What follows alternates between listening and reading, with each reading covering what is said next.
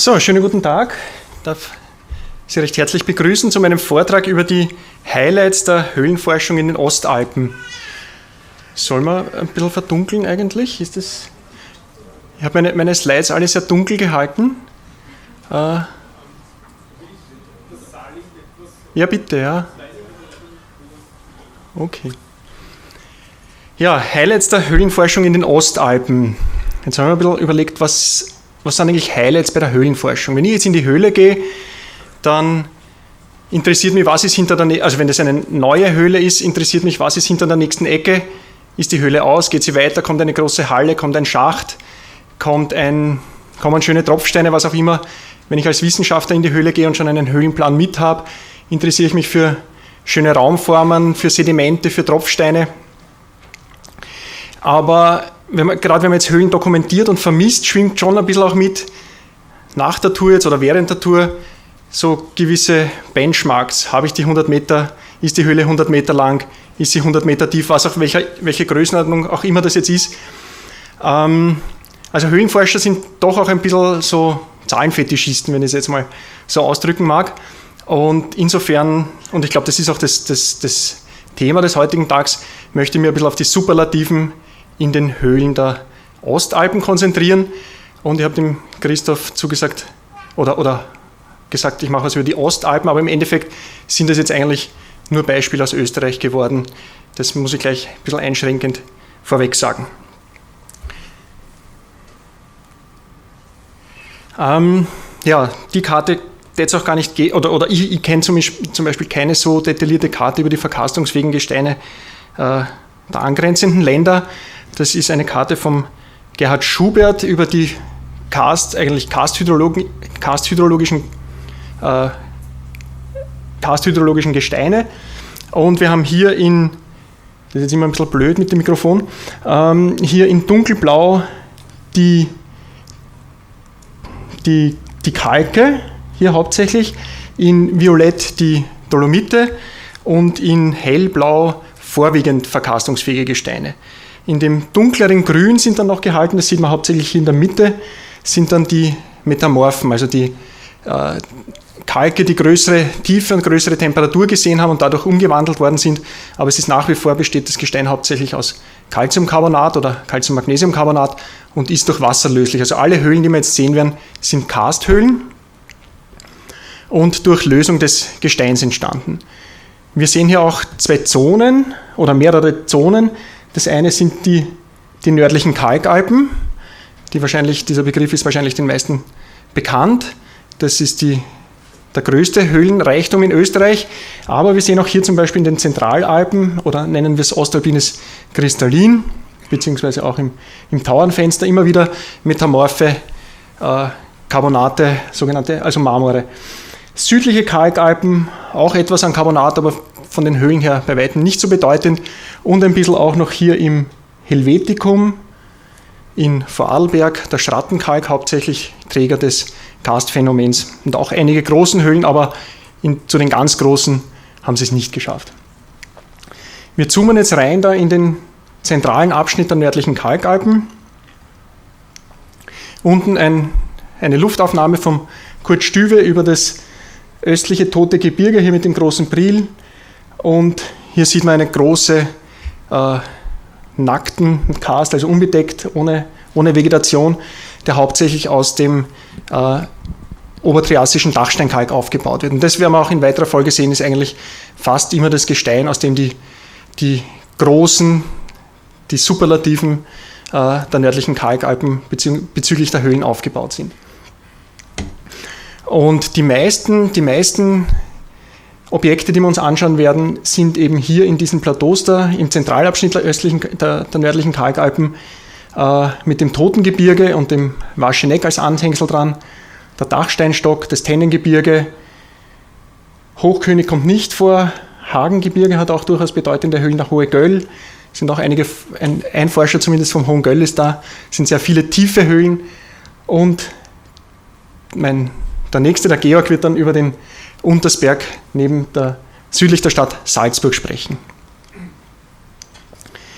Ich lasse die Katze gleich aus dem Sack. Wir beginnen gleich mit der tiefsten Höhle Österreichs, ist auch gleich die fünfttiefste Höhle der Welt, der Lamprechtsofen.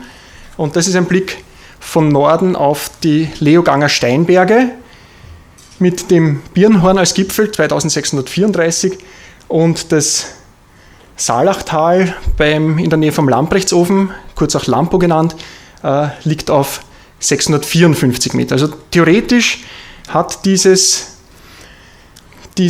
Karstgebiet ein Tiefenpotenzial von fast 2000 Meter.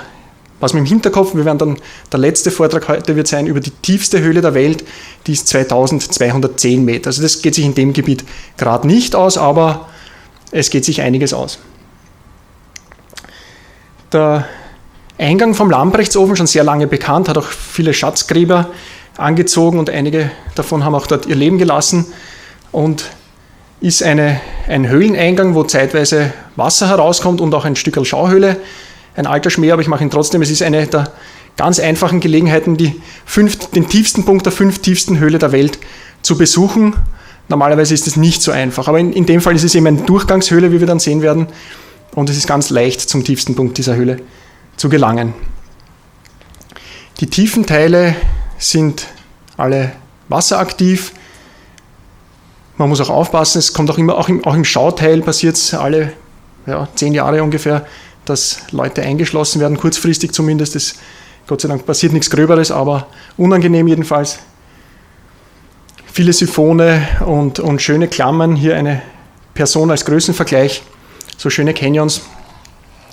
Und interessant ist die Erforschungsgeschichte dieser Höhle. Wie gesagt, der untere Eingang schon sehr lange bekannt und schon relativ bald ist man da in diesen untersten Teil vorgedrungen.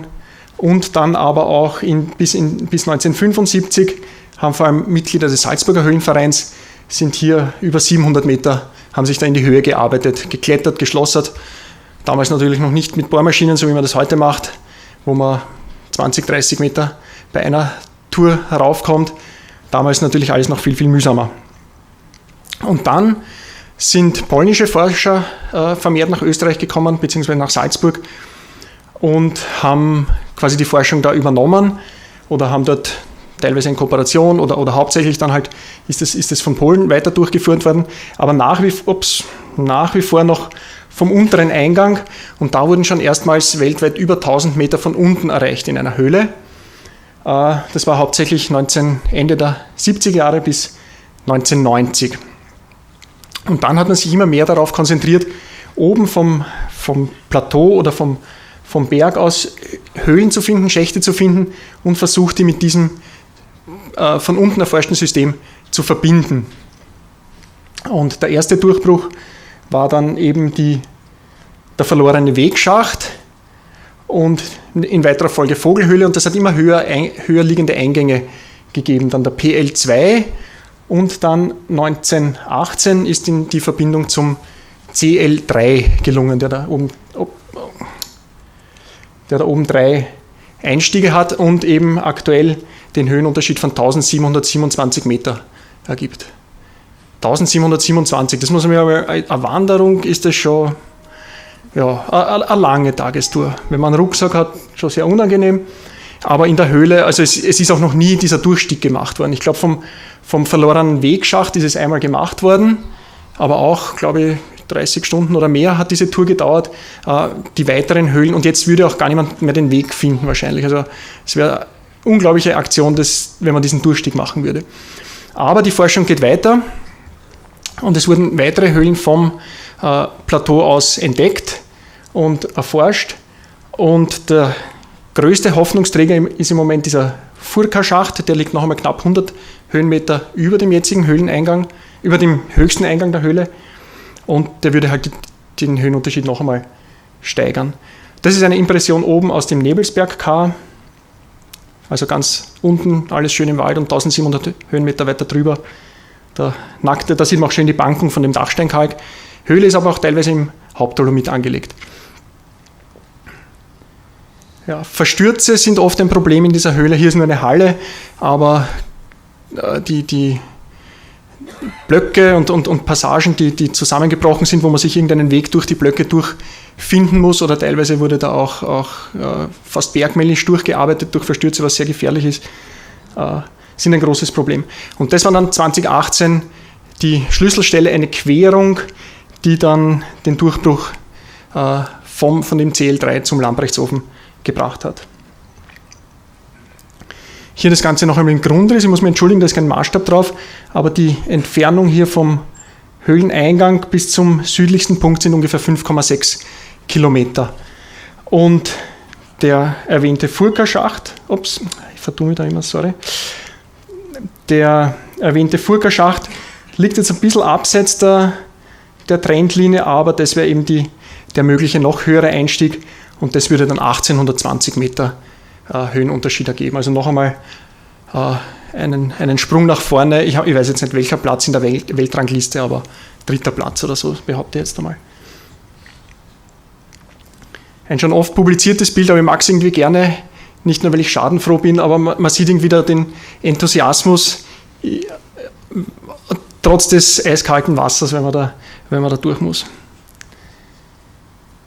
Ja, gleich zur zweiten Superlative in Österreich.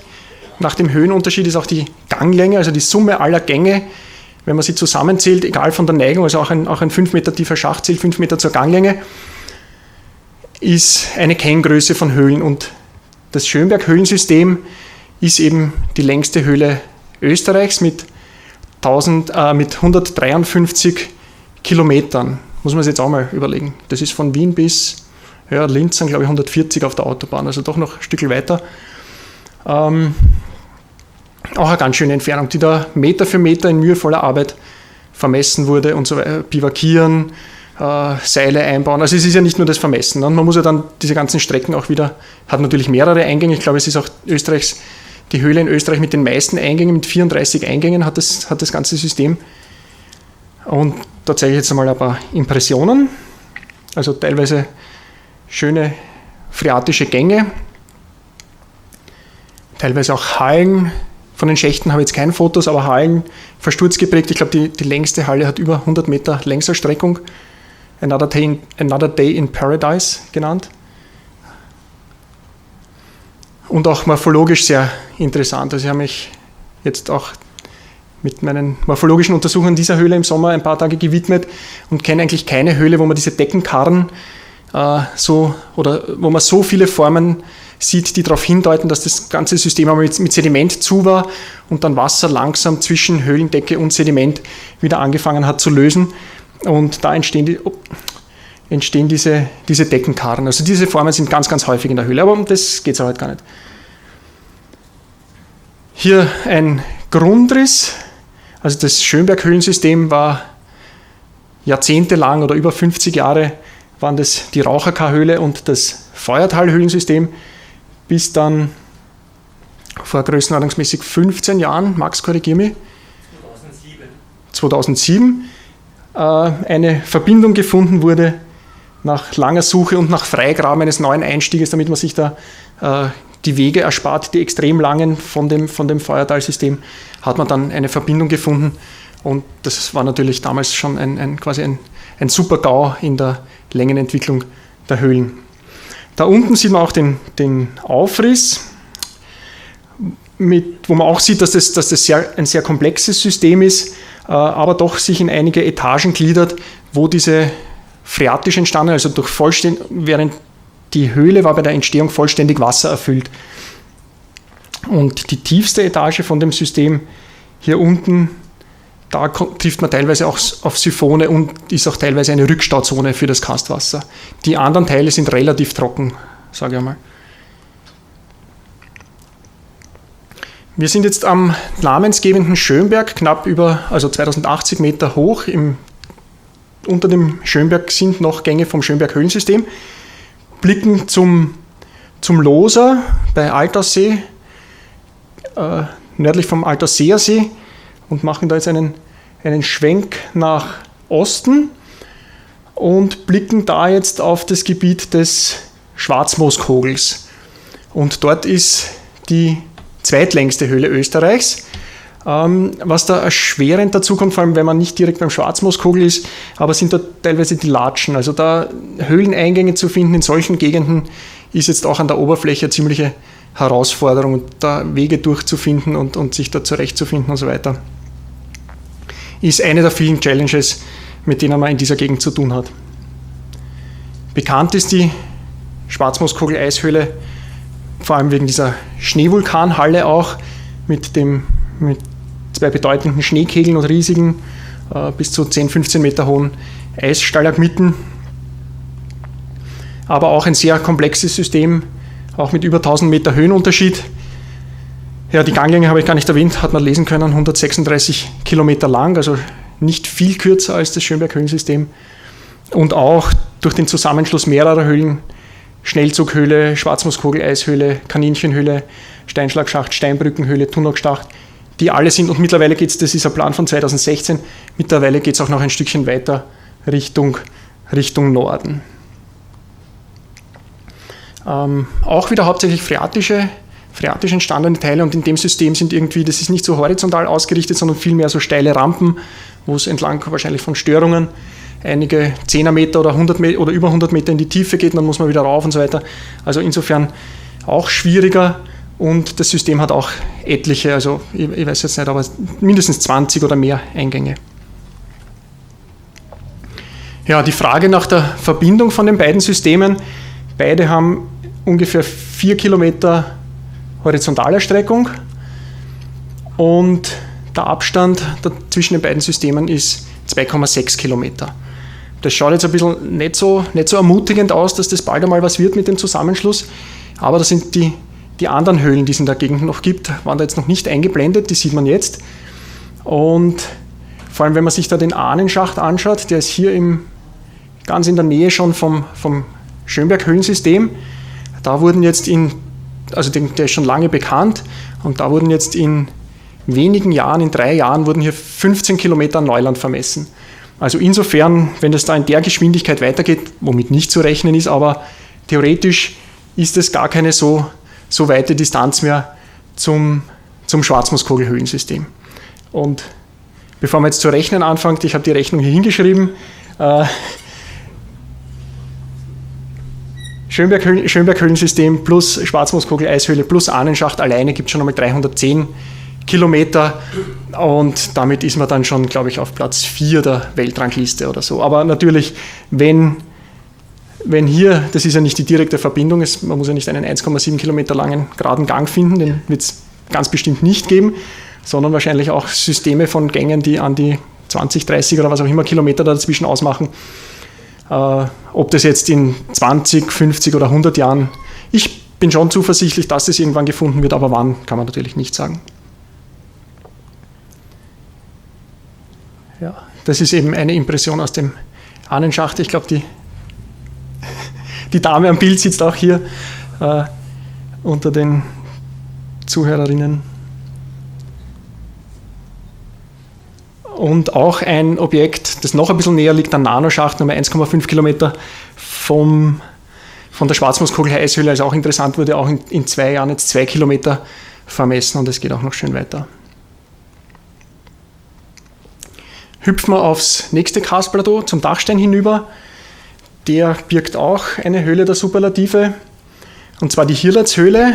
Im Hintergrund sehen wir den Hallstätter See mit Hallstatt und den klassischen Eingang der Hirlatshöhle, ungefähr 300 Meter über dem Niveau, und die ist mit 113 Kilometer die drittlängste Höhle und mit 1560 Meter die zweittiefste Höhle Österreichs. Ja, wieder schöne phreatische Gänge. Viele Gegenden wirklich in der Höhle einfach nur zum Dahinspazieren. Und in den 1980er Jahren hat dann ein Kletteraufstieg von über 80 Metern den Durchbruch gebracht in ein sehr ausgedehntes System, teilweise auch schwierige Passagen, wo man besondere Ausrüstung braucht, um Seen zu überqueren. Und dann vor 2018, vor 3 Jahren, ist es gelungen, ebenfalls ähnlich wie beim Lamprechtsofen, eine Höhle vom Plateau, den What You Got Pot, WUK genannt, über in 800 Meter Tiefe ungefähr eine Verbindung zur Hirlatshöhle zu finden. Von der Hirlatshöhle aus war die Erforschung durch ein Siphon stark limitiert. weil die Post-Siphon-Forschung, also durch einen Siphon jetzt die ganze Ausrüstung, Bohrmaschine, Biwak-Equipment und so weiter durchzubringen, ist natürlich noch einmal viel schwieriger, als da schon einmal 2 Tage nach hinten zu gehen, um zu tauchen überhaupt. Und insofern war das eigentlich nur möglich, indem man von oben hinunterkommt in diesen Teilen, weil da ist man auf einer großen Wand gestanden quasi und konnte von unten nicht hinaus, aber von oben war es auch viel Arbeit, aber ist dann gelungen. Einige Impressionen wieder, überall schöne Tone das sind wahrscheinlich eiszeitliche Sedimente, die durch den Gletscherrückstock in der Höhle sich abgelagert haben. Und das sind die Helden, die diese nach etlichen Engstellen und natürlich tiefen Schächten und so weiter, die diese Verbindung 2018 gefunden haben. Den Lehm sieht man auch schön, der ist nicht sehr sauber, die Höhle. Hier noch einmal im Grundriss, also der klassische Eingang der Hirlatshöhle und der What You Got Pot, schon ziemlich weit drinnen im Plateau des Dachsteins, und eben auch der Kessel, eine Karstquelle am Rand vom Hallstätter See, ist durch Taucher mit dem System der Hirlatshöhle verbunden worden. Und die macht für Österreich insofern auch einen Rekord, als sie die größte Horizontalerstreckung von 5,7 Kilometer aufweist. Also, obwohl diese Höhlen so lang sind, diese ganzen Labyrinthe, aber die horizontalen Erstreckungen sind eigentlich relativ gering, muss man sagen. Das ist noch interessant bei der Hirlatshöhle, eine Entwicklung der Ganglänge. Die Höhle ist seit den 1950er Jahren bekannt, war dann immer so bei wenigen 7-8 Kilometer Ganglänge und dann eben in den 80er Jahren dieser Aufstieg und dann gewaltige Tunnels, wo man einfach nur dahin marschiert und 50 Meter Züge machen kann. Dann hat es wieder abgeflacht und dann die Verbindung mit dem What You Got Pot hat dann wieder einen kleinen Sprung gebracht in der Ganglänge. Der Dachstein, wieder aus der Luft fotografiert von Kurt Stüwe und Rüdi Homberger. Dachsteingipfel knapp 3000 Meter hoch und hier die Eingänge markiert für den Voodoo Canyon und die Dachstein-Südwandhöhle, über die ich jetzt noch kurz was zeigen will. Wenn man so einen Schnitt macht durch den Dachstein, hier auch die Geologie eingeblendet, wo man sieht, dass die Hirlatshöhle hauptsächlich ein Dachsteinkalk ist, aber die Dachstein-Südwandhöhle ist eine der wenigen großen Höhlen, die hauptsächlich im Dolomit, in dem Fall im Wetterstein-Dolomit, also ein bisschen älter als der Dachsteinkalk Mitteltrias, entwickelt ist. Und am Dachstein, wenn wir wieder im Zahlenfetischismus frönen, da wäre tatsächlich, wenn man im Gipfelbereich einen Schachteinstieg findet und den mit der Hirlatshöhle verbindet, die ja 50, 60 Meter unter das Niveau vom Hallstätter See geht, hätte man ein Tiefenpotenzial von 2550 Meter. Aber wann und ob das jemals gefunden wird, also ganz direkt am Dachsteingipfel wird man nichts finden, aber vielleicht zum Beispiel der Voodoo Canyon mit der Südwandhöhle verbinden und dann irgendwann einmal die Südwand. Das Wasser zumindest, das ist durch Dresser nachgewiesen, von der Südwandhöhle rinnt zumindest nach Norden. Zwar nicht unbedingt in die Hirlatshöhle, aber es fließt nach Norden, was aufgrund der Geologie zu erwarten ist. Noch eine Impression aus der Südwandhöhle, eben wenn man dieses Gestein an der Oberfläche sieht, das zerbröselt und da wird man nie eine große Höhle erwarten. Und kurioserweise, diese riesigen Gänge sind auch in Österreich die Superlative mit der meisten Gesteinsüberlagerung. 1,5 Kilometer Gestein liegt über diesen fürchterlichen Dolomiten, aber ja, die Gänge halten trotzdem.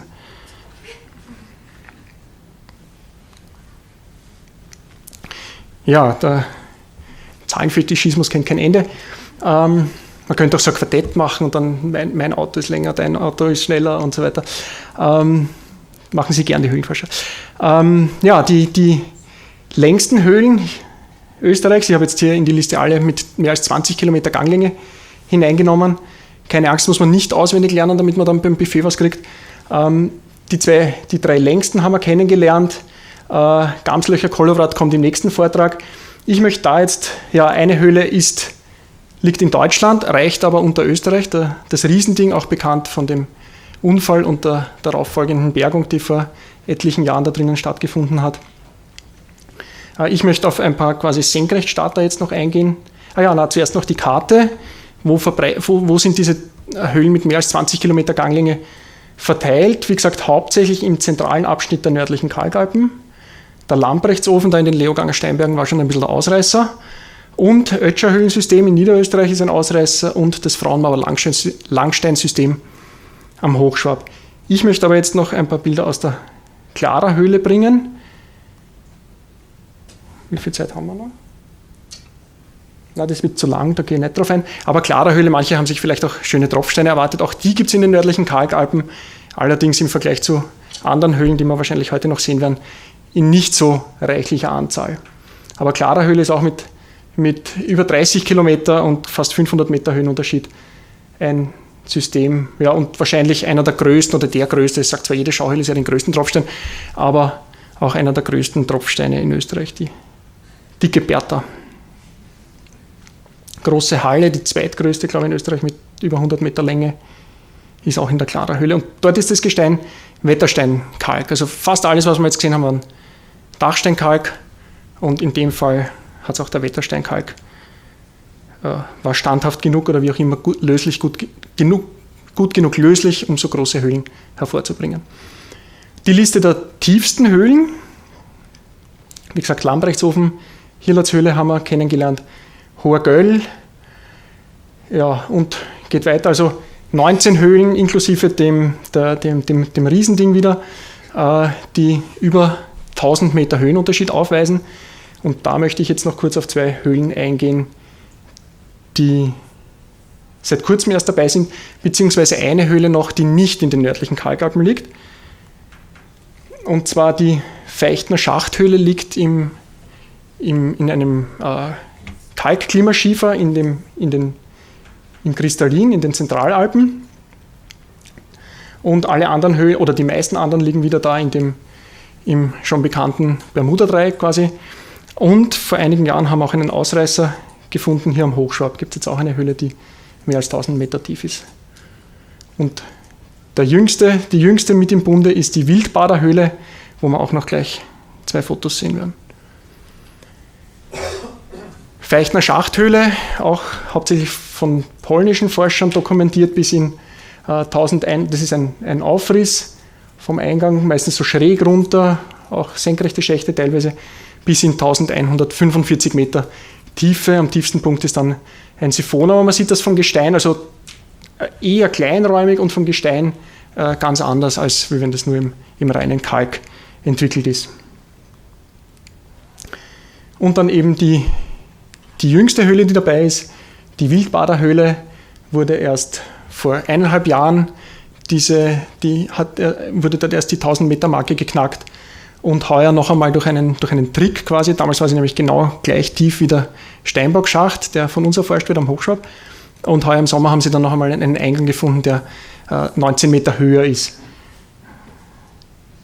Aber ja, trotzdem eine tolle Leistung, da hinunterzukommen und sind nämlich wirklich fast nur Schächte und dazwischen einige Horizontalteile, aber im Großen und Ganzen geht es senkrecht hinunter. Das ist das Siphon am tiefsten Punkt. Der Robert Seebacher freut sich. Hätte auch vor, dort zu tauchen. Schauen wir mal, ob er das wirklich einmal macht. Das ist nämlich dann noch einmal, wäre dann auch der tiefste Tauchgang, der jemals in Österreich stattgefunden hat. Und dann springen wir noch zu dem Ausreißer im Osten, wo ich quasi nicht nur als Schreibtischstäter bei der Erforschung, also wo ich mir nicht nur gestohlene Fotos herzeigen kann, obwohl das ist auch gestohlen, aber zumindest eines ist da jetzt von mir dabei. Der ist jetzt 1082 Meter tief. Diesen 100 Meter tiefen Schacht haben wir schon eingangs gesehen. Der tiefste Schacht in der Höhle ist 250 Meter tief und das ist der gewaltige Grund von dem Schacht, wo dann ein riesiger Canyon ansetzt. Und das ist ein Schnitt durch den Hochschwab, also die Höhle ist wirklich fast nur senkrecht entwickelt. Und der tiefste Punkt ist noch kein Siphon. Also da spekulieren wir noch, wo könnte der Karstwasserspiegel sein, ab wo ist die Höhle wassergesättigt und ab wo kommt man nur mit Tauchausrüstung. Und in Zweifel haben wir das nicht vor, da zu tauchen, falls ein Siphon kommt. Das muss man dazu sagen, das ist doppelt überhöht. Also der Hochschwab ist nicht ganz so steil, aber dass man es besser sehen kann, ist es doppelt überhöht. Aber es geht schon mehr oder weniger ziemlich ins Talniveau hinunter. Ja, und hier ist auch ganz oben Dachsteinkalk und dann auch Grafensteigkalk und Wettersteinkalk. Damit bin ich schon am Ende. Ich möchte noch mal kurz zusammenfassen. Das habe ich gar nicht gesagt, dass wir in Österreich ungefähr 18.000 Höhlen haben und jährlich kommen so 300 bis 400 neue Objekte dazu. Also das Potenzial ist noch ziemlich groß. Was man da vielleicht auch dazu sagen muss, dass Österreich eine sehr lange Tradition, wie es der Christoph ja schon erwähnt hat, hat in der Erforschung von Höhlen und vor allem in der Dokumentation. Und wenn wir zum Beispiel das mit den USA vergleichen, dort gibt es größenordnungsmäßig 3-mal so viele Höhlen, 3- bis 4-mal so viele Höhlen, obwohl sie 117 Mal von der Fläche her größer ist. Also, und auch sehr viele Carbonatgesteine hat. Also das ist, glaube ich, schon Österreich, diese Höhlendichte und diese akribische Dokumentation der Höhlen ist schon noch was Besonderes in Österreich. Wie gesagt, die 5. tiefste Höhle, hauptsächlich mit Hilfe polnischer Gruppen erforscht worden oder durch polnische Gruppen erforscht worden, ist gleich die 5. tiefste Höhle der Welt. 19 Höhlen sind tiefer in Österreich als 1 Kilometer. Ich glaube, nur in den Picos de Europa, im kantabrischen Gebirge im Norden von Spanien, gibt es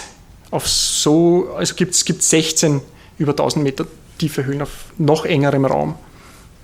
Insofern sind da vor allem die nördlichen Kalkalpen schon herausragend. Ja, das Schönberg-Höhlensystem, die 11. längste Höhle der Welt mit ihren 153 Kilometern. Und vielleicht eines Tages gibt es da eine Höhle mit 300 Kilometer plus, wenn wir optimistisch sind. Ja, und das Potenzial ist riesig generell, muss man sagen. Wir haben zum Beispiel am Hochschwab sind ungefähr 1000 Höhlen dokumentiert.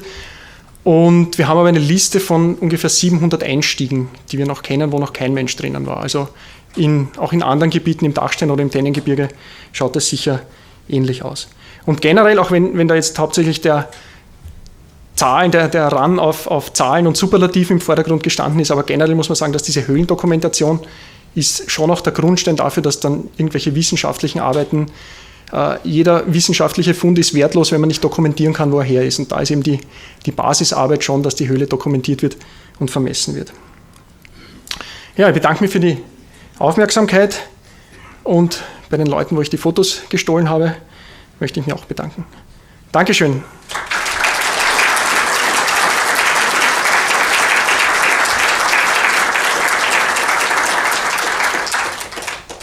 Ja, funktioniert das? Ja, wunderbar.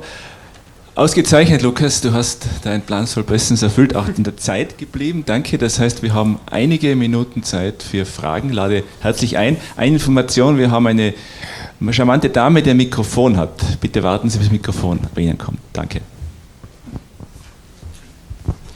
Thank you, Lucas, for this very impressive journey. I have 3 small questions that is around one at the end. You document the cave. Can you say a word how you do the documentation, this mapping, which instrumentation or which technique you use to make this very precise profile? I would be interested to know about that.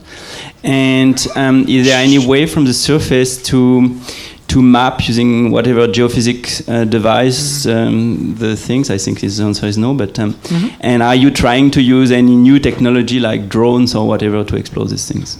Okay, so first question, or shall I answer in German or English? In Deutsch? Die Höhlendokumentation basiert im Normalfall immer noch auf einem Polygonzug, also eine nahtlose Aneinanderreihung von Messstrecken, die durch Länge, Neigung und Nordrichtung definiert sind. Und das wird auch per Knopfdruck mit so einem Laserentfernungsmessgerät, das auch einen elektronischen Kompass und einen elektronischen Neigungsmesser integriert hat, gemessen und dann auf ein Tablet, sagen wir mal im Normalfall, übertragen. Und auf dem Tablet werden dann zu diesem geometrisch schon richtig aufgetragenen Zug die Raumbegrenzungen der Höhleninhalt, Tropfsteine, Wässerabbrüche, Wetterführung, was auch immer, dazu gezeichnet. Das ist die Standardtechnik. Frage 2. Es gibt nach wie vor keine Möglichkeit, tief drinnen im Berg irgendwelche Hohlräume zu erkunden. Also es ist immer noch nötig, dass ein Mensch quasi hineingeht und man kann, mit Geophysik kommt man größenordnungsmäßig an Hohlraum mit 10 Meter Durchmesser, kann ich vielleicht noch in 100 Meter Tiefe sehen. Also für die meisten Methoden ein 1:10 Verhältnis. Also ich brauche einen relativ großen Hohlraum, dass ich den überhaupt noch sehen kann in einiger Tiefe. Also tief im Berg drinnen und wirklich dann aussagen, ist der Hohlraum jetzt wassergefüllt, sedimentgefüllt, was auch immer, das ist auch wieder Interpretationssache bei der Geophysik. Drohnen, es gibt Versuche, aber so richtig, dass jetzt ein Roboter oder eine Drohne oder was auch immer Höhlen erforscht, gibt es ansatzweise. Meines Wissens gibt es von der NASA, glaube ich, gerade ein großes Projekt, weil auch für extraterrestrische Habitate ist es ja auch quasi, spielen Höhlen wahrscheinlich eine Rolle und es gibt wahrscheinlich, wenn nicht Karsthöhlen, aber so zumindest Lavahöhlen am Mars und auf dem Mond. Und da glaube ich, steckt gerade sehr viel Geld dahinter, Sachen zu entwickeln, die Höhlen automatisch dokumentieren, also Roboter, Drohnen, was auch immer. Vielleicht gibt es dadurch in nächster Zeit einen Boost, aber so richtig standardmäßig oder dass irgendwas Funktionierendes hätte ich noch nicht gesehen. Aber bitte korrigiert mich. Ja, vielen Dank. Es freut mich sehr, dass ich heute hier in Wien etwas über den Hausberg von Salzburg bringen darf, über den Untersberg, auf dem ich eigentlich groß geworden bin. Und herzlichen Dank an Lukas schon auch für die Erwähnung zuerst vom Untersberg. Ich muss gestehen, es ist ein Winzling. Also gegen die Informationen vom Lukas muss man sagen, die Kolowrat, das ist die bedeutendste Höhle vom Untersberg, über die wir heute einiges sehen werden. Die ist jetzt knapp 45 Kilometer lang und 1147 Meter tief. Also ja, es ist schon was, aber natürlich mit anderen Höhlen in Österreich kann sie nicht messen. Es ist auch ein sehr kleiner Berg, der Hausberg von Salzburg. Wir schauen hier von Salzburg direkt nach Süden, direkt vom Stadtrand aus. Er ist 1800 Meter hoch, der vordere Gipfel. Er hat ein kleines Plateau. Wir sehen hier eine Plateaukante von 10 Quadratkilometer. Also wirklich ein kleiner, eigentlich gar nicht bedeutender Berg. Aber es ist halt einfach mein Hausberg, auf dem ich groß geworden bin. Und es freut mich sehr, dass ich jetzt da was herzeigen kann. Wie zuvor bei den anderen Bergen, es ist im Wesentlichen Dachsteinkalk, den wir hier haben, und Ramsau-Dolomit an der Basis. Aber dazu komme ich dann später noch. Und wie bereits angekündigt, dreht sich mein Vortrag ein bisschen die ersten 10 Minuten ums Wasser, weil mich das halt auch immer schon fasziniert hat. Unser Salzburger Trinkwasser kommt zu einem gewissen Teil, auch über Umwege jetzt, noch vom Untersberg. Früher hat der Untersberg direkt die Stadt Salzburg mit Wasser versorgt. Und jetzt knöpfe ich gleich eine Verbindung zu Wien. Und zwar, wir gehen jetzt ins Jahr 1960, 1970 in diese Zeit zurück. Da hat der Gerhard Völkel vom Naturhistorischen Museum Wien aus Färbeversuche gemacht am Untersberg. Wir haben hier das Untersberg-Plateau im Luftbild. Wir haben zuerst diese Ansicht gesehen, diese Kante. Hier war der Gipfel, den wir gesehen haben, und hier war die Kante, die wir gesehen haben. Rüber im Hintergrund hat sich dieses Plateau versteckt. Ich sage mal 10 Quadratkilometer, 12 Quadratkilometer, was man mitzählt. Es gibt hier steile Kalkwände, die abbrechen auf die Berchtesgadener Seite rüber. Und die wichtigsten Höhleneingänge, es sind in Summe jetzt 350, die wichtigsten Höhleneingänge hier in Rot markiert. Allen voran ganz wichtig die Fürstenbrunner Quellhöhle, um die es jetzt dann gehen wird hier. Das Riesending, auch schon bereits kurz angeschnitten worden, die tiefste Höhle Deutschlands, liegt hier in dem Bereich.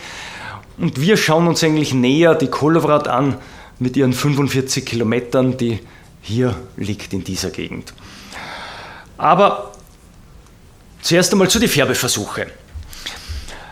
Es war 1960, 1970 sehr spannend natürlich herauszufinden auch, welche Wege das Wasser nimmt. Und man hat an diesen Punkten unterschiedliche Farbstoffe, unterschiedliche Fluoreszenzdresser eingespeist und diese Quellen beobachtet. Das war ein sehr großes, sehr aufwendiges, sehr langes Projekt, wie der Gerhard mir das geschildert hat. Und es war dann schon etwas überraschend, was man da so entdeckt hat. Man hat zum Beispiel hier, man sieht dieses weiße Band, das sind 300 Meter hohe Wände, am Wandfuß eingespeist. Man würde jetzt erwarten, dass der Farbstoff hier einen Bach runterrennt. Wäre so das Naheliegendste. Man hat hier eingespeist in einer Senke. Naja, hier wären Quellen, würde eher vielleicht in diese Richtung gehen. Aber nein, es ist alles nach Fürstenbrunn gegangen zu unserer Wasserversorgung. Also wir kriegen unser Wasser aus Deutschland zu einem gewissen Teil. Und das ist jetzt noch gar nicht mal so der überraschende Punkt, weil wir wissen, dass der Untergrund Dolomit in diese Richtung abfällt. Das Spannende sind diese Ziffern, die wir hier sehen. Und zwar, das sind Tage, wie lang das Wasser unterwegs war, bis dass es zum ersten Mal, der Farbstoff zum ersten Mal hier in der Fürstenbrunner Quelle ausgetreten ist.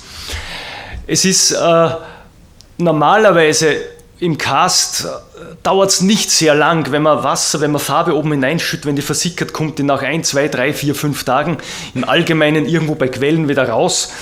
Und wir kommen bei diesem Berg zu 76 Tagen, zu über 100 Tagen, die Farbe unterwegs ist, bis sie bei der Fürstenbrunner Quellhöhle war.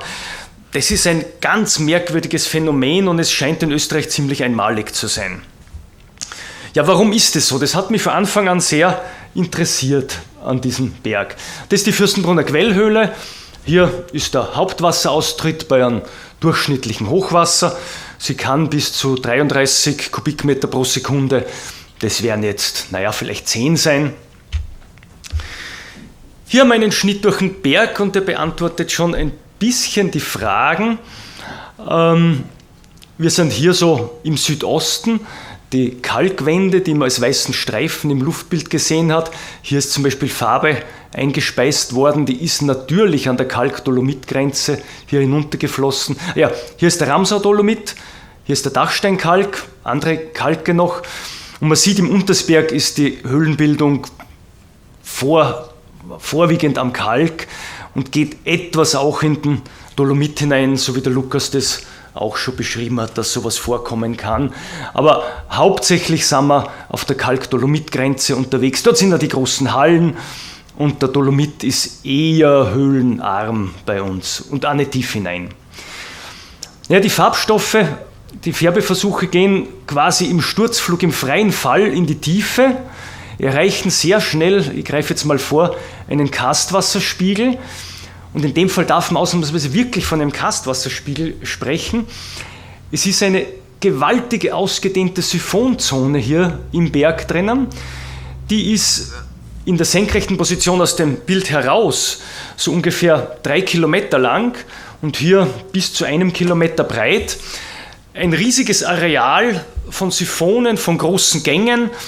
Wir haben lauter Gänge unter Wasser mit, dort zumindest wo sie abtauchen, sehen wir es mit 5 bis 10 Meter Durchmesser, die alle als kommunizierendes Gefäß miteinander verbunden sind. Das haben wir über Datalogger nachgewiesen.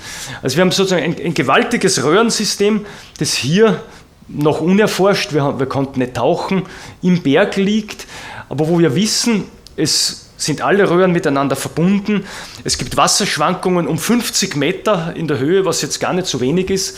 Im Winter ist es recht trocken, da bauen wir dann unsere Messgeräte ein. Und jetzt ist es ein bisschen verständlich, dass Farbstoffe, wenn sie hier mal zum Karstwasserspiegel kommen, eine lange Zeit brauchen, bis sie durch diese riesigen Volumina nach vorne geschoben werden, bis sie bei einer Quelle mal austreten können. Das dauert einen halben Sommer. Ja, dann nochmal dann die Fürstenbrunner Quellhöhle bei so 20 Kubikmeter pro Sekunde, da geht es dann natürlich schneller. Das sind diese Datalogger aus der Schweiz von Felix Ziegler. Es sind einfache Druckdosen, die messen den Wasserstand. Im Winter, wenn der Wasserstand also bis zu 50 Meter gesunken ist, gehen wir da hinein, haben die montiert. Im nächsten Winter holen wir es wieder raus. Das Ergebnis ist dann, ja, ganz einfach mal so etwas. Man sieht hier, also es ist zum Glück das einzige Diagramm, das ich heute zeige, 0 Meter, da war die Druckdose, da war der Datalogger angebracht, 10 Meter Wassertiefe, 20, 30, in 40 Meter Höhe haben wir einen mehr oder weniger konstanten Wasserstand. Das heißt, da ist diese Überlaufschwelle, die kennen wir auch, also wir haben quasi einen See unter Anführungszeichen mit einer Überlaufschwelle, da rinnt das dann alles drüber. Im Winter trocknet der See aus und sinkt hier bis zu 50 Meter ab an so Trockenwetterfalllinien und kann sehr schnell natürlich wieder steigen bei kleinen Regenfällen. Aber so viel dazu, da möchte ich jetzt gar nicht mehr dazu reden, weil das könnte jetzt eine Stunde lang. Nein, wir machen jetzt einen schönen Ausflug durch den ganzen Berg. Ich darf Sie jetzt mitnehmen auf eine Höhlentour über 2-3 Tage.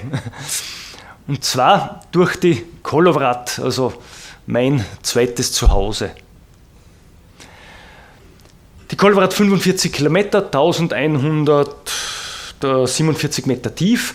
Unten der besagte Karstwasserspiegel, den wir an mehreren Stellen in der Kolowrat und auch im Riesling angetroffen haben. Und hier der Überlauf in der Fürstenbrunner Quellhöhle. Wir gehen jetzt rein zu einem Biwak hierher, später zu einem Biwak daher und später zu den wasserführenden Teilen da unten. Wir beginnen da in den eingangsnahen Teilen. Ja, die Forschung am Untersberg bietet sich an in den Wintermonaten. Man kann herrlich mit der Seilbahn hinauffahren. Ich kann es auch jedem touristisch empfehlen, einmal diese zu nutzen, wenn er in Salzburg ist. Man hat einen wunderbaren Blick auf die Stadt und auf diese lange Straße, die Moosstraße. Die Moosstraße war die Wasserträgerstraße der Erzbischöfe. Die Erzbischöfe sind in Salzburg gesessen und wollten nicht das dreckige Brunnenwasser trinken.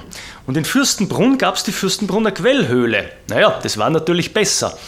Und die konnten sich leisten, die haben eine Straße angelegt und mit Reitern, mit Fässern das frische Wasser vom Untersberg in die Stadt gebracht. Also es ist die älteste, ja, wirklich saubere, gute Wasserversorgung von der Stadt. Aber jetzt ganz was anderes, der Winter ist eine herrliche Zeit bei uns. Wir sind ja faule Menschen, hinauf mit der Seilbahn, mit den Skier zum Höhleneingang und nach der Höhlentour wieder mit den Skier ins Tal.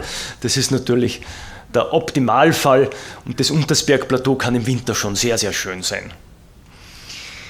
Die Eingänge sind sehr gefährlich, aber die meisten von Ihnen werden das wahrscheinlich kennen. Wenn man im Winter mit Skiern im Karst unterwegs ist, dann kann es sehr unangenehme Überraschungen geben, wenn einmal der Boden unter den Füßen fehlt, so wie in diesem Fall. Leider passiert einem Skifahrer vor 80 Jahren, er war damals ein junger Bursch, wir haben ihn da drinnen in 230 Meter Tiefe gefunden, also Skitourengeher. Ja, Achtung, der Untersberg ist da sehr prädestiniert für so Abstürze. Der arme Kerl ist damals von da oben bis da hinuntergefallen. Das ist jetzt unser Eingang, den man heutzutage benutzt. 700 Meter am Seil geht es hinunter bis zur Horizontaletage oder zu der Etage, wo wir jetzt die meiste Zeit verbringen. Aber jetzt einmal zurück zu den alten horizontalen schönen Eingängen. Der ist auch touristisch, so halbtouristisch erschlossen. Die Kollowrat-Eingangshalle, relativ leicht erreichbar, Helm wäre ratsam. Es fehlt jetzt ein bisschen der Größenvergleich, was man da jetzt sieht, aber man sieht ja dieses kleine Eiswürfelchen. Und ich hoffe, man erkennt hier links diesen schwarzen Fleck ein wenig. Dieser schwarze Fleck ist ein Mensch. Also das ist schon eine ganz gewaltige Halle mit 46 Meter Höhe. Ich weiß die anderen Maße jetzt leider auswendig nicht ganz, an der Kalk-Dolomit-Grenze. Von dort geht es dann gleich mal los hinauf, wo man eigentlich hinunter will. Das ist ein bisschen unpraktisch. Die Kollowrat ist ein ewiges Auf und Ab. Zu sehr schöne Bereiche mit alte Tropfsteine. Da gibt es rezent, also heutzutage keine Tropfsteinbildung mehr, sondern es sind alte Tropfsteine. Ich weiß leider nicht, wie alt. Das wäre natürlich ein sehr spannendes Thema. Die größten Tropfsteine vom Untersberg sind dort in diesem Bereich auch nicht mehr aktiv. Ja, hier eine Kleinigkeit, zu der ich eine Geschichte erzählen möchte, ein Sinterbalkon. Was man jetzt nicht sieht, der zieht sie nach hinten noch etliche Meter horizontal. Wenn man sowas sieht, dann fragt man sich, was macht denn dieses Ding da oben eigentlich? Wieso klebt da so ein Sinterbalkon an der Wand? Naja, die Halle war ehemals mit Lehm verfüllt. Komplett. Das ist eine riesige Halle, hinten sieht man noch Lehmreste. Auf diesen Lehm hat hier Wasser drauf getropft, das haben sich Stalagmiten gebildet, das ist ein Sinterwurzel gewachsen und irgendein gewaltiges Ereignis hat dann diesen Lehm in der Halle weggeschwemmt oder es waren viele Ereignisse über längere Zeiträume, das wissen wir natürlich nicht. Das Wasser tropft weiter drauf, der Sinter wächst weiter hinunter. Also wenn man jetzt wüsste, wie alt das da ist, was da unten dran wächst und was da drunter ist, dann wüsste man, wann der Lehm in dieser gewaltigen Halle ausgeschwemmt worden ist. Würde mich natürlich brennend interessieren, ob man das datieren kann, sei natürlich mal dahingestellt. Dachsteinkalk mit herrlichen Fossilien, die gut herauswittern in der Höhle. Ja, zum Glück ist der Wasserspiegel nicht mehr so hoch wie damals, wie die Höhlen schon langsam trocken gefallen sind, sonst müsste man da immer wieder schwimmen. Also man muss sagen, die Kollowrat ist so gesehen eigentlich ein sehr freundliches Objekt. Wir haben viele sehr schöne, sehr trockene Bereiche. Und jetzt erreicht man nach einem Tagesmarsch, also ungefähr 8 bis 12 Stunden, je nach Gepäck, unser Wohlfühlbiwak, das Biwak 3. Also ein Biwak in einer Höhle muss ein Zuhause sein. Also ich fühle mich dort genauso wohl als wie im Wohnzimmer. Es sind warme Schlafsäcke da, dicke Jacken, ein Kocher, eine rosarote Tischdecke sogar, mittlerweile aus Steinen geschlichtete Sessel. Wir essen dort gut, es ist richtig ein Wohlfühlplatz, dieses Biwak. Und es ist auch Materialdepot von Ankermaterial und von Seilen. Also solche Seilberge im Untersberg, die bauen wir an einem Tag wo aus und am nächsten Tag schon wieder ein. Der Untersberg ist extrem seillastig. Für 500 Meter Neuland braucht man meistens 700 Meter Seil. Das ist also sehr unangenehm eigentlich. Oder unangenehm nicht, das ist eigentlich spannend, aber naja, mühsam ein wenig. Und jetzt gehen wir in die schönsten Teile, in meine Lieblingsteile vom Untersberg, das ist die Wüste. Warum Wüste? Naja, es ist eine unglaublich trockene Gegend. Über 4-5 Stunden Gehzeit finden wir nicht einen einzigen Tropfen Wasser, nicht einen feuchten Lehm. Es ist einfach nichts dort, absolut nichts. Staubtrocken. Ja, es sieht ein bisschen aus wie in einer Wüste. Der weiße Saal, es ist kein Belichtungsfehler, es ist wirklich lauter weiße Mineralkrusten da, von Kalzit, von Aragonit, von Hydromagnesit, und vor meinen Füßen liegt ein kleines Häufchen. Das Häufchen ist sehr spannend, schaut aus wie Kristallzucker, wie grober Kristallzucker. Es ist ein sehr interessantes Mineral, Natriumsulfat, Mirabilit, ein Mineral der ariden Klimazonen. Es ist ein Wüstenmineral. Über 80% Luftfeuchtigkeit zerfließt das und löst sich auf. Das heißt, wir haben hier unter 80% Luftfeuchtigkeit. Und da waren wir mit unserer Namensgebung mit der Wüste dann gar nicht so falsch. Und da direkt aus der Nähe hat der Christoph Spöttl auch eine Fledermaus datiert. Die hat noch ganz frisch ausgeschaut. Die hat noch richtig Fell gehabt, die Fledermaus, und war 5.500 Jahre alt. Also ja, hier ist es seit 5.500 Jahren trocken. Gipskristalle, 20 cm lange, dünne Haare. Man darf sie nicht mit Blitzlicht vom Fotoapparat fotografieren, weil das zerstört sie. Sie zerbröseln schlagartig. Ganz empfindliche Kristalle. Dicke Gipskristalle, die sind nicht so empfindlich. Und die Blumen vom Kaiser Karl. Wir haben ja die Sage vom Kaiser Karl im Untersberg, der dort wohnt. Und ich sage immer, der Berg blüht innen drinnen auch, aber er blüht meistens an der Decke. Ja, und es gibt so Bereiche, die sind etwas unheimlich, wenn man sie alleine antrifft. Also der Totenkopfgang. Ja, wenn man in der Wüste unterwegs ist, leicht dehydriert, was wirklich wohl jeden Tag der Fall war, dann scheint man da Halluzinationen zu bekommen. Was ist denn da, auf was schauen wir denn da, mein Höhlenkollege und ich? Man beachte bitte unseren starren Blick, den wir da haben. Und der weiße Fleck da in der Mitte ist keine Fotomontage. Ich versuche es zu fangen gerade. Es ist eine Schneeflocke, es ist die Schneeflockenhalle, aber wir sind da 600 Meter unter der Erde, da gibt es keinen Schnee. In dieser Halle an der Decke wachsen kleine Gipskristalle. Und wir durch unsere Körperwärme erzeugen einen ganz leichten Wind. Und dieser ganz leichte Wind hat genügt, dass diese Gipskristalle zum Rieseln angefangen haben und wie Schneeflocken auf uns heruntergefallen sind. Es war faszinierend. Wir haben sehr schnell den Bereich vermessen und wieder verlassen, damit die Schneeflocken an der Decke bleiben.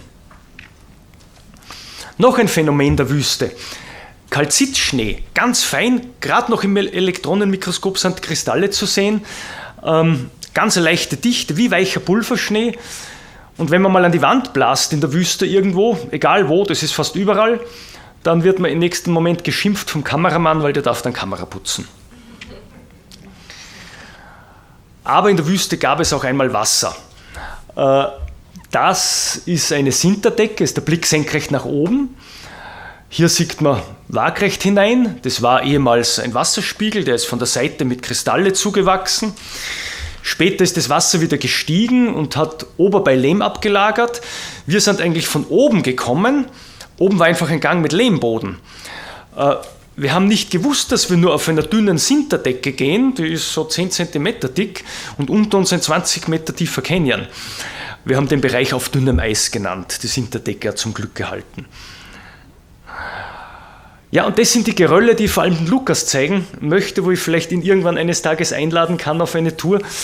Hier gibt es fremde Gerölle, also Gesteine, die nicht aus Kalk vom Untersberg sind, die übers Plateau vor Urzeiten transportiert worden sind, wie das Salzachtal, die Flusstäler noch nicht existiert haben und in die Höhle gefallen sind. Die müsste man sich mal näher anschauen. Ansonsten ist die Wüste einfach ein Spaziergang. Es ist nahezu rollatortauglich. Das schönste und bequemste Teil eigentlich der Kolowrat.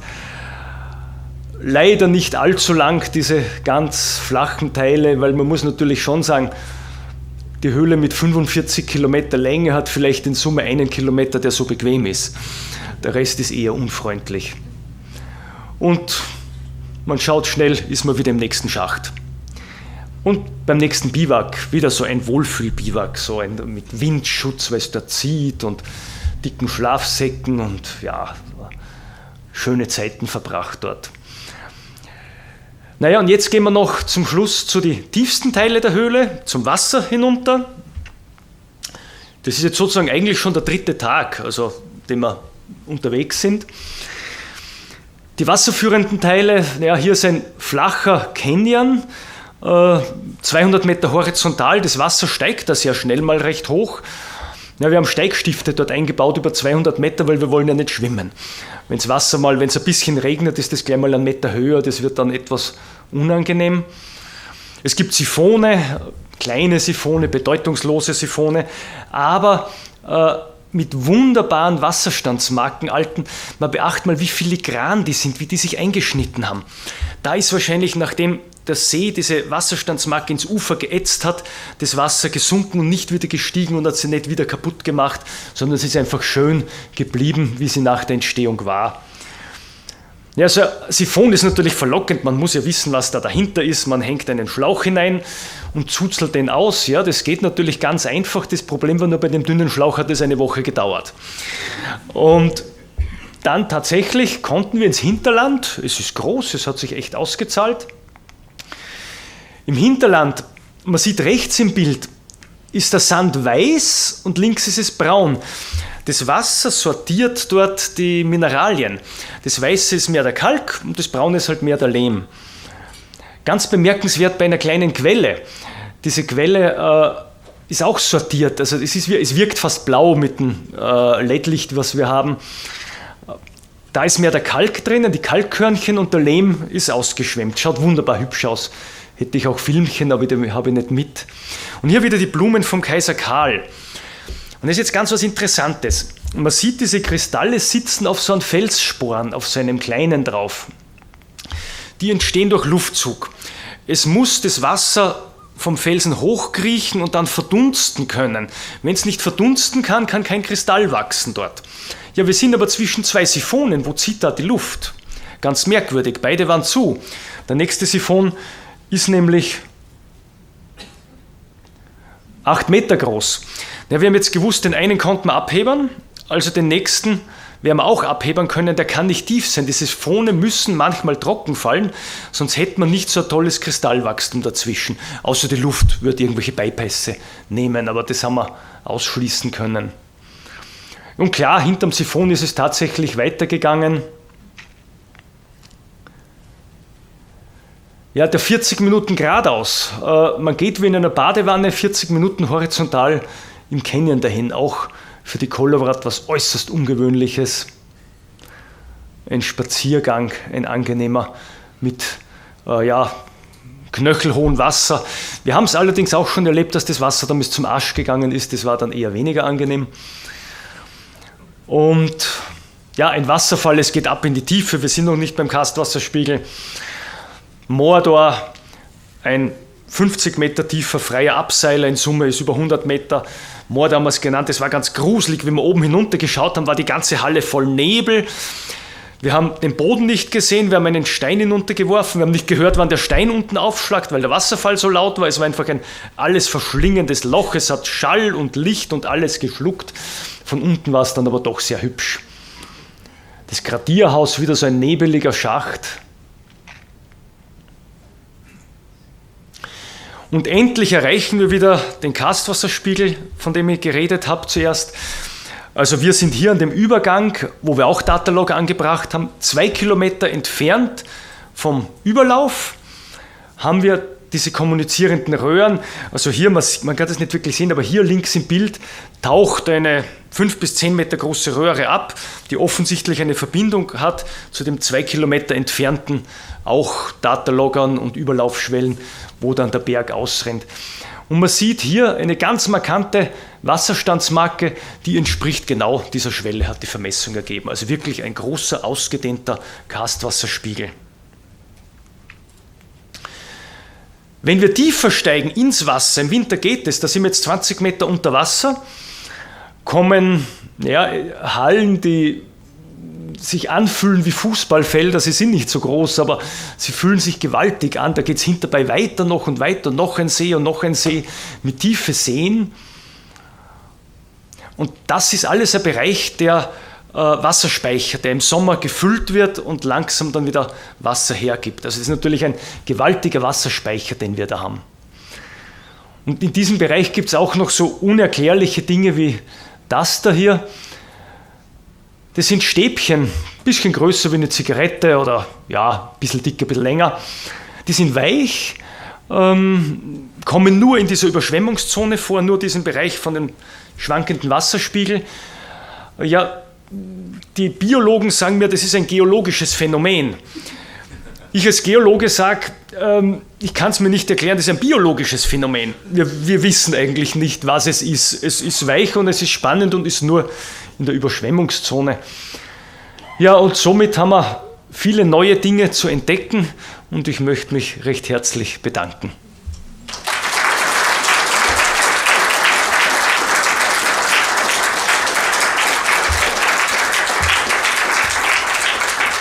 Ja, ich schließe mit dem Applaus an. Danke, Georg, für diese spannende Reise in den Untersberg, die recht abrupt geändert hat, aber du hast damit jetzt auch jede Menge Zeit gelassen, um Fragen, Diskussionsbeiträge zu ermöglichen. Are there any questions? Fragen an den Georg Zagler. Wie ihr seht, ein begabter Redner.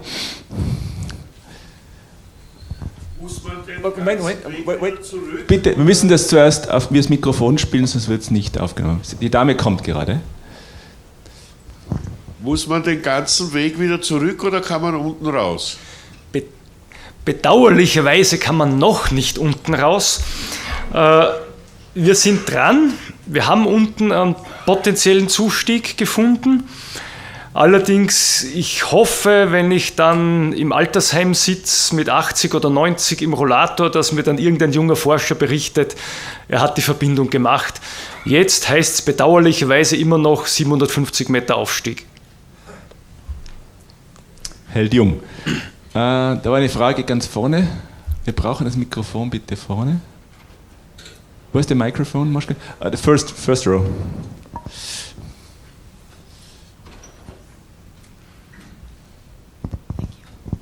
Thank you for this fascinating talk, and I would like to ask if during this journey in this cave have you encountered any form of life?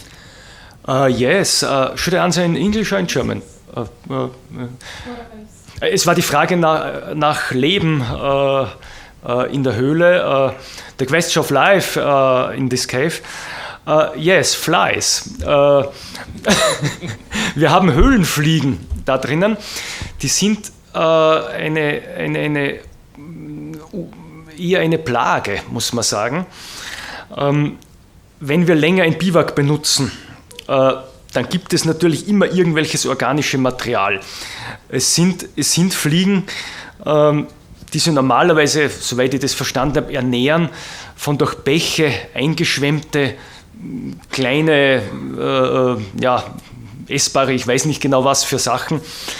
Und wir haben natürlich Lebensmittel drinnen, wir patzen mal irgendwo daneben. Die ernähren sich dann sehr gut auf unsere Biwaks und nach 2-3 Jahren am Biwak haben wir oft wirklich eine Fliegenplage. Is it okay? It's okay, but I was more interested in another group of animals that would prefer also. Okay, no, excuse me. I mean, on the pictures, it showed really like humid habitats that would be very good for special fauna, like Tausendfüßer, for example, and I'm very interested in these animals. No, I'm sorry, we don't. I've never seen. Maybe we have, but I've never seen. They occur in Austria as well. Thank you. Bitte, Hans-Peter da, in the back, the right side. Danke ebenfalls für den faszinierenden Vortrag. Die Gerölle, die Sie da gezeigt haben, können das Augensteinschotter sein? Ja, würde ich so mal annehmen. Ich würde mir das eben sehr gern irgendwann mit Lukas anschauen. Er hat es mir schon angeboten, es ist dann Corona ein bisschen dazwischen gekommen. Wird wohl viel Quarz sein, nicht? Ich habe, muss ich jetzt sagen, noch keinen Quarz entdeckt. Aber es sind mal definitiv Gerölle, die nicht zum Untersberg gehören. Also ich könnte mir vorstellen, mit etwas Ruhe und Suche mal 2 Stunden mit dem Hämmerchen dort ein bisschen herumgrabbeln und wurschteln und schauen, dass man durchaus vielleicht einen Erfolg hat auf einen Quarz. Also es gibt Gesteine, die nur 50 Kilometer südlich vom Untersberg in den Tallagen vorkommen, also die überhaupt nicht da irgendwie sonst erklärbar wären, außer eben aus alter Zeit von Flüssen übers Plateau. Die scheinen ja schön gerundet zu sein. Genau so ist es. Es ist wirklich alter Flussschotter. Ja, es ist alter Flussschotter. Sie sind sehr schön gerundet. Und auf alle Fälle gibt es Sandsteine, es gibt fremde Kalke drinnen. Ich glaube, ich habe ein Grüngestein aus den Tauern entdeckt. Also es gibt fremde Sachen, Quarz leider noch nicht. Gibt es noch weitere Fragen? Ich hätte sonst eine spontane Stichwort Zusammenschlüsse. Willst du dich auf dünnes Eis begeben? Ja, ich habe mich da schon einmal auf dünnes Eis begeben und bin nicht heruntergefallen. Ich hoffe, ich falle diesmal auch nicht runter. Das Riesending, die längste, tiefste Höhle Deutschlands, 22 Kilometer, liegt 800 Meter von uns entfernt. 800 Meter Luftlinie ist im Untersberg wahnsinnig weit. Das sind 10 Jahre, 15 Jahre Forschung im Untersberg, weil es eigentlich immer rauf, runter geht. Allerdings, der aktuelle Forschungsendpunkt ist ein horizontaler, 5 Meter langer, großer, schöner Tunnel, bequem zum Spazieren. Und wenn wir jetzt alle hier die Daumen drücken, dass das auch einigermaßen freundlich weitergeht, dann könnte ich es in meiner Karriere noch schaffen, das Riesending an die Kolowrat anzufließen. Oder die Kollegen vom Riesending kommen zu dir? Nein, das ist leider schwieriger, weil es bei ihnen noch viel mühsamer ist, in die Bereiche zu kommen. Leider. Das wird wahrscheinlich nichts werden. Die haben einfach noch mehr Höhenmeter, noch mehr Längenmeter unten bis zu den Forschungsendpunkte. Da ist es bei uns noch etwas freundlicher. So, sehr geehrte Damen und Herren, danke für die Einladung und ich bin sehr glücklich, hier zu sein. Now I switch to English because that will save you any misery. So, hello everyone, thank you for the invitation, thank you Christoph and the Austrian Academy of Sciences. It's a pleasure to be here, and as Christoph mentioned, I'll talk about the most northerly caves on the planet, which is a project that's been actually running for a long time now. And Christoph and Robbie Schoen, who will speak later, have been involved in this project as well. So a little bit of background. The project starts long before we were involved in it, actually. So in the 1960s, well, late 1950s, early 1960s, during the Cold War, the US Army were working in northern Greenland, in this whole area around here, looking for ice-free landing sites to use in an emergency. And some of their activities were based around this lake here, Centrum So, which you see in this image in northeast Greenland. And as part of those activities, they had some geologists with them, and they discovered that there were some caves in a very short tributary valley. And they published this very short article in the National Speleological Society Bulletin, the American Caving Journal, in 1960. And in there they just detailed what they'd found. They were only there for one day, so they didn't do extensive exploration. But they found 12 caves, and here we are. So the caves are located here. They found 12 caves at 80 degrees north. They were on about 3 different levels. They were up to 12 metres diameter, 100 metres in length, so they're not very long, which I think is one of the reasons why Noah's put a vast amount of effort into going and exploring them, because it's a long place to go for very short caves. Most of them are blocked by fill and ice, and the lowest level of caves contains moraine. But the bit that captured my imagination was on the very last page. There was this sentence that the fill is capped by a flowstone deposit 4 inches thick, formed of a coarsely crystalline calcite. So flowstone is a form of cave formation, a secondary mineral deposit like a stalagmite or a stalactite. So just an example, stalactites with the C from the ceiling, and stalagmite with a G is on the ground. And Christoph and myself and other members of our group are using these speleothem formations to understand information about past climate and past environment at the time that they were depositing. But the reason they're especially interesting in Greenland is that the present environment is semi-arid. So, as I mentioned, they're ice-free landing sites. So this gives you an idea of the terrain that we're working in. It's not the ice sheet. There's no big glaciers anywhere. It's really barren, and it's like Mars. So there's very little precipitation, less than 200 millimetres per year. There's permafrost, the ground's frozen. So under the present conditions, there's no calcite deposition because there's not enough water, and if there was, it couldn't get into the ground. But we know from this paper, or we knew from this paper, that there was one speleothem deposit in the whole of northeast Greenland, which indicates that it must have been warmer and wetter in the past for that speleothem to form. So in 2013, I think I wrote the first email to try and get an expedition off the ground, and the aim was really to go and find these caves, because obviously they're not very well visited. Try and collect a sample of this speleothem, look for more speleothems, obviously survey, document and photographs the caves that we found. And from this then produce the first record of past climate change from caves in Greenland. It would be from a time that was warmer and wetter than today.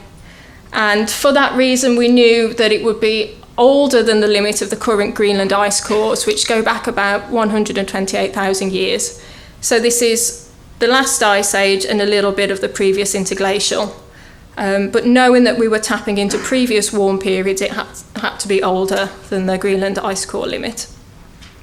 And the wider implications of this are that this information from a past warm period can be used as an analogue for what we might expect in the future, because we expect the Arctic to get warmer and wetter in the future, of course.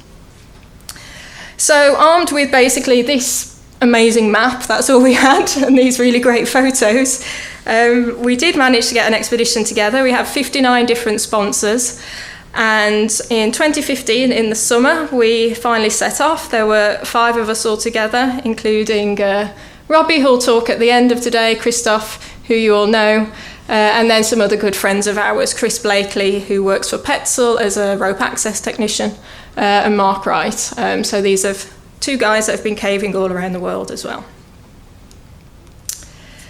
So we started, all of us, in Reykjavik, Keflavik, flew to Akureyri, and then we flew to Constable Point, and then on to Mestersvig here, which is the Arctic Riviera, as described here.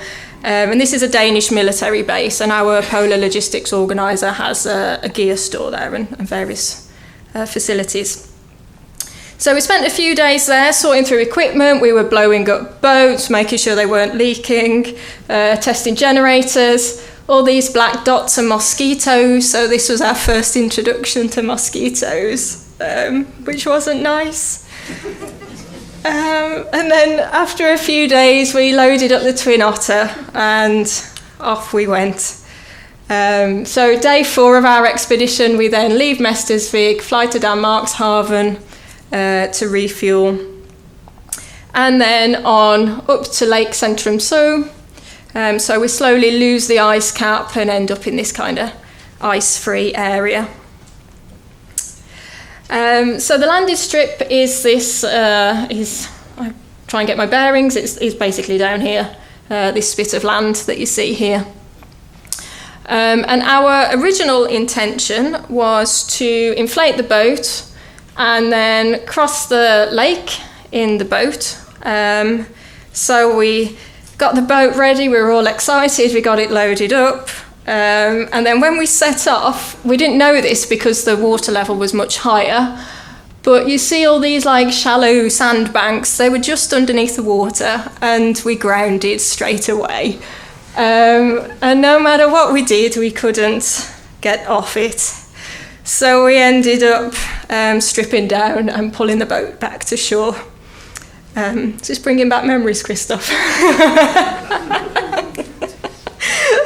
And then we reassessed. We spent the night in the US Army Nissen hut that was still at the end of the runway at that time.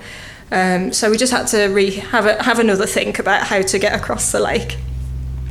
The next day, we did manage, this time, rather than going like south of the landing strip, we found a route from the north into the lake and managed to get across. So we did that and then finally set up our base camp on the edge of the lake in a little cove, at the end of the lake. Then we spent the next few days hiking to the caves. So as I mentioned, it was quite hard to get this expedition going, so we didn't have a huge amount of funding. So this is why it's all done very adventurous, with a boat and hiking and no helicopter. So we all walked to a kit dump where we dumped some kit and then we separated. Christoph, Robbie and myself went on and made an advance camp. Mark and Chris went back to base camp to get more gear.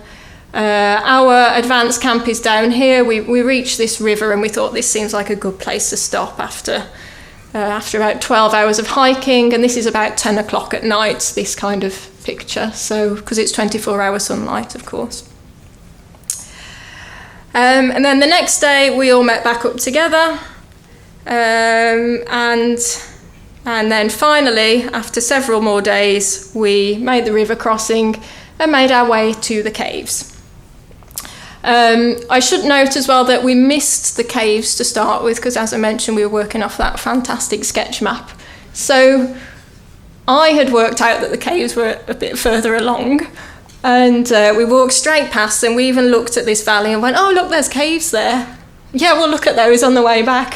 So we kept going, got to the valley where we thought the caves were, and there were no caves.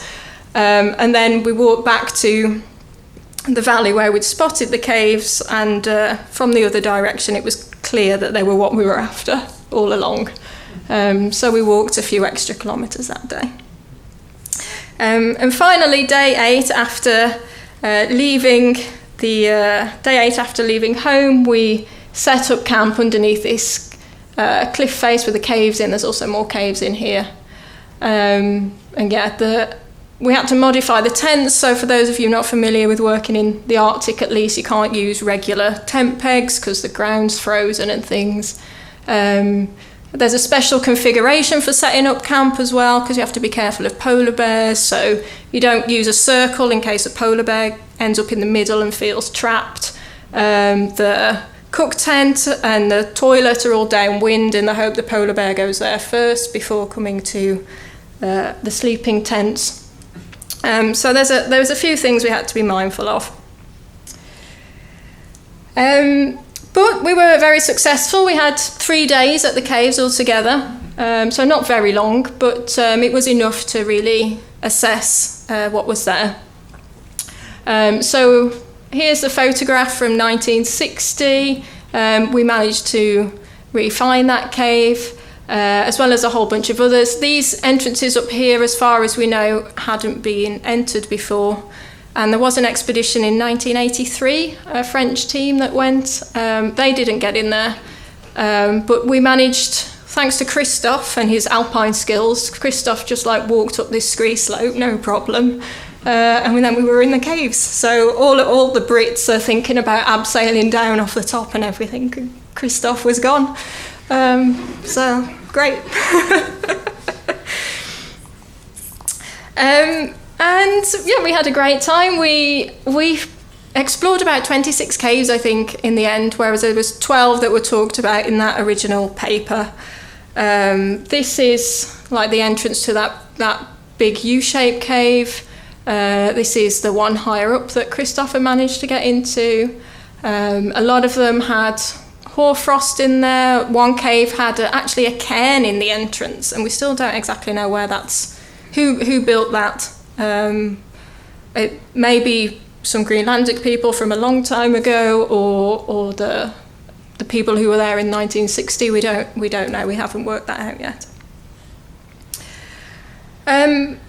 But what we did find is that there was a lot of speleothem, a lot of flowstone. So considering the whole expedition was based on there being just one piece of flowstone in one cave, we were so excited to find a lot more. So at first we found these like tiny little slithers, and then we found this really broken stuff, like there's a stalactite there that's broken off and flowstones formed around it. Then we found big flowstone deposits with no cave left around them anymore. And then we started to find like flowstone just everywhere in the end. This is like a flowstone bridge in this little cave. And also here we have, that's quite a thick, like 80 centimetre thick flowstone. And of course we were replacing freeze-dried food with rocks, so we couldn't sample anything like this. So in the end we just took lots of small pilot samples that we could work on, get an idea of what kind of information we might expect, and then use that to build the project on from the pilot samples. We also found some other things in the caves which are quite exciting. So in one cave called Dead Bird Cave, we found this carcass, I guess. There's lots of feathers in the back and things, and it turned out to be a 1,000-year-old Gaia falcon.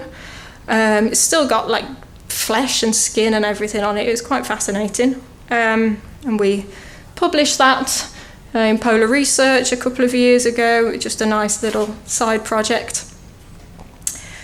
And the cave that was written about in 1960 as containing the flowstone, this one, we did manage to refine, so you could just about work out that that's the same cave. The flowstone deposits at the back, this 4-inch thick flowstone deposit, which we took a sample from. And we published earlier on this year about that record. So that flowstone was deposited around about 580,000 to 540,000 years ago. So this is an interglacial period when the Earth's configuration relative to the Sun was a bit different to today. There was a lot more solar radiation being received in the polar regions, and consequently the summers were a lot hotter. And there was no sea ice at the time, allowing the moisture to transport to the region. But what we also found in this particular cave, if you see we're all stood around here, we're actually stood over a group of rocks. And whilst we were taking a photo, I noticed some cardboard underneath these rocks, and I thought, oh my goodness, there's litter even here in northeast Greenland. I was quite angry. Pulled it out. It was a little yellow box, a Kodak box, and inside there was this note. June 29th, it says 1930, but it's not 1930, it's just a mistake. Walter H. Memphis, Richard Pirelli, W.E. Davis, and Davis is the guy that wrote the article that was published in the NSS in 1960.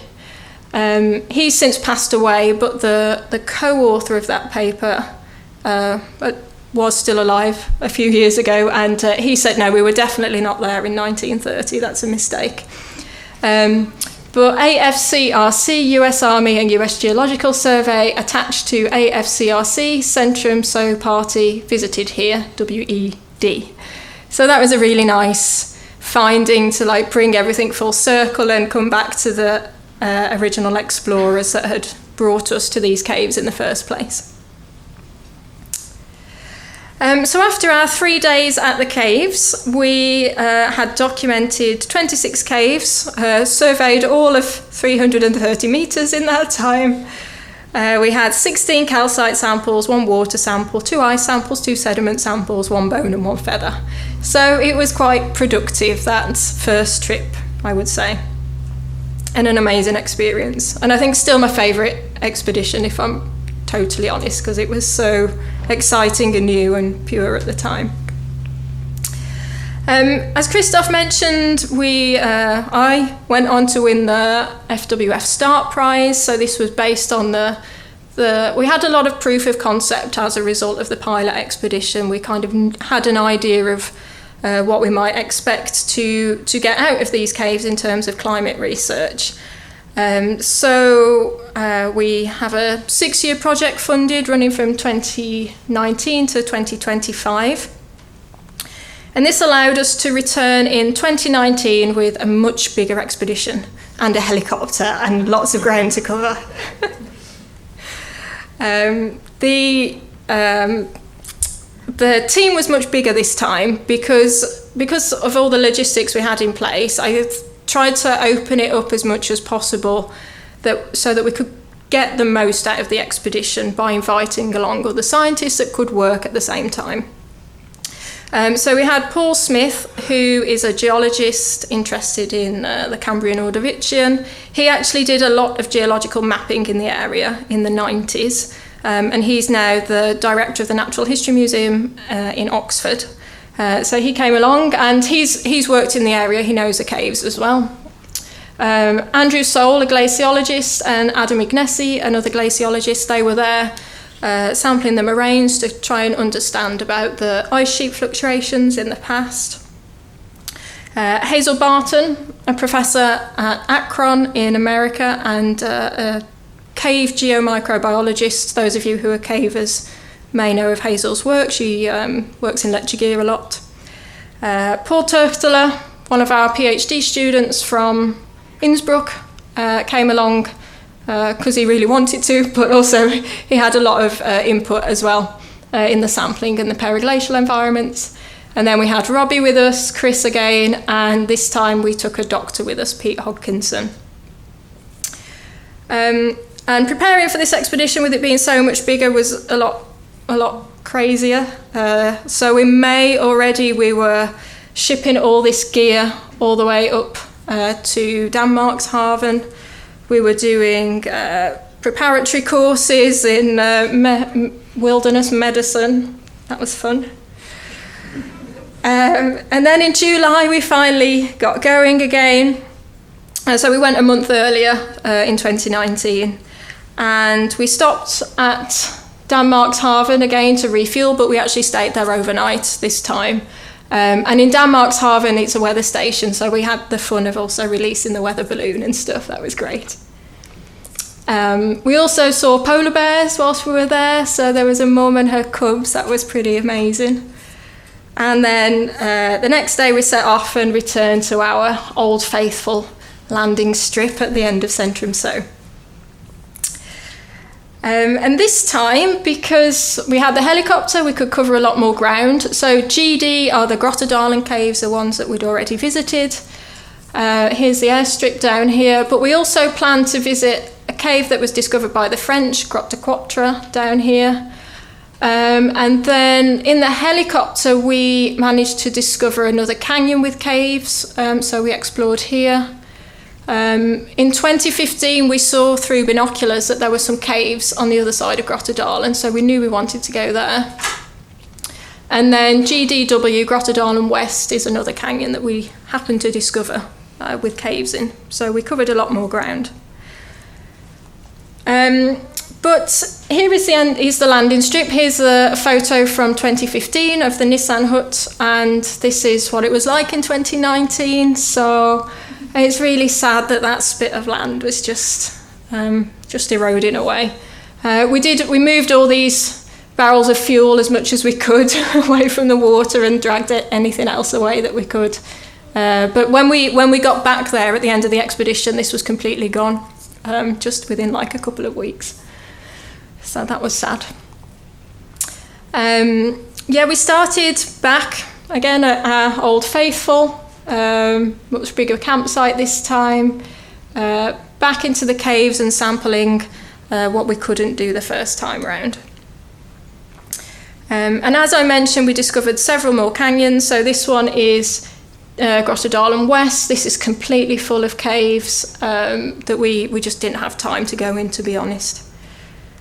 And then this one is Kate's Cove. This is in PRB Canyon. This is now the longest cave in Greenland at 109 meters long. But it's wonderful, actually. And there's the entrance as well. And what we found is that the caves that go and aren't blocked all have like an icy pool in the entrance and then hoarfrost in the ceiling. And there's like a 0-degree isotherm in here that seems to be keeping the cave open. There's some sort of air exchange here which is keeping the entrances open.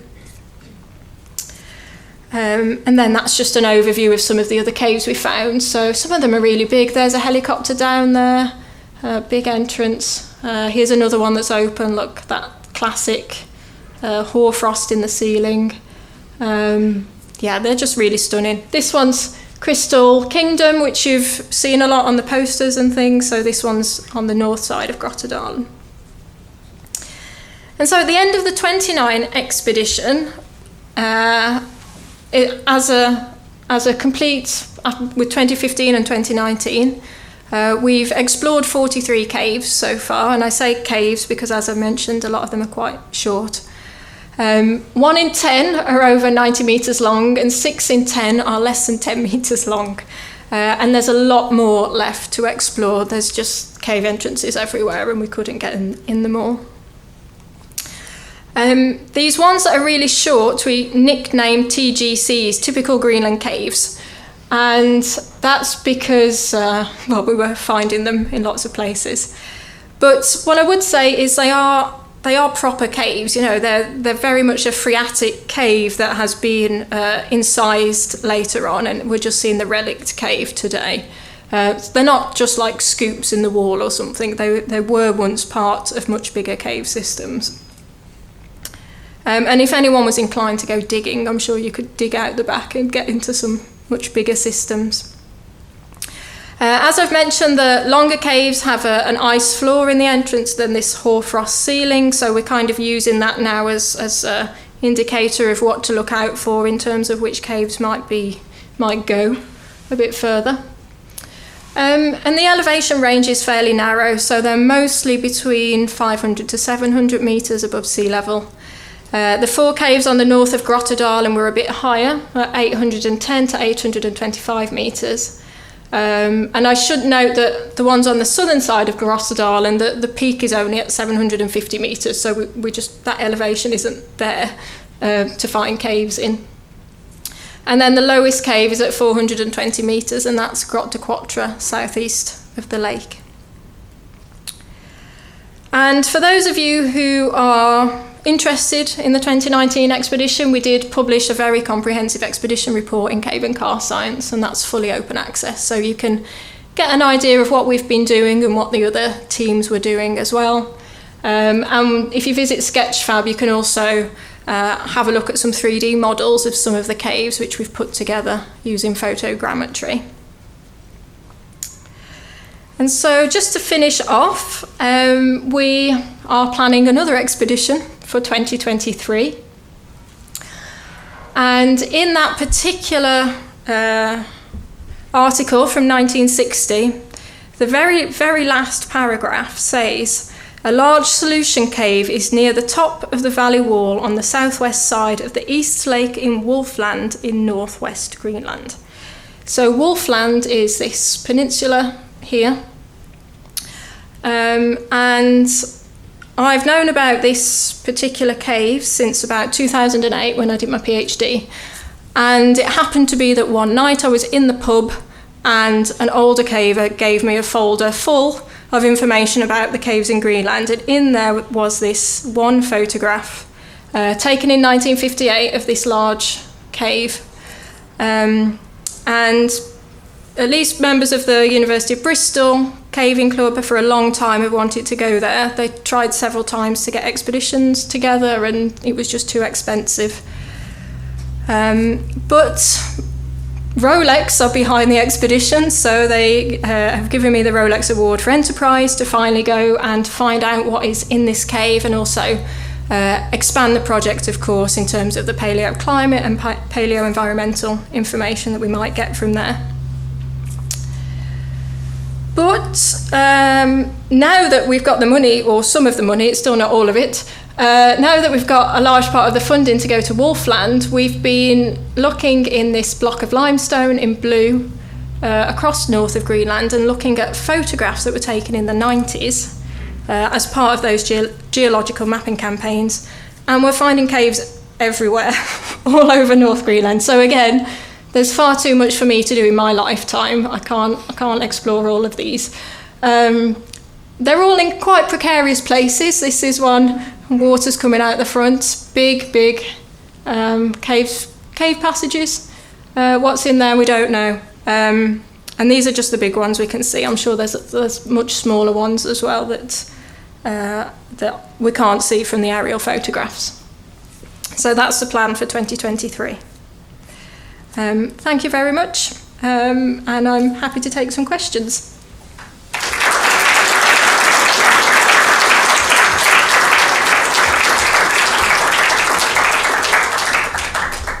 Thank you very much, Gina, for this totally inspiring talk. I'm sure there must be questions.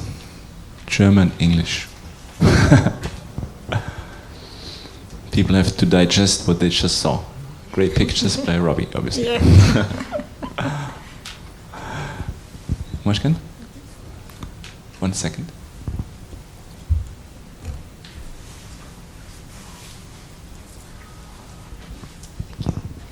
Thanks for this really interesting talk. I have just one question. How different are these caves from each other, and how many more do you expect? Yeah, how different in terms of... I mean, from one another? Yeah. Yeah, no, they all have very similar characteristics, to be honest. They're all just like a standard phreatic tube, to be honest. Some have got some vadose incision in them as well, if we manage to get beyond the entrance, so they become slightly more complicated. The one cave southeast of the lake, Grotte de Quatre, has got 5 entrances, funnily enough. And that's much more complicated. That one, it shows lots of different features, basically. But all the ones in Grottedalen are kind of similar. And I think we don't really see the true nature of the caves yet because we're not getting very far into them. But at least in the entrances, they're similar. Yeah. Was there one that seemed most interesting to go back to explore more, to find? No, okay. I don't think so. No. Thanks. Okay. Can you pass the microphone back to the gentleman in row 3? Thank you. Is this limestone? Yes, yeah. It's Ordovician Silurian limestones, and we found that most of the caves are formed where there's a reef limestone on top. So where we have the reefs limestone on top as a cap, we have the caves underneath. So we don't know if that's some sort of speleogenetic control somehow. At the beginning of your talk, you said that they were created earlier in warmer time periods, probably due to the polar declination or so. And how have you any idea how old are the caves? Yeah, good question. Paul Smith and I have just submitted a paper to the Danish Geological Survey, and we think they must post-date the uplift, but predate the incision. So Paul has put an estimate on that of between about 10 million and 2.5 million years ago, which is quite a big time scale, of course, but yeah, that's what we think. So Pliocene, maybe a little bit earlier. So, yeah.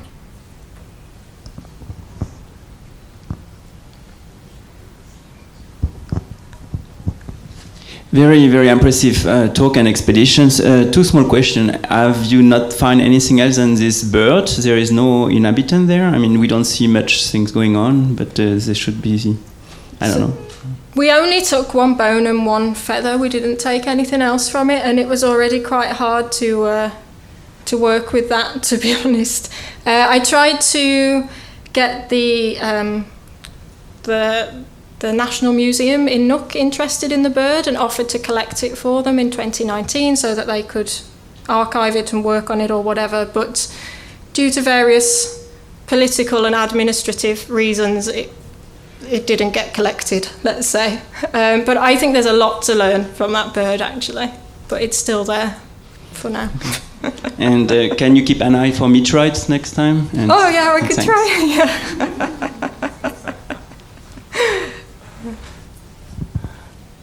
Any more questions to Gina? Okay, there's one in the back. Victor? Yeah, thank you for the talk. Do you have any estimate or any idea how climate change might affect those caves, in particular the integrity, structural integrity? Would elevated temperatures be harmful to that caves? You mentioned ice at the entrance and so on. Yeah, I think, for sure the ice will melt, like the ice is melting in the caves in the Alps. So that the ice will go. The actual structural integrity, I think, will be okay, to be honest. I know they're in the permafrost now, but I don't expect the caves to collapse, if that's what you mean, once exactly. It's warmed up. Yeah, but the ice will go for sure. Yeah. Thank you. Okay, Lucas. The end of the caves, is it always bolt chalk or scree, or is it sometimes ice as well? I mean, sometimes an ice wall. In one of the caves we could see passage going on behind. Of course we didn't break the ice to go through, like we just left it as it was. Sometimes it's ice, sometimes it's just sediment fill, to be honest. Sometimes, not really boulders, it's sediment fill or ice, to be honest. Yeah. They're not really bouldery, these caves, funnily enough. Yeah. Thanks. Yeah. One more? Just a last quick question, because she asked, did you left a message there in one of these caves, and did Rolex give you a watch to live there for the next generation? Yes and yes. We left a note with the original note from 1960. So the one that I was really annoyed about to find, I added to and put it back. And yes, the Rolex Award for Enterprise comes with a Rolex watch as well. And they specifically choose one. There's 5 laureates each time they pick, each time they award them, and they specifically pick one of their models to go with the project and the leader that they're awarding the watch to. Yeah.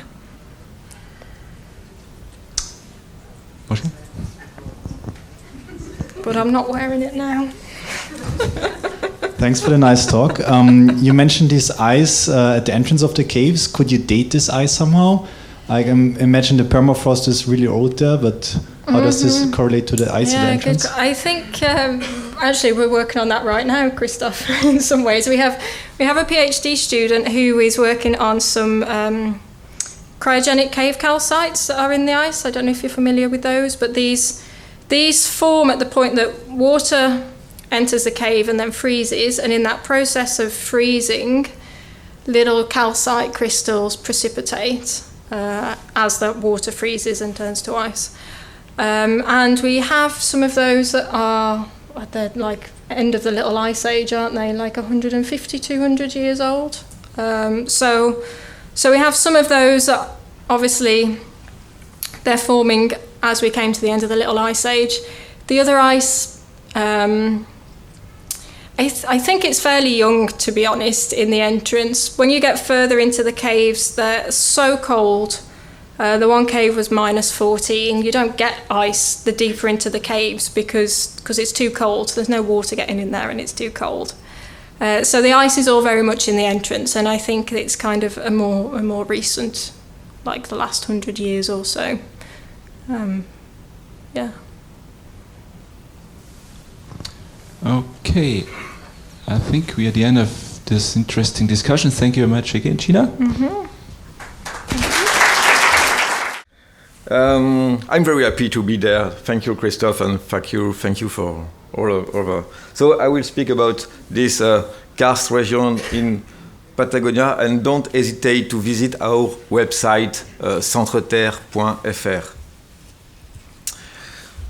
The western part of Patagonia is an archipelago composed of thousands of islands, about 50 and 51 degrees south. Some islands are calcareous, limestone. Diego de Almagro, Madre de Dios, but also Guarelo, Tarleton. Different sedimentary formations were individualized during the rise of Patagonian batholiths during the secondary and the tertiary period. These limestones are metamorphosed and associated with the accretion prism of the Ande chain. The landscapes are among the most spectacular on Earth, after Greenland.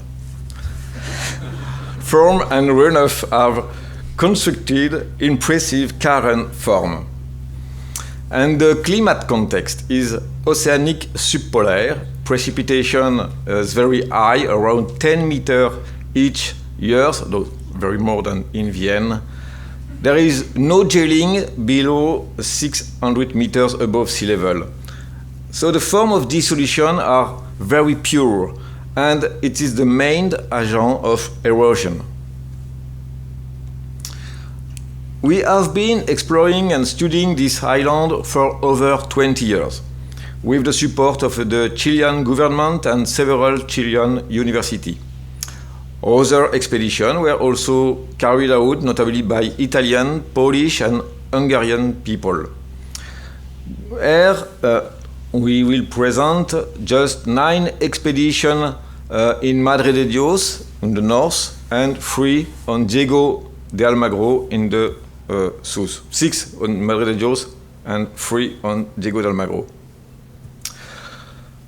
Our works cover several disciplines.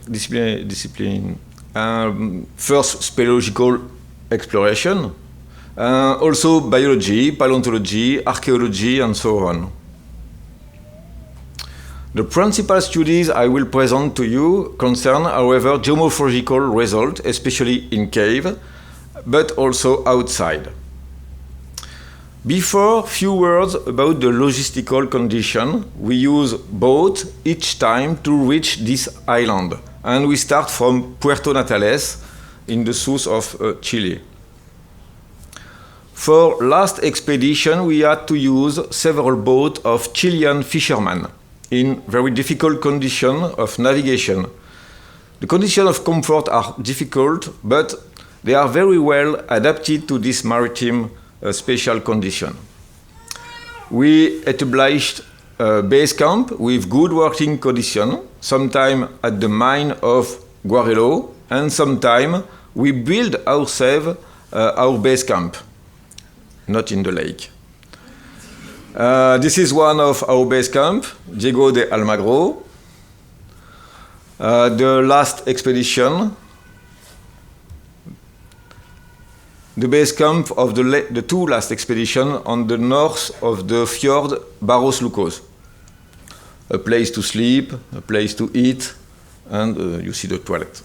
Important.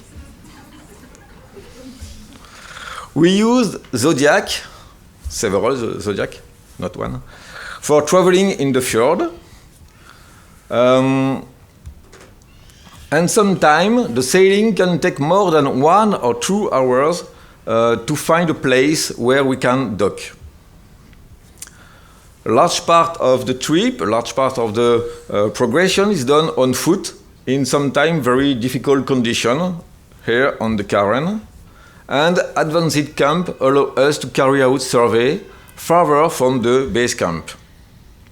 Sometimes bivouac are made in cave, not a lot. We have a very important material and we can it for all the expedition. So it's quite heavy in terms of logistics. Communication are very important to ensure security between the members of the expedition, and we have 2 evacuations on 2 last expeditions. They are alive. Don't worry.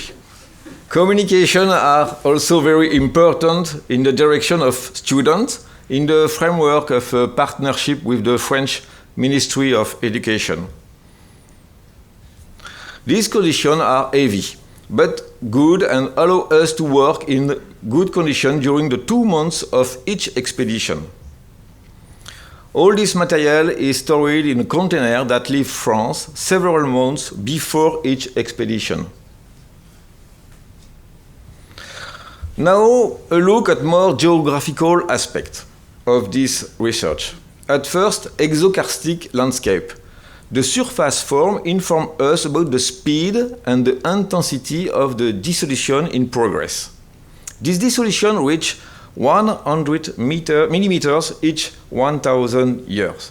It is evaluated on the basis of different indicators. First, note the extension of the ice during the last glacial maximum and the current glass ice for the North and South Patagonia ice field. Madre de Dios in the red circle. In the field, erratic blocks are sometimes found. They are always in metamorphic rock and not in granite of the Patagonian batholith. They protect the limestone from the erosion and rest in relief. Measurement of this relief is considered to quantify post-glacial erosion. If the wind is large and channeled in the same direction, the erratic block protects a comet tail. With anemometers, we have instrumented a rock comet to analyze the distribution of the wind and the velocity along the object. A 3D model was carried out by photogrammetry. It is used for flow simulation. Measurement of wind speed and direction were also made in the field to better understand the genesis of this rock comet. The 3D model of this rock comet field is presented together with the wind direction diagram. And you can note on the left the westerlies who dominate. Several non-calcareous indicators are also used to attempt this evaluation. Chert, on the left, dike, and sometimes big erratics. These large erratics form quite spectacular karst mushrooms. They protect an important pedestal. In some areas, the abundance of boulder and condition of erosion have to lead very spectacular mushrooms. Some karstic mushrooms were surveyed in 3D and were analyzed for morphometry. This study allows us to analyze the dimension of the block and its pedestal. It is also possible to analyze the asymmetry of the mushroom according to its position in relation to the wind. Mushrooms that are exposed to the wind have a western asymmetry. Mushrooms that are sheltered from the wind grow straight. Finally, karst mushrooms are good indicators of the dynamic of the glacial retreat. They are one of the witnesses of the glacial retreat. They make it possible to reconstruct the surface of the bottom of the glacier. Other objects may be used. Here, painting made around the mine of Guarello in the year 50.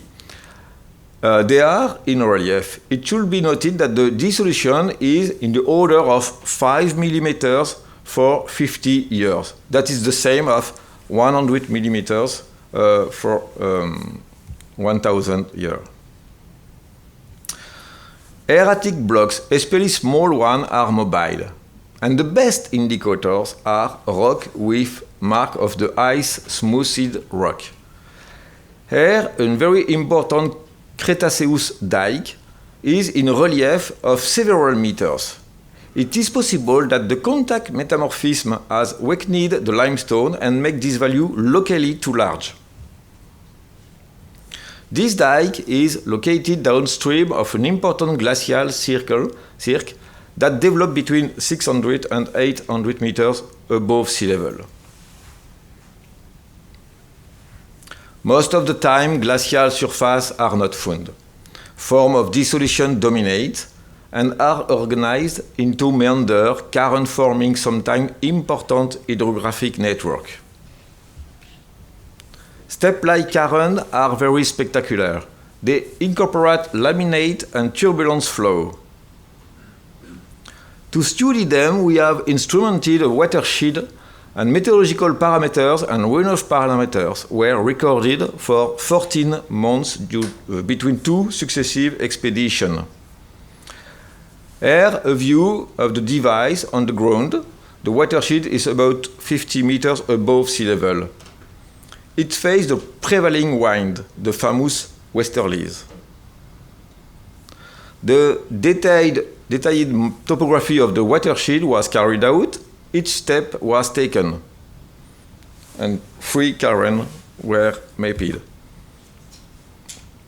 I will not comment all of these results, but here on 2 days we present the rain in black, the wind in green, the wind and the flow and the electric conductivity in the current.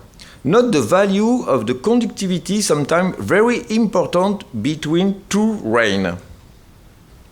Note also that we have been able to identify amazing phenomena. During a period without rain and with very large wind oriented to the west, in green, we recorded very significant value of conductivity in the water basin. We attribute it to the spray, the sea salt, which is carried out on the current by the wind. We also show the existence of high-frequency oscillation independent of rainfall. These oscillations are linked to the structure of the watershed and not from the rain. It is also noted that these step-like currents are affected by the mechanical expansion of the slope. This expansion is attributed to the retreat of the glacier. This means that the dissolution of the slope is very early and precedes the mechanical expansion. On the right, the figure shows that the steps are amputated from the upstream part of the watershed. Their large size suggests that their genesis is before mechanical expansion. Diving in the sea at the bottom of this slope and this current allow us to recognize this form below the sea level. We recognize the form. On the right, a topographic profile between surface form and underwater form. This proves that this form began before or during the rise of the sea level. Not also that there is trace of perceived level over the sea. I will come back on this point later. Underground, the landscape are marked by vertical pit system and very active alpine cave and very rare underground river. A cut across the fjord, the fjord Soplador, allow us to identify the position of some emblematic cave. In particular, the Cueva de los Tres and the Détente pit. At about 600 meters above sea level, the Cueva de los Tres show phreatic morphology. Some forms on the ceiling are characteristic of paragenesis. it is possible that this pear-shaped witness should be attached to the last glacial surface. This is in agreement with the glacial shoulder topographic break of the slope with nunatak and the glacial cirque recognized on the field. The cave La Détente is a vertical pit with meander and well. The deepest cave in the area are less than 400 meters, and this one is more than 300 meters depth. The entrance of this cave, some picture of this cave, the same cave as in Österreich. But no underground development, no river. The well stopped on a sump located few meters above sea level. There is no significant horizontal development. That's very important, you will see. On each expedition, team of divers come with us and allow us to extend the exploration in the siphon. On this geomorphological map, on the southern part of Madre de Dios, we present the set of explorated cavities. The fjord, Soplador, Seno in Chilean. The fjord are the ancient glacial valley. The Seno Soplador, the cave of Los Tres, and the very important pit are in the black square. The sea level was lower at during the last glacial maximum, about 120 meters below the current level. So, we done a bathymetric survey to study this underwater topography of this fjord. Note that the Seno Soplador reached a depth of 120 meters under the current level, but is blocked at the south by a threshold at 20 meters below the level of the sea. On this synthesis below, the current relief and the bathymetric survey are reported. Above left, a proposal of the extension of the glacier at the last maximum, and above right, an intermediate phase during glacial retreat. This transitional period is very interesting. The Madre de Dios Iceland is to the west of the Patagonia area and has been deglaciated early. So the sea level has risen since then, and this for about 15,000–20,000 years. There is an important period during karstification is possible, but the base level is lower than the current one. The Seno Soplador is then a freshwater lake perched 100 meters above sea level, and it is possible that the underground flow did not go toward this lake, but toward other point. To better understand this post-glacial evolution, we have studied cave with fluvio-glacial filling and sometimes speleothem. This is the case of Cueva Nutria. In this cave, we see detrital filling currently cut, and the deposit is sealed by speleothem, not so visible on this picture. Uranium-thorium date confirm growth during the Holocene. This is possible when environmental conditions, soil, vegetation cover, allow.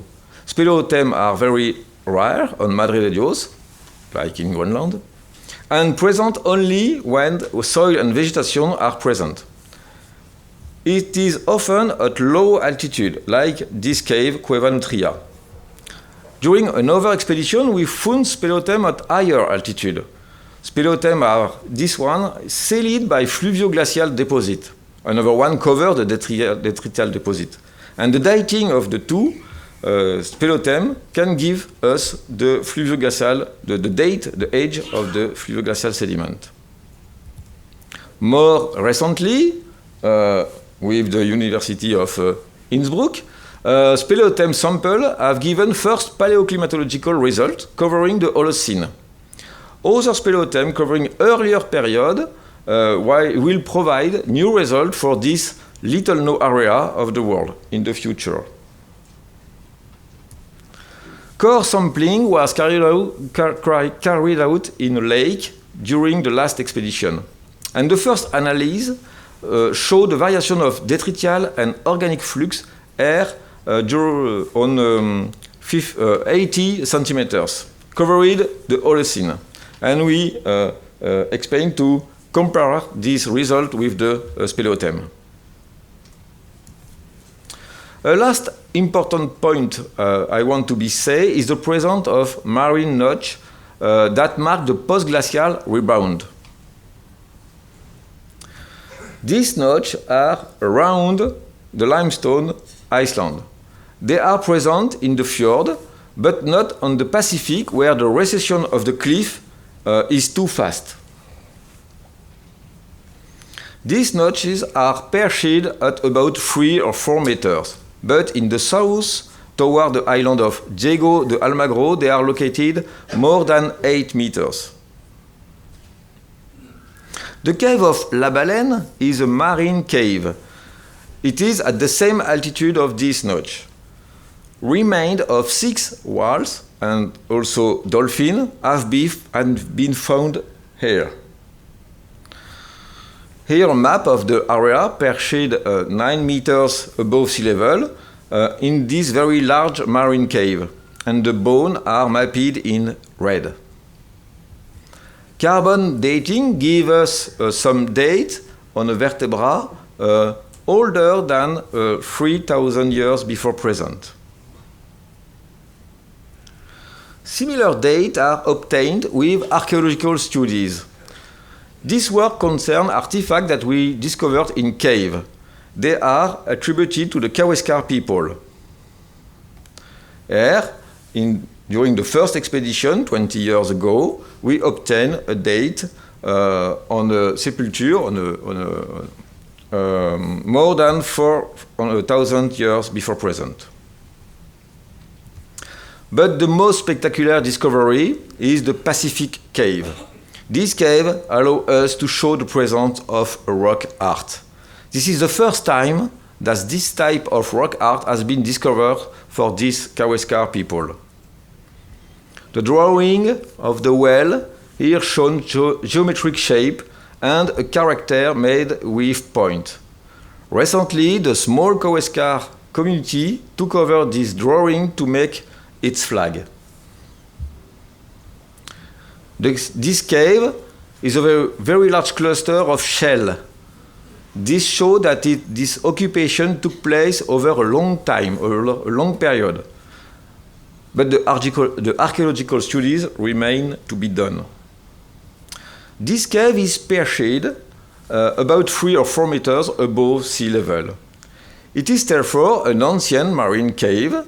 It is following the isostatic rebound as the cave of Baleine and as the notch. Finally, it is possible to propose a conceptual model of evolution of this karstic landscape. This geomorphological model is established by crossing the indicators observed in the field and in the cave. This curve is the global curve of the sea level rise since the last glacial maximum 22,000 years ago. On the right, an idealized cut of the fjord, and we indicate the important element of the landscape: paleoglacial level, topography of the fjord bottom, vertical karst with sump, slope with lapiaz and cairn, marine notch, marine cave, human occupation, and for each object we try to assign a time. T1 is the glacial maximum. T2 is a time when the glacial surface is at the level of the glacial shoulder. T3 is a time when the glaciers are gone, but when the sea level are not yet recovered. It is during this period that the karstification began at the base level lower than the current one. This is true for vertical pit as for cairn on the slope. and we know that this form extends below the sea level. T4 is marked by a sea level higher than the current one. This is the notches and the marine cave. And finally, T5 is today with the isostatic rebound still active. There is thus a succession of processes, and we note that the karstification is very early. Obviously, this simple diagram is presented here after the last glacial maximum, but it was reflected during several glaciations. However, we do not currently have enough absolute dating to refine this scheme. For more than 20 years, these expeditions have revealed the exceptional landscape of the Patagonia archipelago.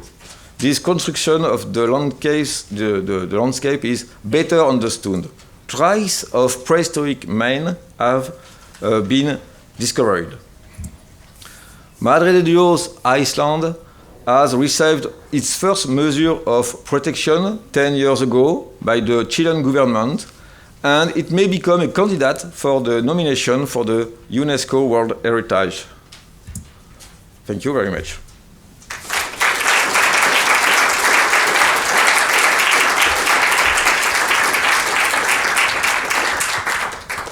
Is this you up there?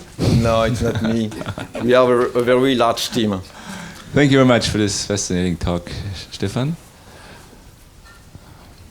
Who has time for questions? Ludovic again.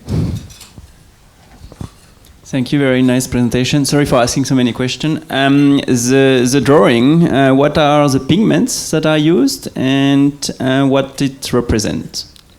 It's red pigment. It's not with coracal. It's ochre. It's not charcoal. No, it's red. And what it represents?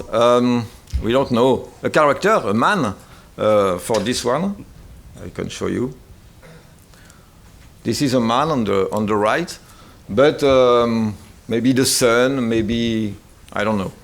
We don't know. And we asked the Kawascar community, and they don't know this cave. They did not know. How do you know that it's a man? And a pregnant lady? Yes, it could be a ladies, but there is some particular information between the two legs. No, but we know that over Indian people, more on the south, have painting on the body with point, similar that this one.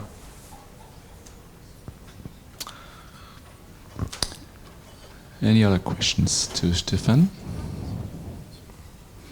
Yuri.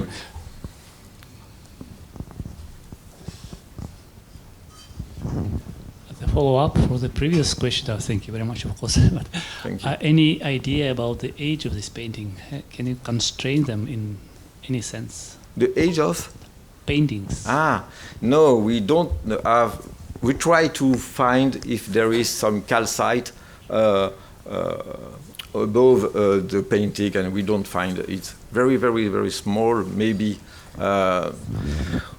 No, we just can have the position of the cave, so it's after the rebound, and we just have several bones with date with about 4,000 years before present date. Maybe it's between 4,000 before present and now. Thank you. I mean, not absolute date. And at the bottom of the cave, there is a lot of rest and some shell. And it's this place where is waiting an archaeologist. If there is one in the same. There's a question. Pauline? Thanks for your talk. I have two questions. How big is your team while the expedition? And the second question is it obligatory to speak French to join? If you want to speak with me, yes, you need to speak French. It's better. So the team is between 24 and 30 person each expedition. Sometimes we cut the expedition in 2 times, 1 month and 1 month, and we have more than 14 people for each expedition. 10 from Chile and 20 from France, about. And other country, not Canadian people. And we speak a lot French and Spanish. But you're welcome. Why not? She's a candidate, I tell you. Okay. And,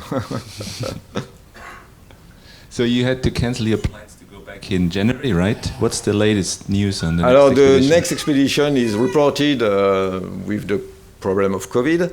So I don't plan personally to go to the next because young people are coming and with new ideas like Charlotte. So it's for the young. But the next one is in the north part of Madre de Dios, and part of the expedition will go on a glacier in Patagonia ice field. But not next year, right? Not next year, in 23. 2023, okay. 23, yes. Thank you for the nice introduction. Thank you for inviting me. Thank you for coming to listen to this talk. Is it okay?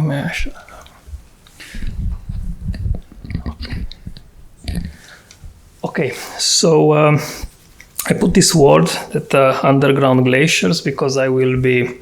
So usually we call these things ice caves as being caves containing ice, opposite to glacier caves, which are traditionally considered caves that are carved inside the ice.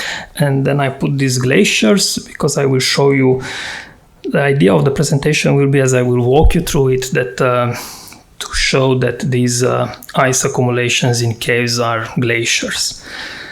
And okay, so the idea is that I put this presentation together like kind of overview of ice caves. So I will walk you through it from how the ice in cave forms, how it behaves, and what kind of information we can get out of ice in terms of past climate variability. And as Christoph pointed out, these are these ice caves. The ice in these caves is very quickly melting, and the past years have been catastrophic in this respect.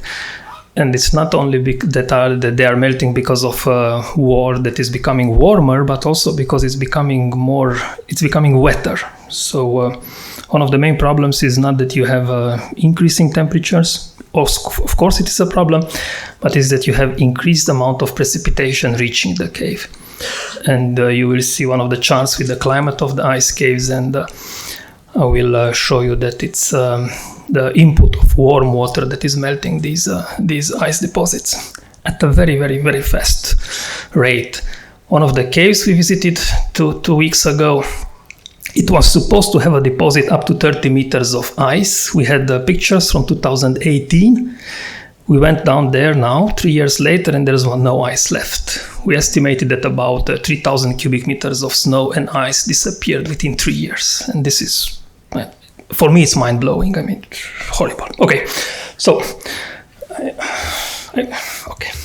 So one of the questions is, everybody's asking, okay, why would you study ice caves? And there is a lot of possible explanations, like, okay, it's interesting, it's important, it gives you clues, you can get papers published on it, you can get recognition and everything.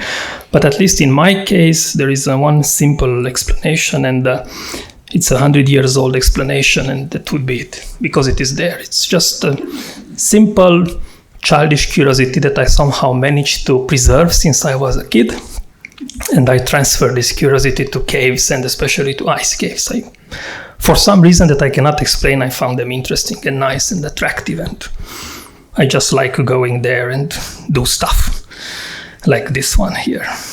And that's a plate that we are eating from, and then we clean it, and then we use to sample. So, not the kind of thing that you would put under methods in a paper, but I'm sure everybody's doing this kind of things. So. Good. Okay, that would be the outline of the presentation. Quickly, how ice in caves forms, and a bit on the dynamics of the ice, and I call this periglacial processes, but it's not exactly like this. And then I put the last part, underground glaciers, and I will discuss this thing of glaciers and something else which I don't want to spoil it yet. So that's the known distribution of ice caves in the world, and as you can see that all of them are in the northern hemisphere. So far, there is no ice cave described in the southern hemisphere. There was some information on caves in Patagonia. It was a cave. Yeah, can you hear me if I speak like this? Okay. So in Patagonia, there was this cave called Cueva de Milodon, and it was supposed that there was ice sometimes in the past. We don't know yet. It's just the name of it. Maybe you can tell me more about it. We've been there, but we couldn't find any sign of any past ice activity. Another ice cave that potentially was in New Zealand, but because of the very wet climate there, it seems that in the past 20 years it disappeared. So we have some anecdotal information that there could be ice caves, or there were ice caves in New Zealand. Again, some anecdotal information on ice caves in northern Africa, in Algeria, and in Morocco. And the rest of them are the northern hemisphere. I think the southernmost one are in Iran and in Hawaii. That's a bit strange, maybe, Hawaii. But these ice caves are at an altitude of about 4,000 meters above sea level, so it's cold enough to have ice. And there is a approximative good distribution of how ice caves form. So in the northern latitudes and in high altitudes, you mostly have caves that form by accumulation of snow, whereas in the mid-altitudes and mid-latitudes, you have caves that form by the freezing of water. And because for the freezing of water, you need liquid water to enter the cave, so you will need temperatures that are close to zero or above zero, so that you will have some snow melt, some rain getting into the cave, and then you need some cold temperatures to freeze. So if we look at further how these ice deposits form, there are four main mechanisms. The rarest one is the glacial ice intrusion type. So there is one cave that has been described in Canada. It's called Castelgard Cave. And here it's basically ice that has been pushed inside the cave. So it's not an ice cave sensu stricto. Ice didn't form in that cave. It's just a glacier as it moves. Do I have a pointer?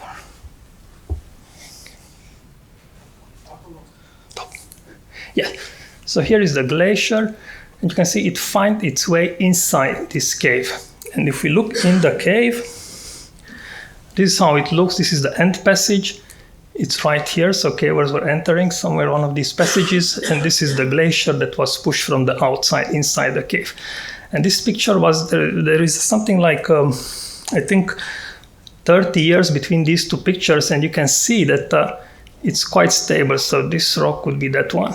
So it's not affected by what's happening outside, because as melting progresses from this side, ice is being continuously pushed inside the cave.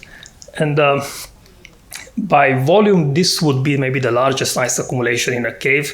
But again, it would be an external ice that has been pushed inside the cave. And as long as there is a glacier outside, there will be ice inside the cave. But it will be a surface glacier inside the cave. And this is the only known example that I know of this kind of ice accumulation in cave.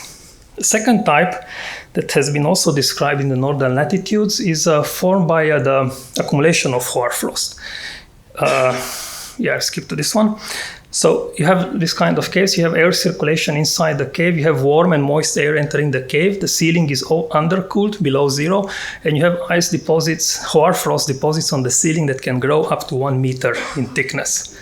When these melt, they will fall to the ground. And in this cave in northern Canada, the volume of ice is around a few hundred cubic meters of ice. And all of this ice has formed by the accumulation of hoarfrost over maybe several hundreds of years. It's called Grand Cavern Glacé, so the big glaciated cave. And the deposit here, it's continuously forming by the hoarfrost that is coming down from the ceiling. It's a unique setting.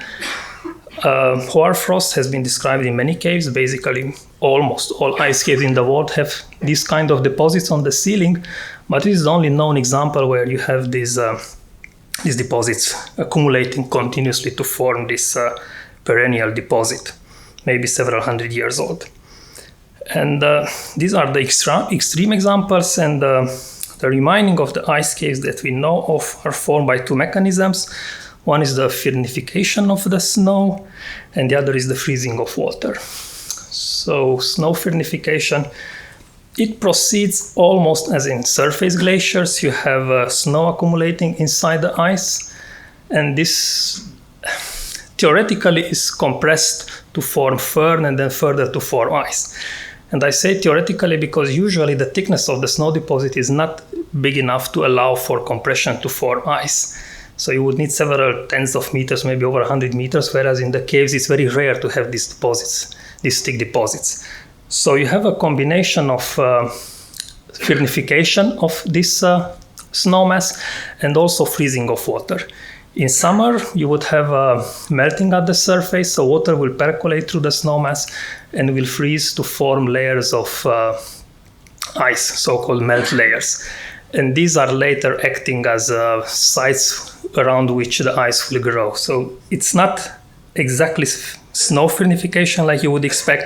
There is not a smooth transition from top to bottom, from fresh snow to firn and to glacial ice, but it's a mixture of snow and firn and ice. And here is another example. It's a cave in Creta. The ice deposit is somewhere here. You see the entrance is somewhere here. This is a deposit about 35 meters. And at the bottom of this deposit, there is no ice at all. So it's a 35 to 36 meters snow deposit. And this is not enough to compress it to form glacial ice. And I will show you the next slide. Here you see a deposit that is only about maybe 10 meters. And you can see here it's ice and here it's ice.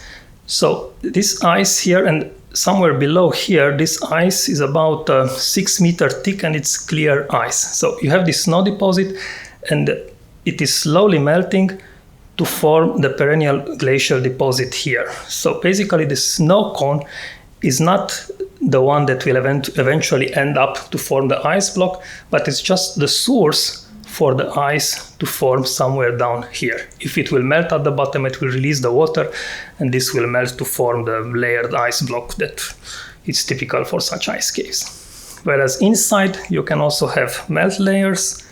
And so this is the bottom. So this is the snow deposit. And at the bottom, it's from another cave. I will show the next picture. At the bottom, you have this kind of deposit. And this is not a deposit of snow that has firnified, but it's just formed by the refreezing of the water at the bottom. And this refreezing can take place inside. This is a snow mass. And this is a layer of ice, so-called melt layer. So meltwater was percolating from top to bottom. And at one point, it would freeze to form this kind of ice layer.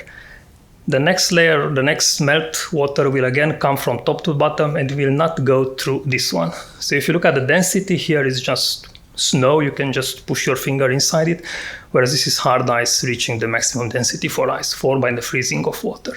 And these are indicators of snow melt percolating through the snow mass and never make it to the bottom. Once you form a layer like this, any successive layer that will come from top to bottom will stop on top of this.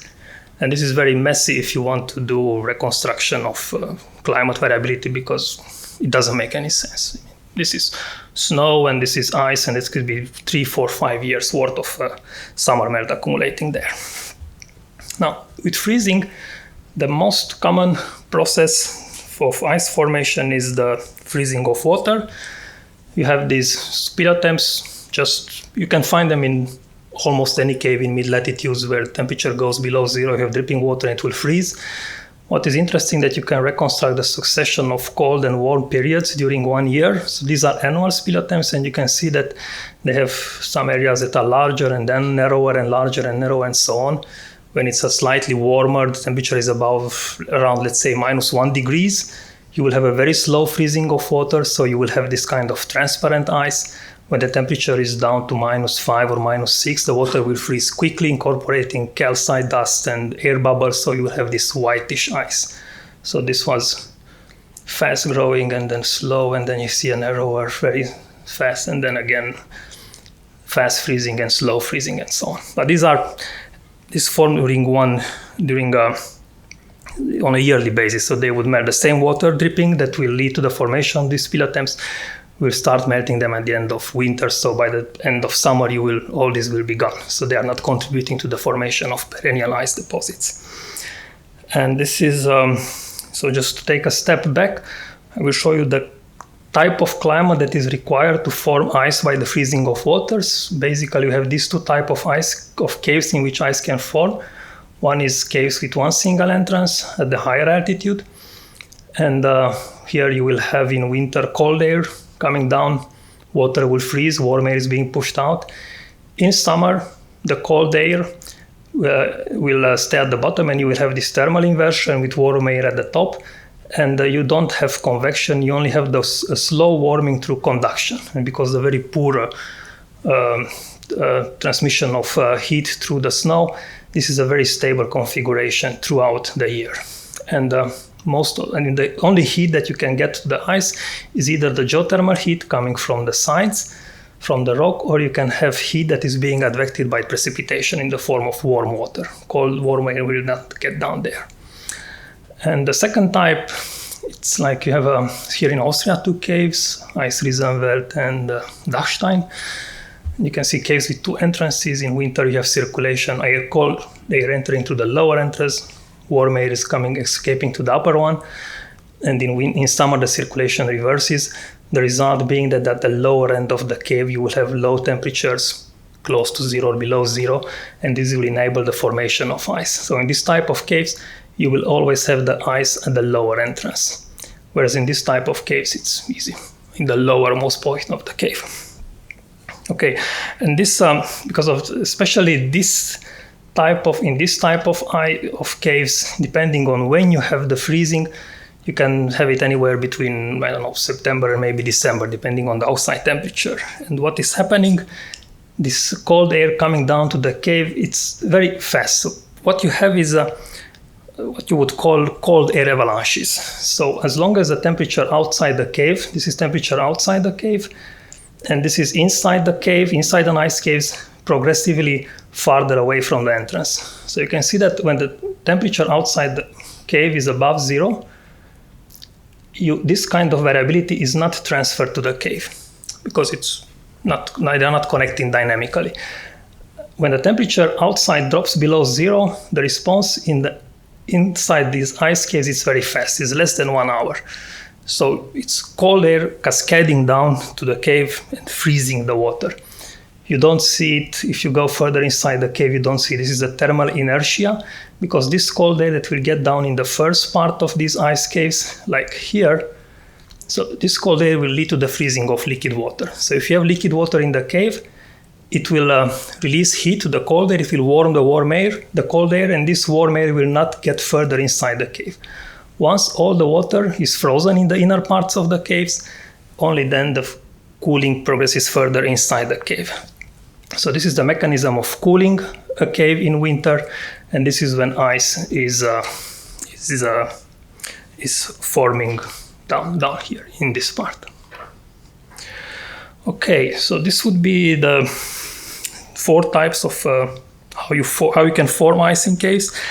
And then what is most interesting, I think, is what is happening after they form and how exactly these develop in time. So I have a sketch, and I will walk you through the formation of a perennial ice body. We will start with a normal cave. Let's say there is no ice. You have cold air coming down. You have some liquid water somewhere. And in the lower parts of the caves, you will have this freezing of the water. So you will start forming a layer of ice, just small patches of ice. Now, if you have enough ice formed in the winter that will survive until the next year, then you can start building up a perennial ice block. And this will start slowly to grow, covering the entire floor up to the ceiling, so progressing like this. And you can see here that if the growth is fast enough, you can have blockage so that the inner parts of the caves are removed from the influence of external cold air. Now, this is not good in terms of ice dynamics, because what is happening, once you isolate the inner parts of the caves from the outside influence, these parts will start slowly to warm.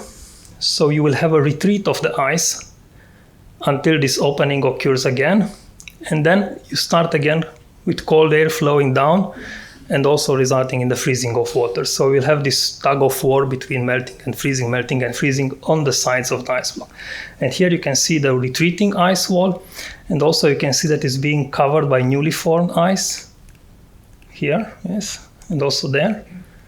So this is the stage, this is this fourth stage where this opening again occurred, and now it will start growing until it will close again, and then it will start to melt again and freeze again and so on. So you will have a growth of the ice both vertically and also horizontally. Again, complicating a bit the stratigraphy. The result is that this freezing, you see here the layering, sometimes it's clear, sometimes it's dark, and this is because you have input of water from the outside, so you can have this kind of layers, very rich in organic matter with soil and leaves and branches and remains of animals from the outside. Or you can have this clear ice with only cryogenic calcite forming. Cryogenic calcite being the specific type of secondary calcite that forms during the freezing of water. You have the water, which is rich in bicarbonate, and during the freezing, the CO2 escapes the system and the calcite precipitates under kinetic conditions. And you have a specific type of calcite that even if you find it after all the ice has gone, you can analyze it by means of stabilized top analysis, and you can show that in that particular cave there was ice in the past, even if there is no ice at all, because this type of calcite forms only during the freezing of water in caves. So it's a good indicator of past activity, past presence of ice in caves. Now, how this freezing proceeds, it usually starts from top to bottom, so you have a lake of water, and this is the cold air that is coming down, and you can see that here water releases heat to this cold air, and you will start forming this thin layer of ice on top of the water. It will progress, it will form a layer on top. You see the ice crystals here, and once it's sealed, then the remaining water will freeze from top to bottom.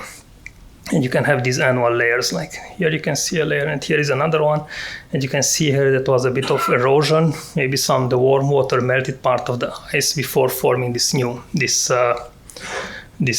layer of ice.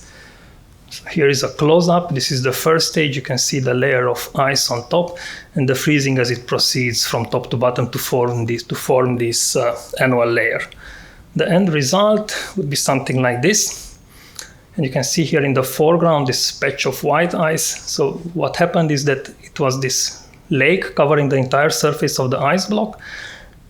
Freezing happened at the surface, and then inside the ice you had a layer of about maybe 15 centimeters of water that started to freeze and releasing CO2, and this accumulates to form these huge air bubbles inside the top surface. And then in the end, you will have a layer of ice that will cover the entire surface, and the next year you will have another one. You see here these remains of past layering, and if we switch to a side view, we have this kind of layering.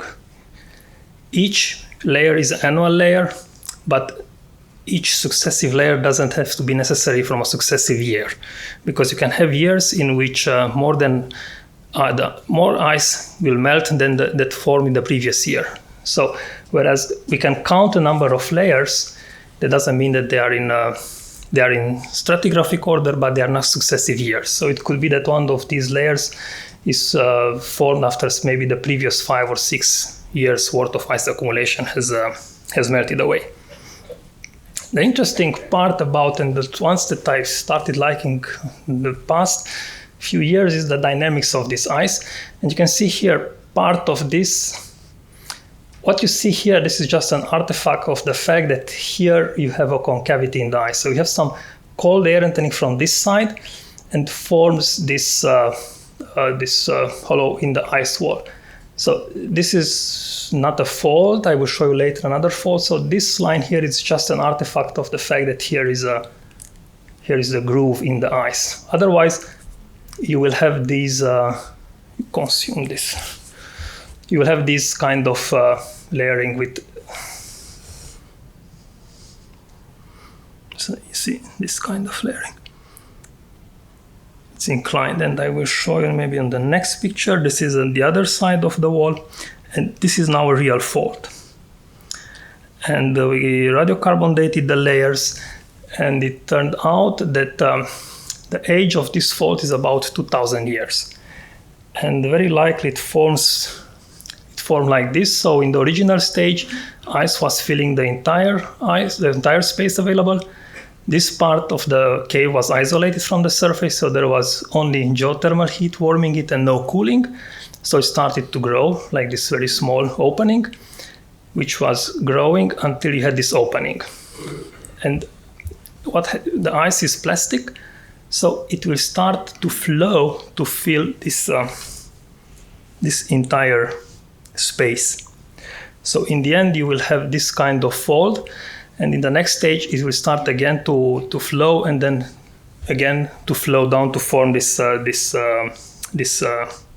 fold. And I'm showing you here an example. So this is the wall. This is a vertical wall, like this one. And you can see here that the retreat of this wall, so the retreat was from the caver towards the right. It exposed this opening that was somewhere down here. So if I go a step back, so this opening here was exposed by the retreat of this wall. So now in the next stage, this will grow, and eventually the ice will start flowing inside this hole to fill it, and it will form a fold. And then the process will repeat again. And here is a scan we did in 2020, 2021. So the blue line shows this wall in 2020, and this shows the wall in 2021. You can see that it was a half-meter retreat of the vertical wall. In 2020, this hole was not visible, and now in 2021, it's already visible. So it's a very fast retreat, and we think that we start seeing how this ice will flow inside to fill the gap. And there is an example of this flow. This is from another cave, the same kind of opening. And here is a rock that I will show you in a larger image.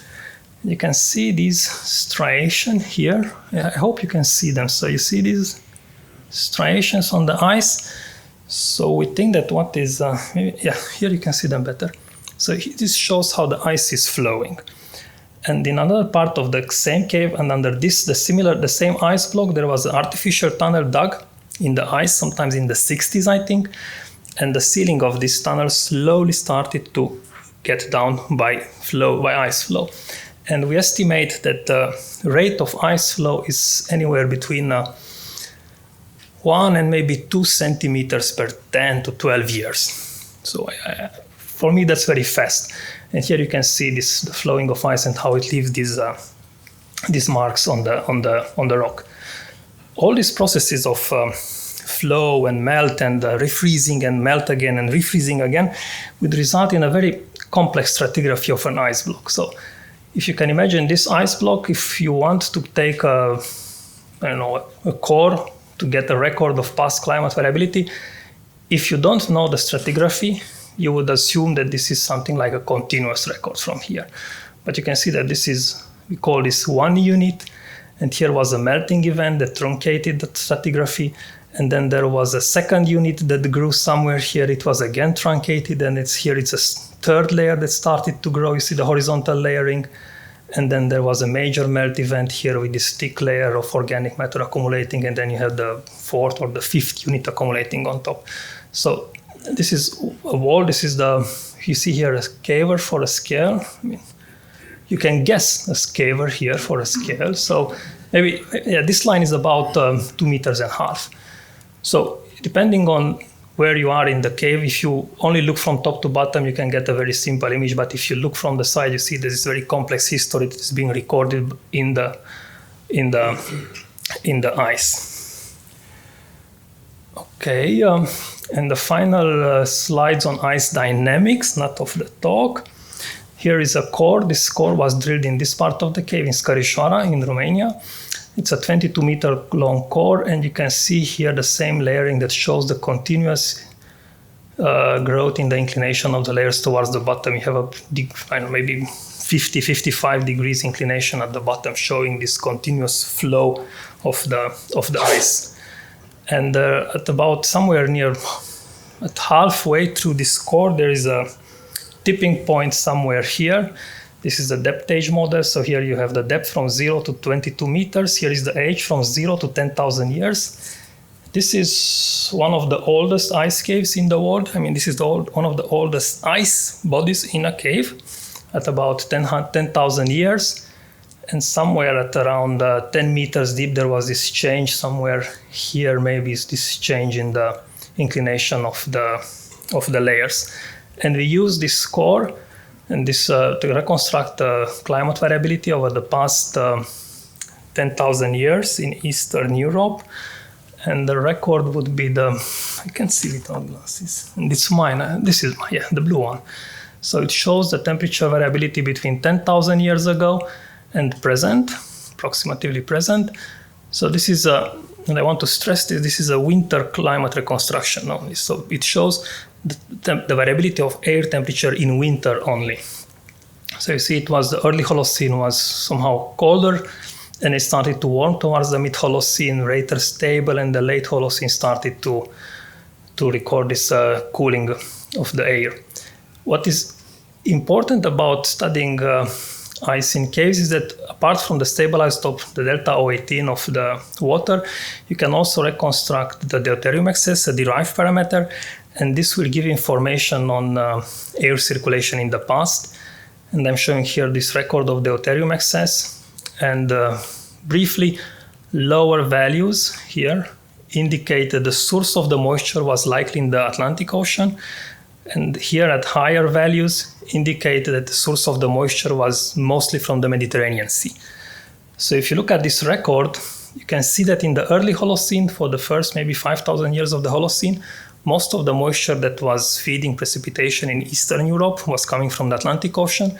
And somewhere around 5,000 years ago, there was a switch to more precipitation from the Mediterranean Sea. So it was this increase in the influence of Mediterranean Sea after 5,000 years ago in Eastern Europe. And you can see this also in the depth age model. You see that it took about maybe 5,000 years to accumulate 10 meters of ice, and the remaining 10 meters of ice accumulated only over the past few thousands of years. So 3 minutes. Okay.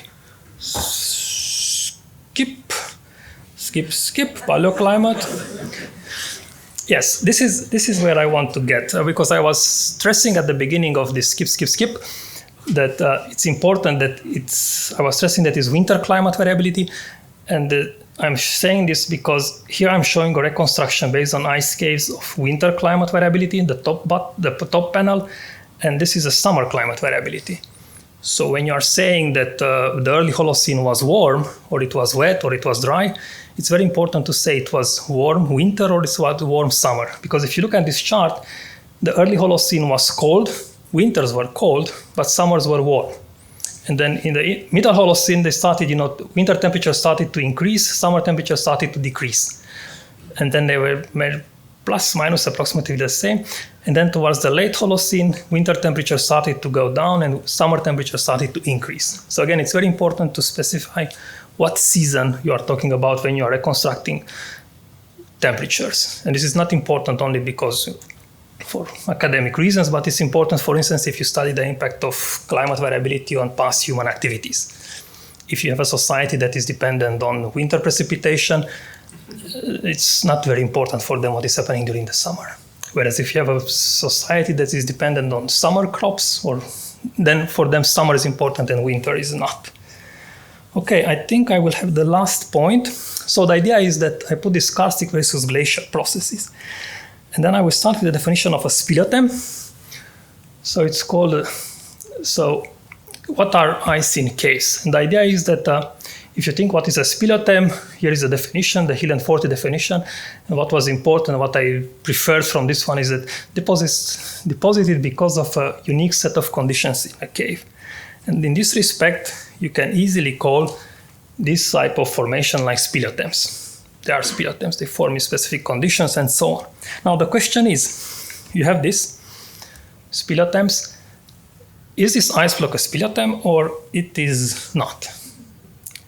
And it is, it's just larger. So it's just a huge speleothem, but it formed exactly through the same process as this speleothem. So these ice blocks, the perennial ice blocks that form by the freezing of water, not by snow fernification, they are speleothems. The second question is that, okay, if this is a speleothem, I see this as being a speleothem. The question is that some people would say, no, this is a persistent body of dense ice that is constantly moving under its own weight, because it's persistent, several thousand years, it's dense ice, and it's moving. You see here the difference between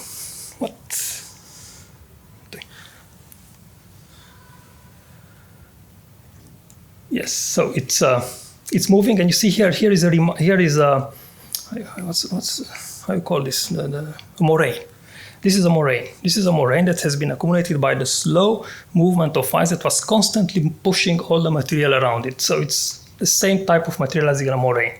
So if you think of this type of ice deposits in caves, you can say that they are both speleothems by their genesis, and they are glaciers by their behavior, because they behave like true glaciers inside. They just happen to be inside the caves. Otherwise, they are true glaciers. And that would be the last slide.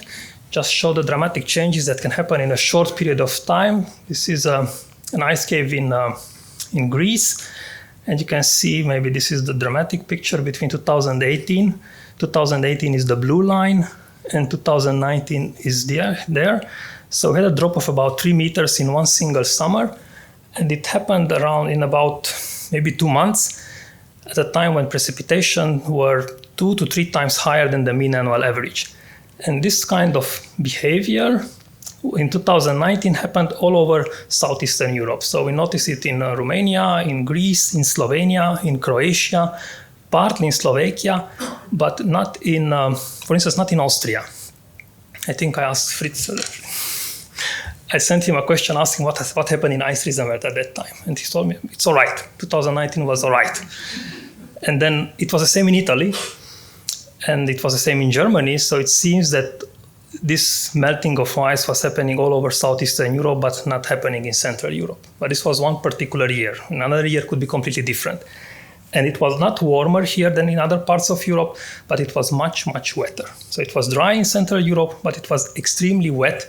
And it was wet because of summer thunderstorms. And these were delivering huge amounts of warm water, wreaking havoc to this ice deposit.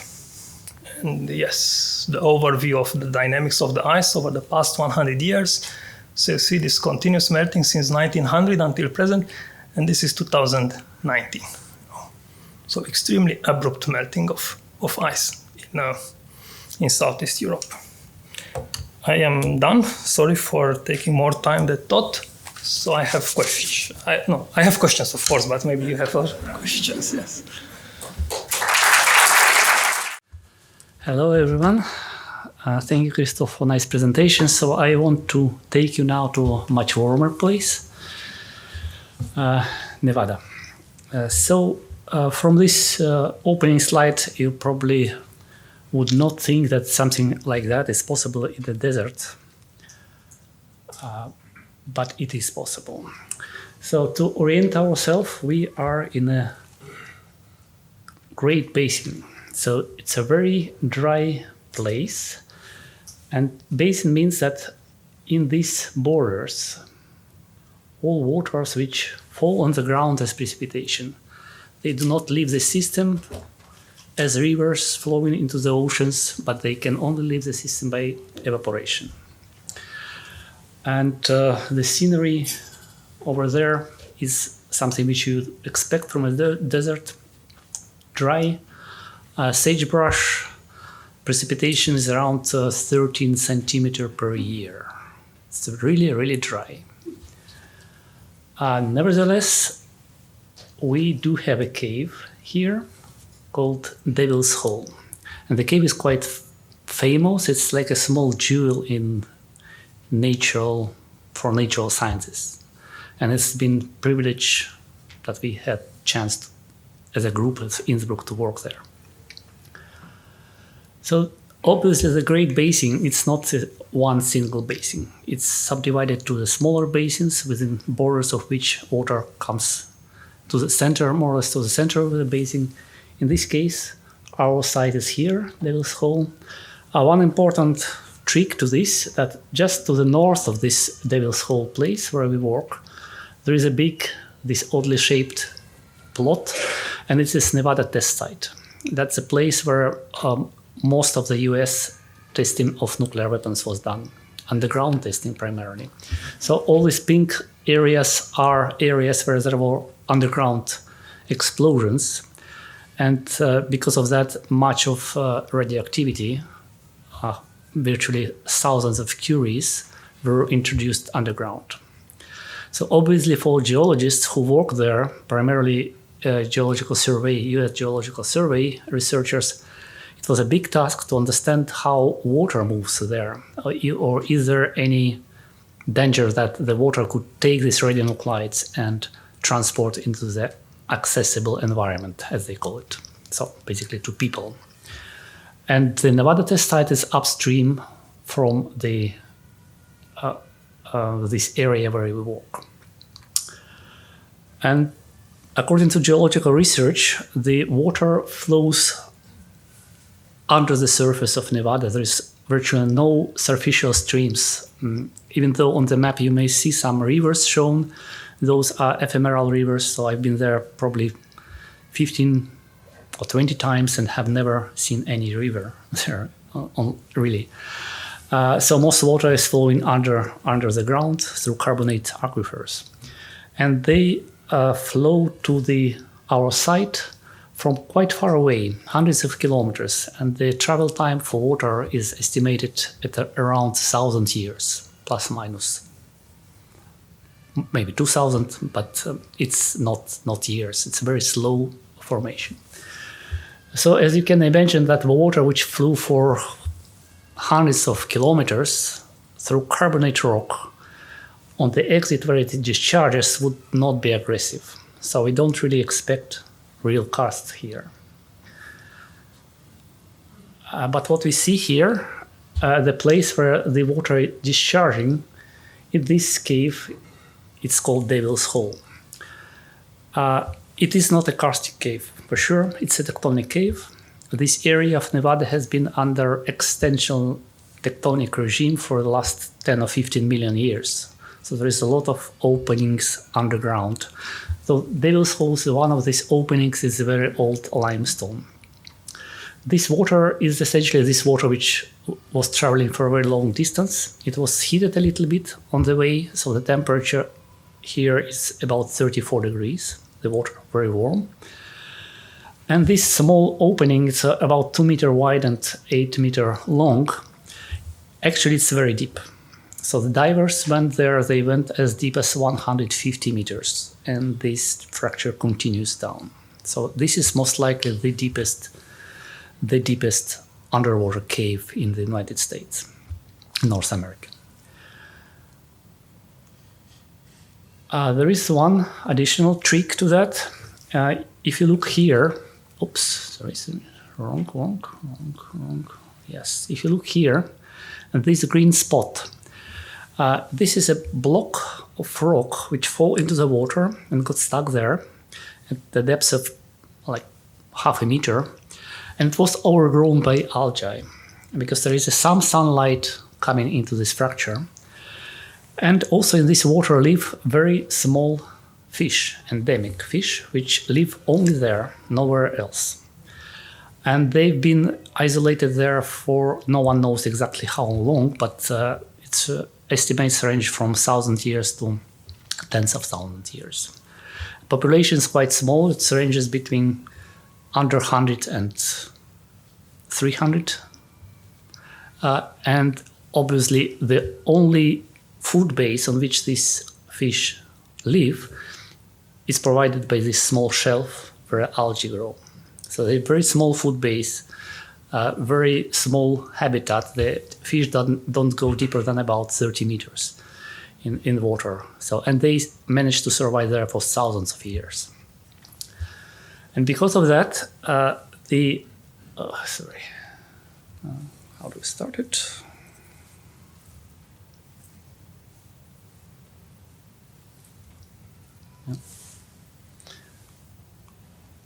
I want to start a movie, but it doesn't go. Anyway, so because of that, the fish was recognized as endemic in around 1940. And the scientists tried to protect this fish, and this ended up in this situation when the President Truman, by decree in end of 50s, decreed that this small plot of land will be assigned to the Death Valley National Park, even though the Death Valley National Park is more than 100 miles away from it. But it's officially part of the Death Valley National Park, so it has to be protected. Nevertheless, in late 60s, early 70s, the local farmers in this desert, they tried to, though they got an idea they need some development, and they decided to grow olive trees. To grow olive trees in the desert, they needed water. They started drilling holes and extract water. So the water level in this cave started to decline slowly.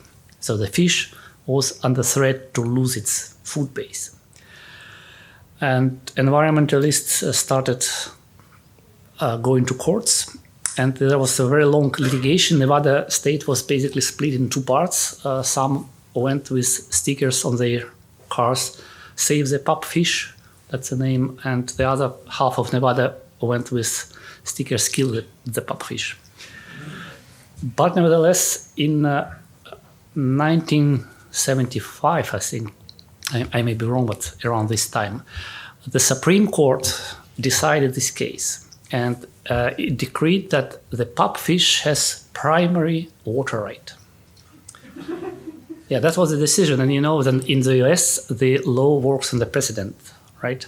So that was the first decision. The pupfish has primary rights, so the water level has to be maintained and the level where the fish can survive.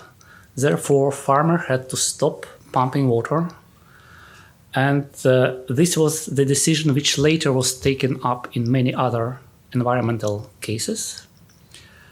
But essentially, this decision also killed the farmer activity in this part of Nevada. That's how it worked. So this pupfish is quite important. But also the fact that there is a pupfish here means that we, as a geologist, as scientists, cannot work in this cave. It's so heavily protected, you are not allowed to go in closer to it. But luckily for us, there is another cave nearby, very similar to us, just 200 meters, called Devil's Hole 2, which is, looks very similar, but it's not open to the surface. It's a real cave. You enter there through a shaft, and there is no fish there. So we were allowed by the national park to work there. So what was our interest in this part of the world? This map shows the situation now. So we are, climatologically speaking, we are in a very warm period. We are in the Holocene, it's warm. And since we are in a basin, there is a lot of evaporation, not much of precipitation, so it's very dry now. We don't really have much of lakes here in the basin. But again, because we are in a basin situation, we can imagine that at the times when the temperature was lower, precipitation was higher, we should have much larger water bodies at the surface. And that's a reconstruction of the Pleistocene situation. So you can see this area is much wetter, much bigger lakes, rivers. The problem is that this map was based on the reconstruction of lake shores, but it does not provide much of resolution in time. So we cannot tell how the amount of precipitation or how the water levels, the groundwater levels were changing in time in the past. And we hope to solve this problem in Devil's Hole because, sorry.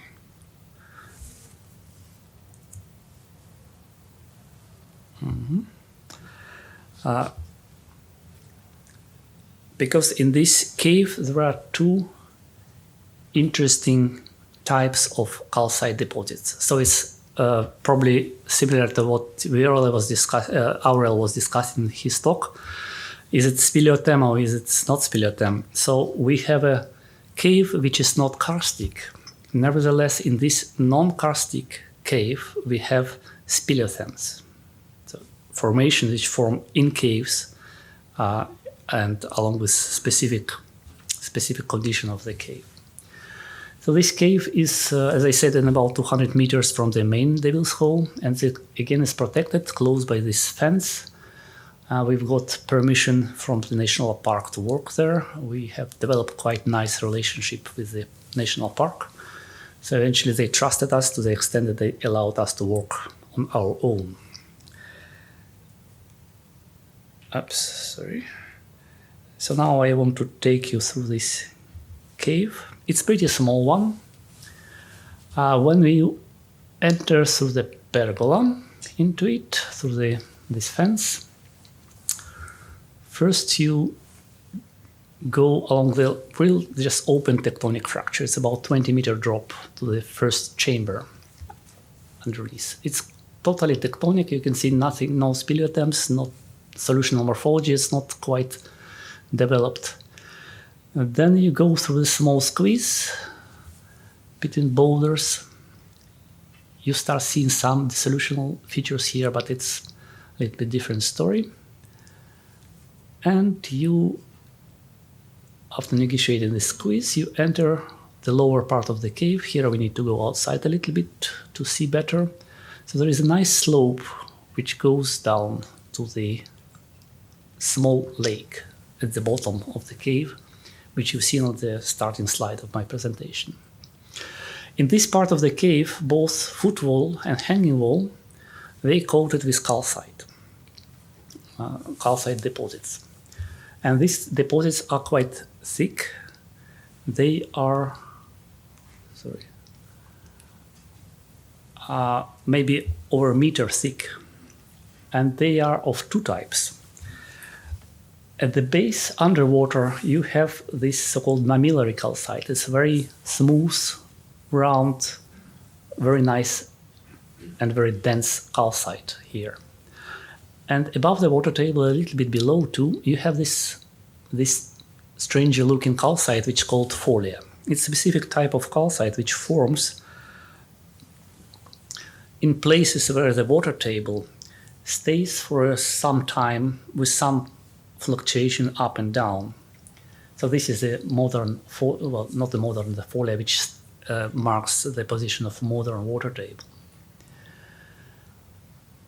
So the concept of the study was more simple. We wanted to identify this folia episode, which shows us the position of the water table in the past, and see how it was changing over time. We can date the calcite using uranium-thorium method. So we designed a study in which I'm showing you this folia above the water table now. So we designed a study in which we would drill small diameter cores through the formations, starting from the water table and actually below the water table, and all the way up to the place where we start seeing no deposits anymore. Then we would, in this course, we would identify folia episodes and date it. By this study, we would determine at what position vertically, at what time the water table was staying.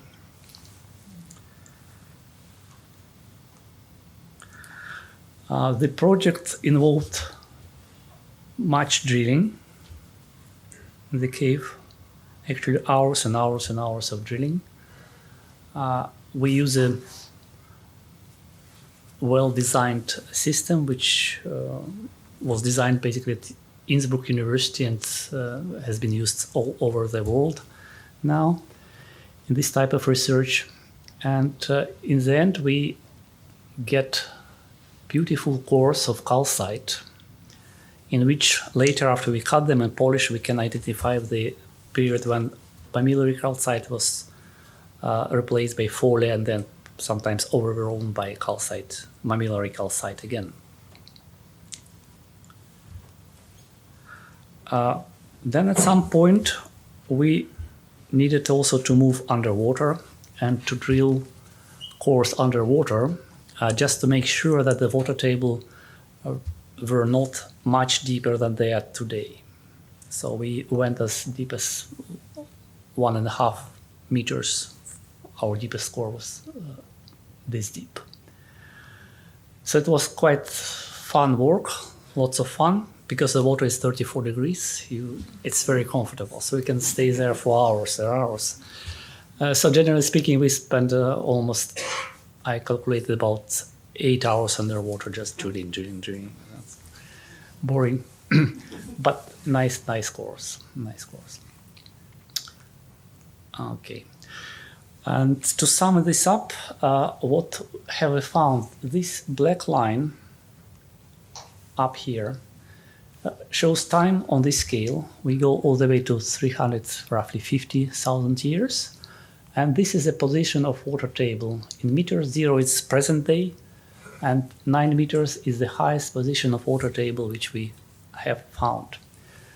So, and obviously we see a couple of things. First, in the Holocene, in warm period, when we have a Holocene or last interglacial, we have a very low position of water table. Because it's dry, there is not enough water coming, so the water table stays as low as it was today. And during the glacial times, 20,000 years ago was roughly the last glacial period. It was glacial in Nevada, it was pluvial, and we have the highest position of water table here. What is also interesting that we have some responses to the shorter and less prominent changes in climate. So not only major glacial interglacial lead to the change of the water table, but also smaller scale event like Heinrich event. They do change the supply of moisture in the basin and change the position of water table. So this was the first and so detailed reconstruction of the water table. And there is one caveat also. We have like a break here at 9 meters. And this is because we don't see calcite higher than that. But we know that it has been higher because the upper part of the cave, in the upper chamber where we have mostly tectonic setting, we also can see the traces of condensation corrosion, very strong. So the surface of calcite and surface of cave is cut by condensation corrosion. So it's possible that some part of the record has been lost because of that our calcite was just destroyed. So this is more or less minimum estimate, minimum assessment in our study.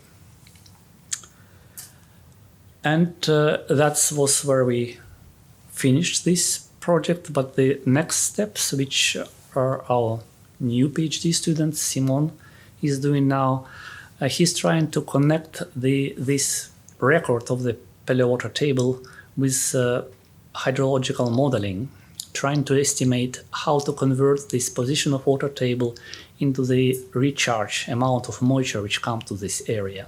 And we do it in conjunction with US Geological Survey people.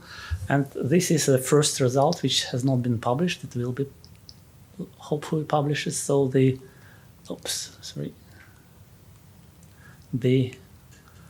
black line is the position of water table and blue line is a recharge in the area. So you can see it more or less mimics the area, but in some periods of time, water table goes up faster or slower than the recharge. So there are some tricks. It's not a linear function, basically. And that's important in estimating what's going to happen later, because we know that the climate is warming and the precipitation probably will be even less in Nevada in the future, and that's quite a bit of challenge for the community living in this part of Nevada. And as a test of this approach, which we try to assess the position of water table from hydrological modeling, that's two examples of the modern day springs in this part of Nevada and California. So these brown dots are wetlands or discharge sites which exist there now. And those are additional discharge sites which should have appeared during the glacial times in Nevada when it was warmer and wetter. And these black dots are places where these deposits have been found actually before this study. So known groundwater deposits which are now inactive, hydrologically inactive. So this more or less tells us that this modeling is reasonable. So we do expect to see water discharge on the surface in wet conditions, and we do see spots where these deposits have been found.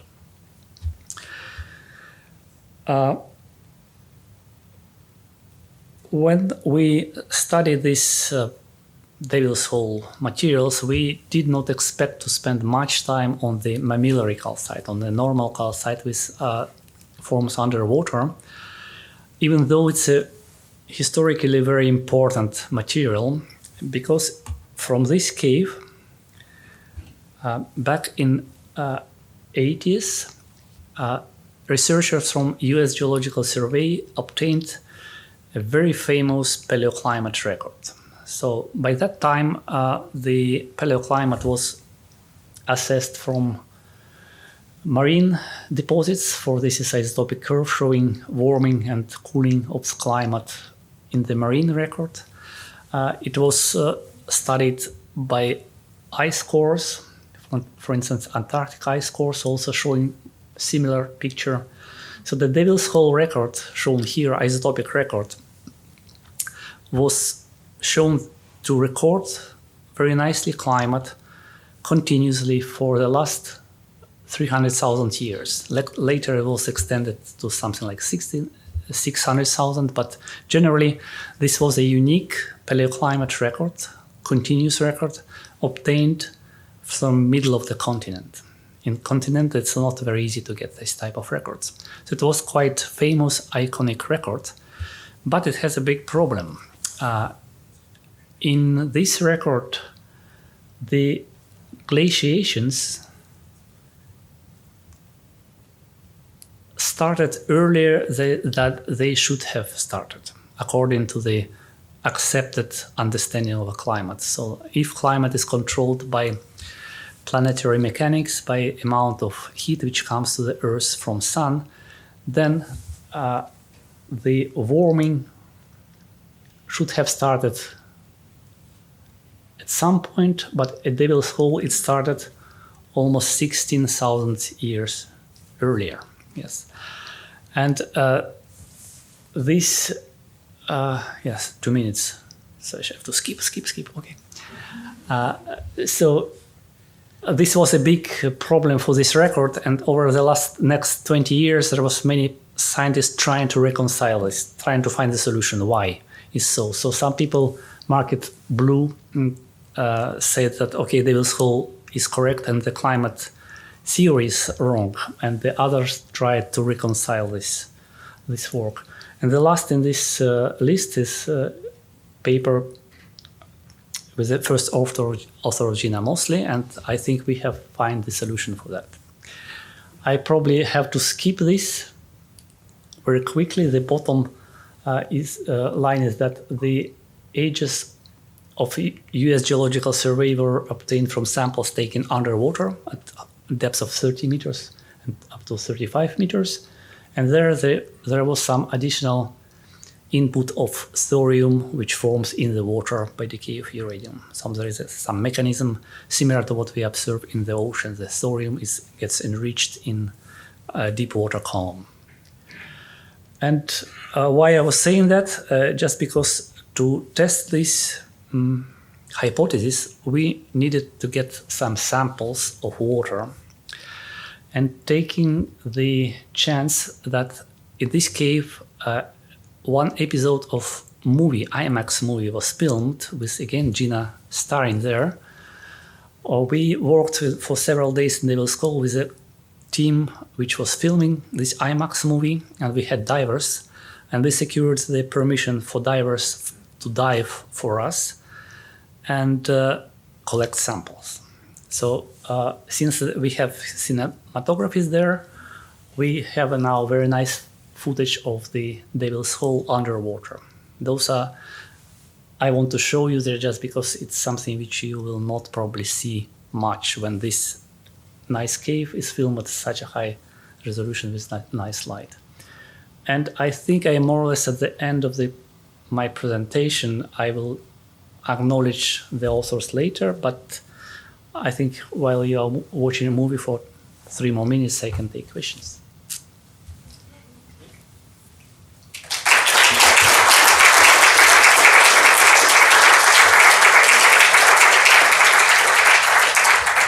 Thanks, Yuri, for this presentation and for staying almost in time. Are there any questions about Devil's Hole? Moshka, can you?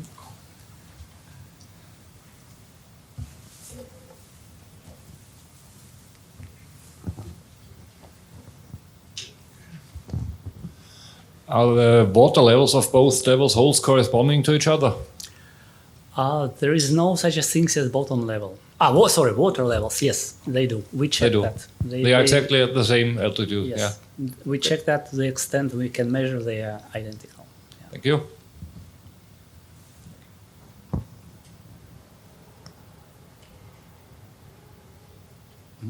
Everybody busy watching the movie, right? Yeah. The caves are, as you can see, are coated with this calcite for a depth of at least 90 meters. That was the greatest depth the diver do for us. Just for understanding, this is the Devil's Hole 2 now, right? Yep. You cannot dive at all in the number We 1. not. The divers go in the Devil's Hole proper twice a year to count fish. Oh, okay. They count this, they manually over 2 days. So like 3 person dive there, specially trained, also with specially cleaned equipment. And they just, the part they calculate the number of fish. And that's very important because if the number of fish goes under some limit, they have to close the cave absolutely. So that was at one time we could not go there for a year just because the number of fish decreased below 100, I think. So they say, okay, yeah, stop. And then next year, okay, they are about 300. We are happy. You can go.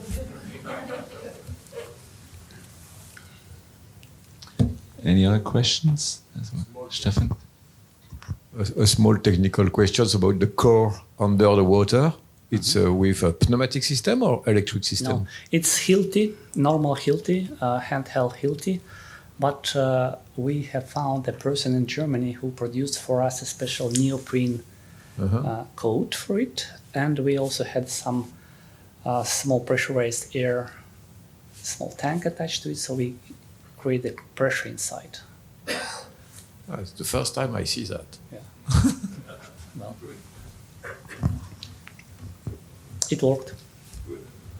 What's the, maybe I didn't get it, what's the maximum thickness of the mammalite crystal?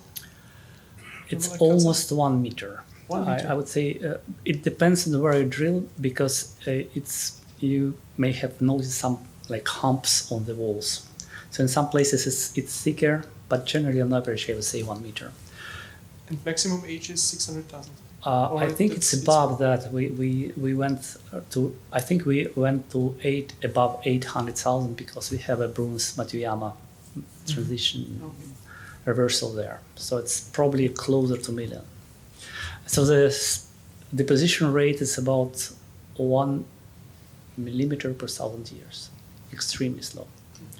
Calcite is extremely dense. It doesn't break, so we make a core this long that it will stay like a stick. And yes, so I just if we can keep questions. I just want to really briefly advertise this type of mapping. I think many of you are familiar with this. It's just done with normal camera and software, normal regular camera, and you really can get a very nice result with it, which you can later observe on your computer. And also, if I have 30 seconds, this you will see now the part of the cave as it pans out. This one, which is kind of not connected to this cave. This part of the cave we have found on our expedition. It was not known before. And to go there, we just need to kind of swim in a very narrow fracture there and then climb up.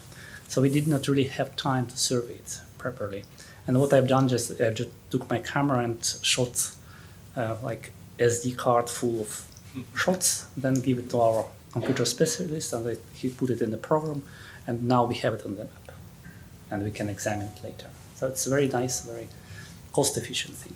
And okay, yes, I finished my talk with many thanks. And okay, thank you very much.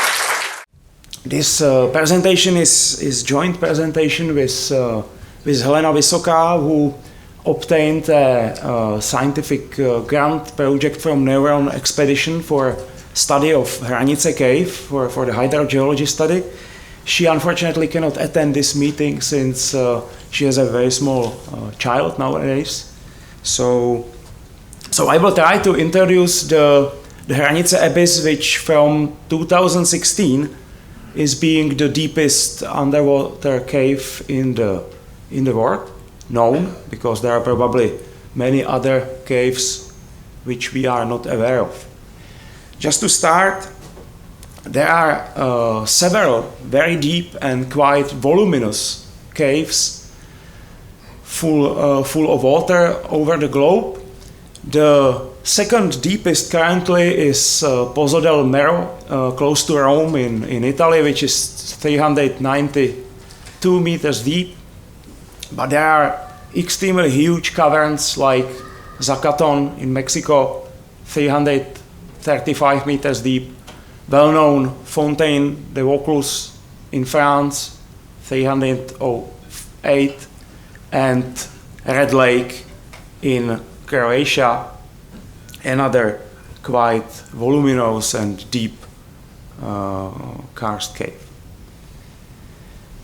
Concerning Hranice Abyss, it's situated actually relatively close to here in eastern Czech Republic, and it is situated in relatively complex geological settings at the boundary between the Bohemian Massif, which is Variscan in age, and the Carpathian Flysch Nappes, which are alpine age.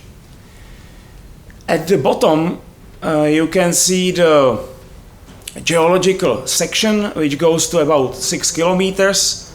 These not quite nicely visible violet color means the crystalline basement. The blue are the limestones, which are Devonian in age, and they are 1 to 2 kilometers thick. And above the limestones there are the greybakes, not much permeable rocks, and even less permeable Flysch Nappes in green.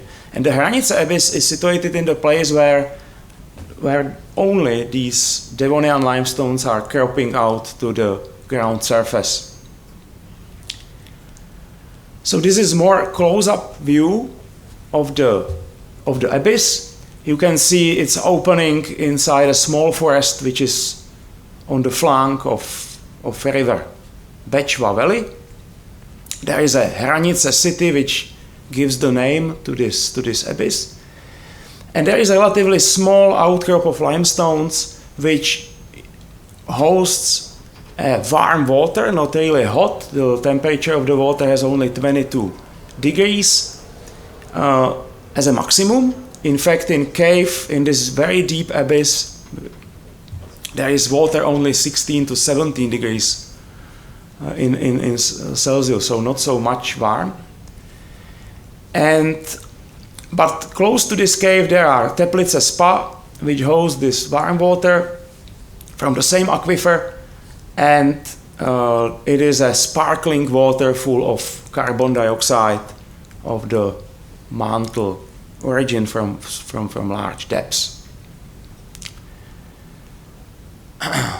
Just a few notes about the history of exploration of this very deep flooded abyss. It was mentioned in the literature already in deep past. It always attracted the great attention. So it is the first karst feature which is depicted on the map in Czech Republic from 1627 by Jan Amos Komenský, and it was described already in 1580.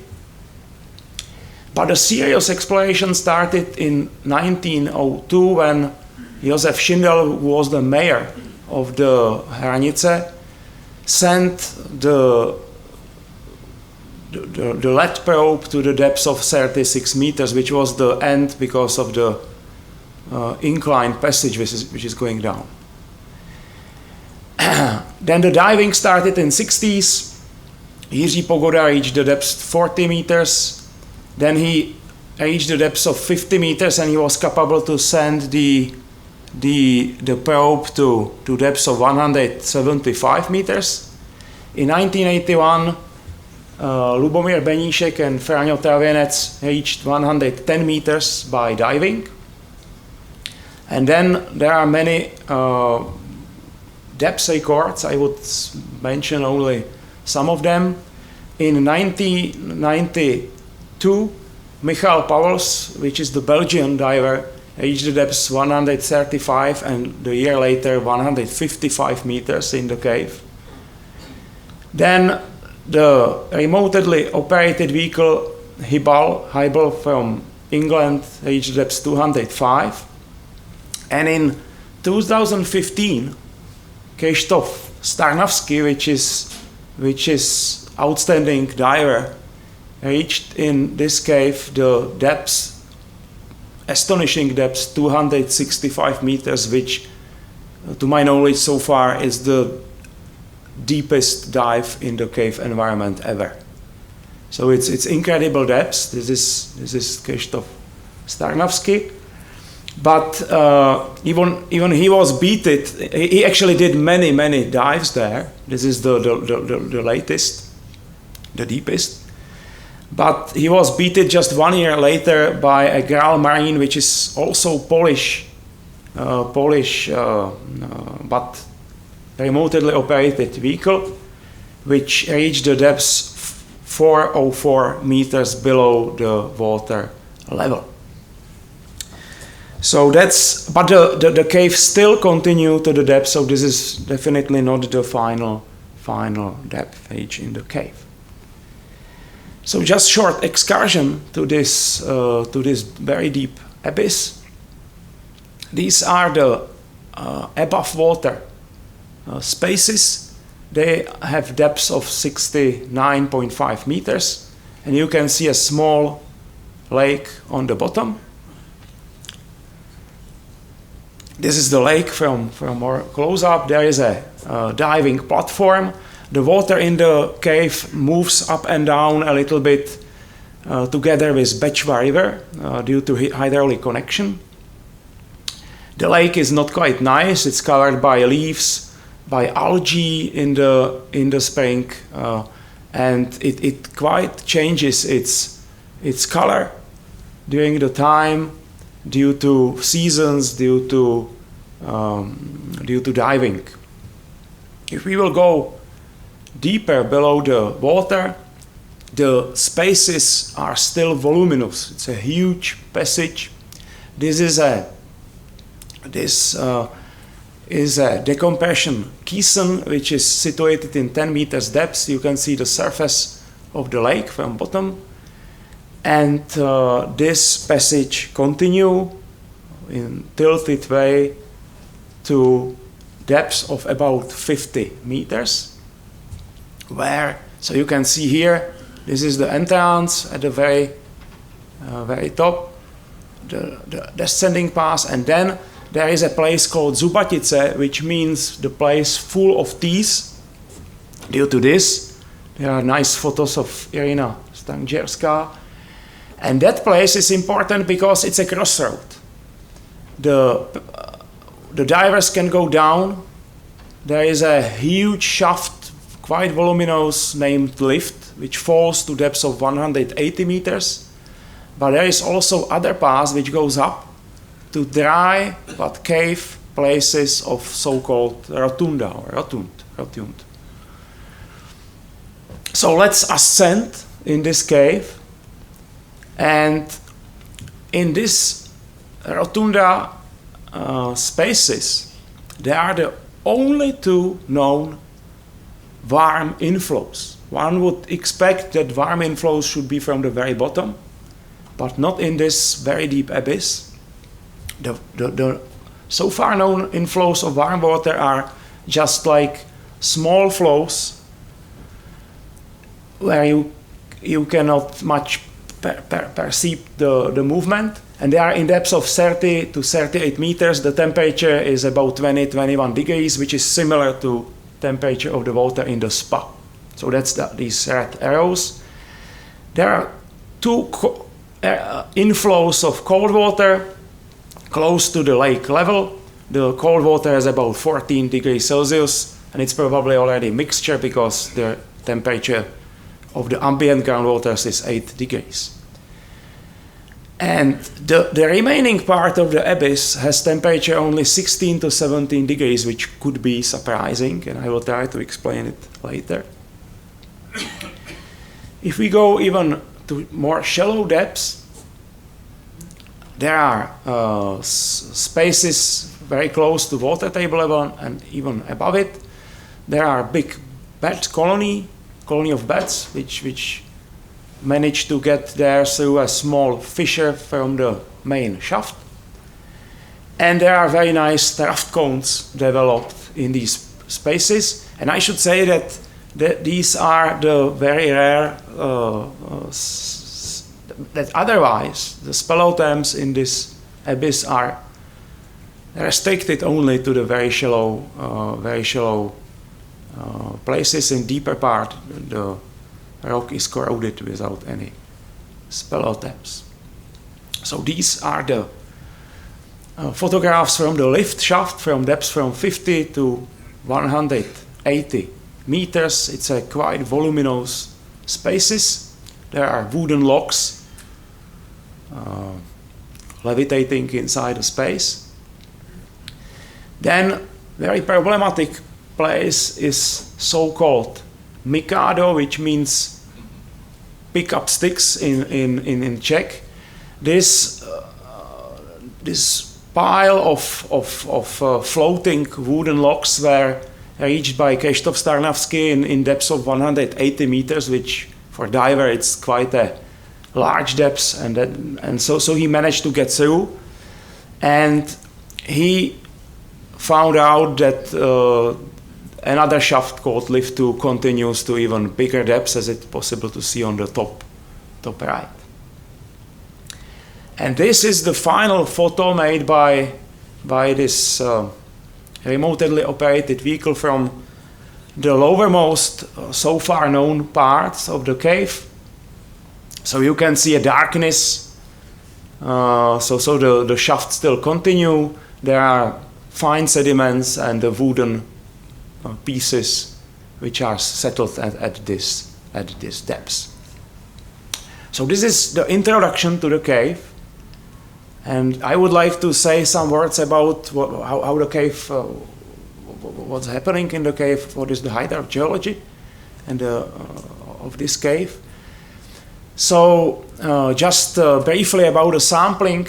Obviously, only the divers can take the samples, can do the measurements. It's quite serious problem to even get to the depths bigger than 50 meters below the water level. So it's extremely demanding and specific task. The divers from Hranice Caving Club did all the sampling and measurements.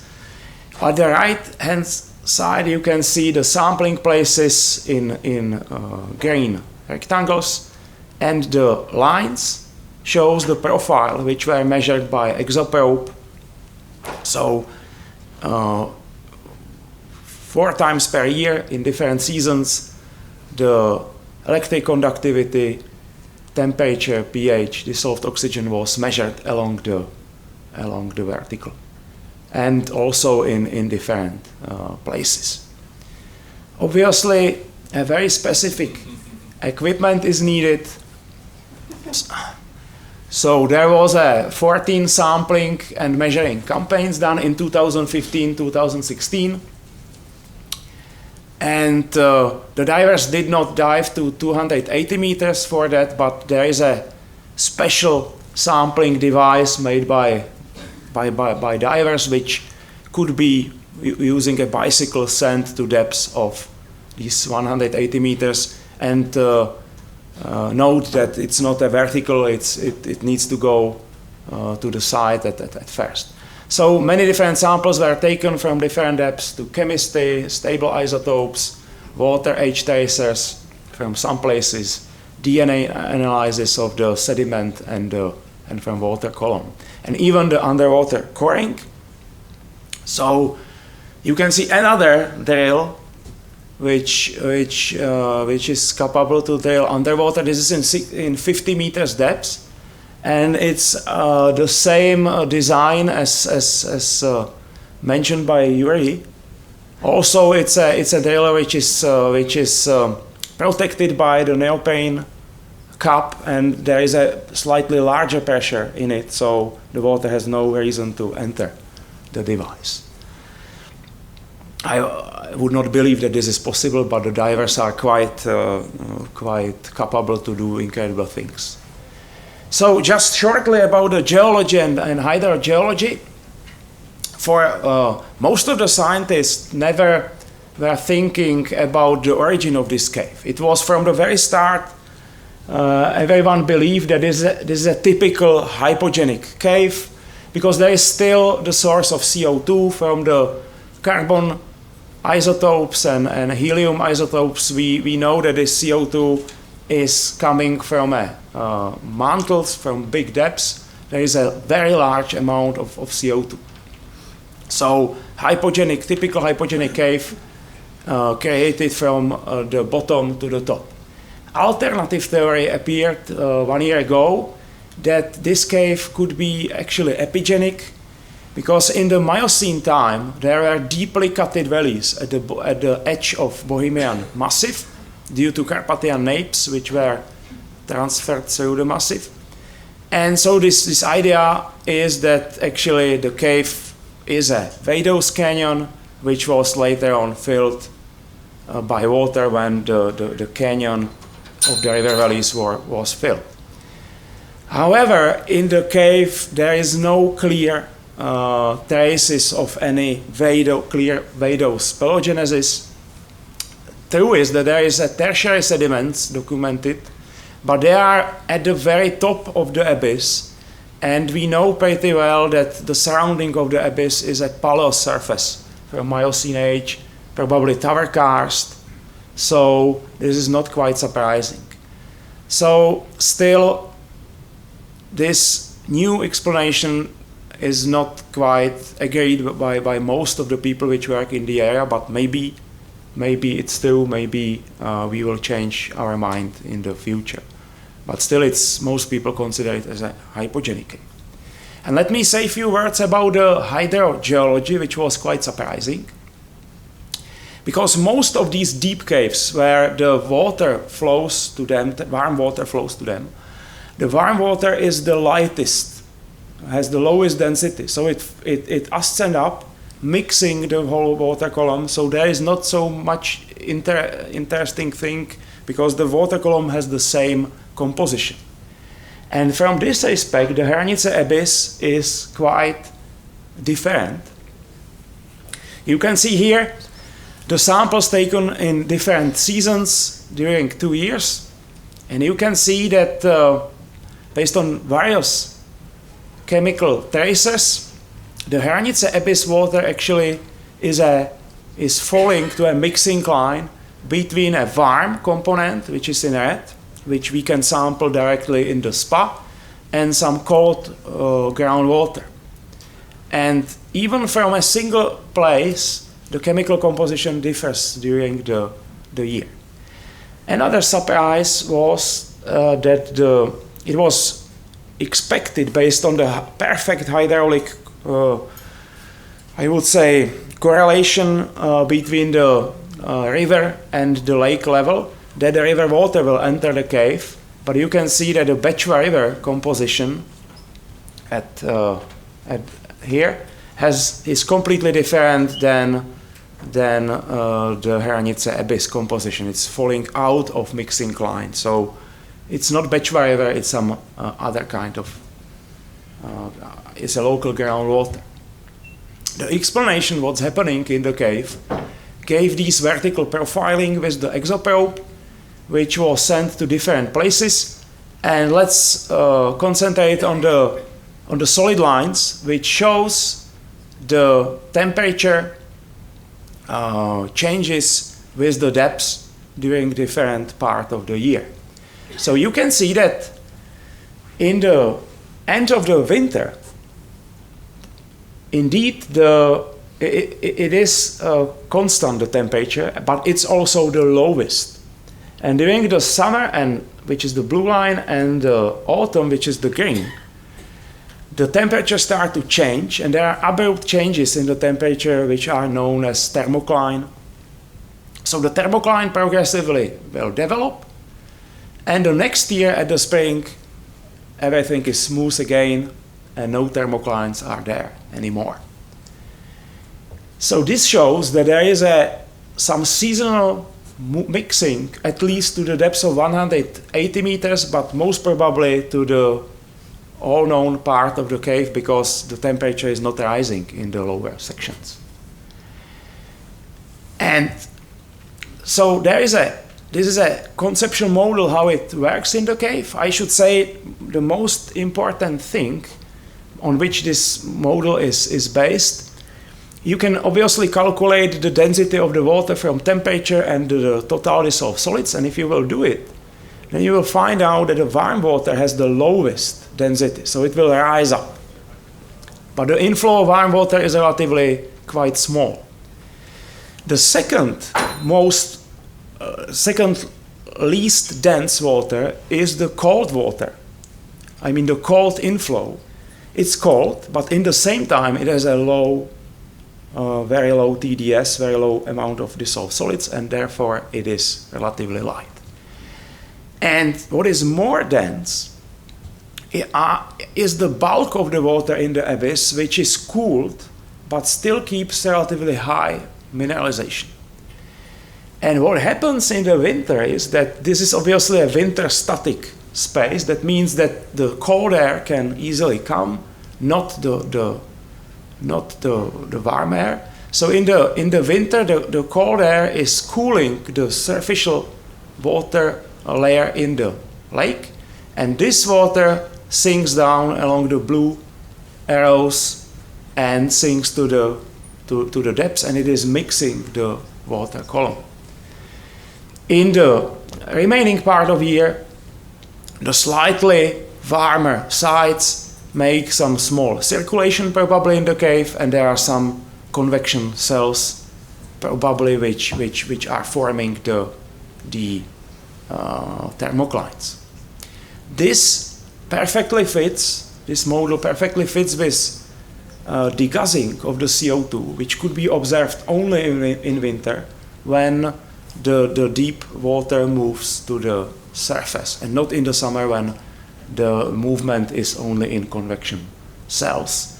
It somehow correlates with the occurrence of turbidity, and it also explains a thing which I removed from the presentation because it will take too much time, and that's the presence of aerobe microorganisms to the 180 meters depth. It's also unlikely that in the cave full of warm, deep water we will find the aerobe microorganisms to such a big depth. Unfortunately, this has one quite not nice result for a caving progress.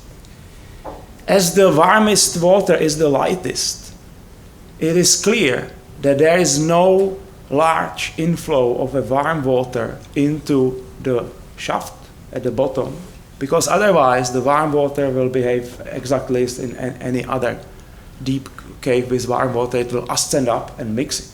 So it seems that in some depths, which could be however 1 kilometer, the shaft is blocked, and now the warm water, which flows to the surface few hundred meters from this abyss, is flowing by some different flow paths. So this is just the sketch which shows the relationship of TDS and the temperature. So low TDS water, even cold, could have lower density than the bulk of the water, and in the same way higher TDS water but with high temperature. So that's the reason why the water moves like this. Here at the lower part you can see the changes of the CO2 content, and that is nicely visible you have the data here, and also in months which are at the right hand side you can nicely see the high degassing of the CO2 during the winter and very low during the summer.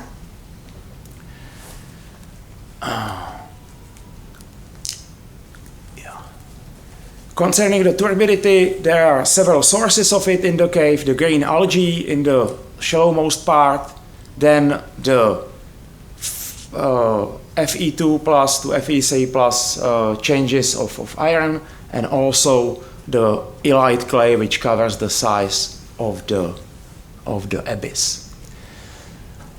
From the stable isotopes of hydrogen and oxygen, we know that the warm water is slightly depleted compared to common cold water, groundwater in surrounding. That means it's from slightly larger altitude or from a colder climatic phase. And based on different data, we believe that the water for the warm component in the cave recharges north of Hranice abyss in a Počtár hill, because the grey wakes are more permeable than the flysch napes, which even host the air's gas deposits. So, conclusion, Hranice abyss is from 2016 the deepest known underwater cave in the world.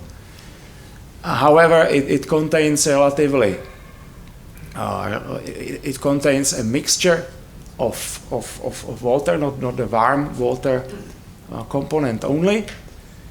The cooling of the mineralized water in winter is responsible for the movement of the water in the cave and for very different features which we can observe. Most scientists still agree on hypogenic rather than epigenic origin. And and there is this the thing that probably there will be somewhere the restriction which cut the inflow to the bottom of the cave. And I should stress that without large invention and extreme effort of the divers from Hranice Caving Club, there will be no scientific results could be actually obtained. So there are some papers about this. I would like to thank all organizations, especially the Neuron Expedition Fund, for the funding the research, but we are indebted especially to those many divers. All these people, they strongly helped with taking samples, so this was incredible task, and we are lucky that this the research could happen.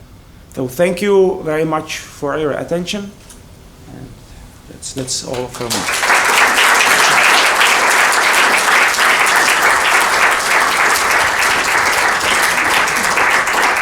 Thank you, Irshi. This is a really fascinating story. I'm curious to hear questions. Charlotte? Thank you for this very interesting talk. I have a quick technical question because I am really not familiar with this little robot that you can send into the water. So what are the main limitations to this robot that they cannot go deeper into the cave? Well, yeah.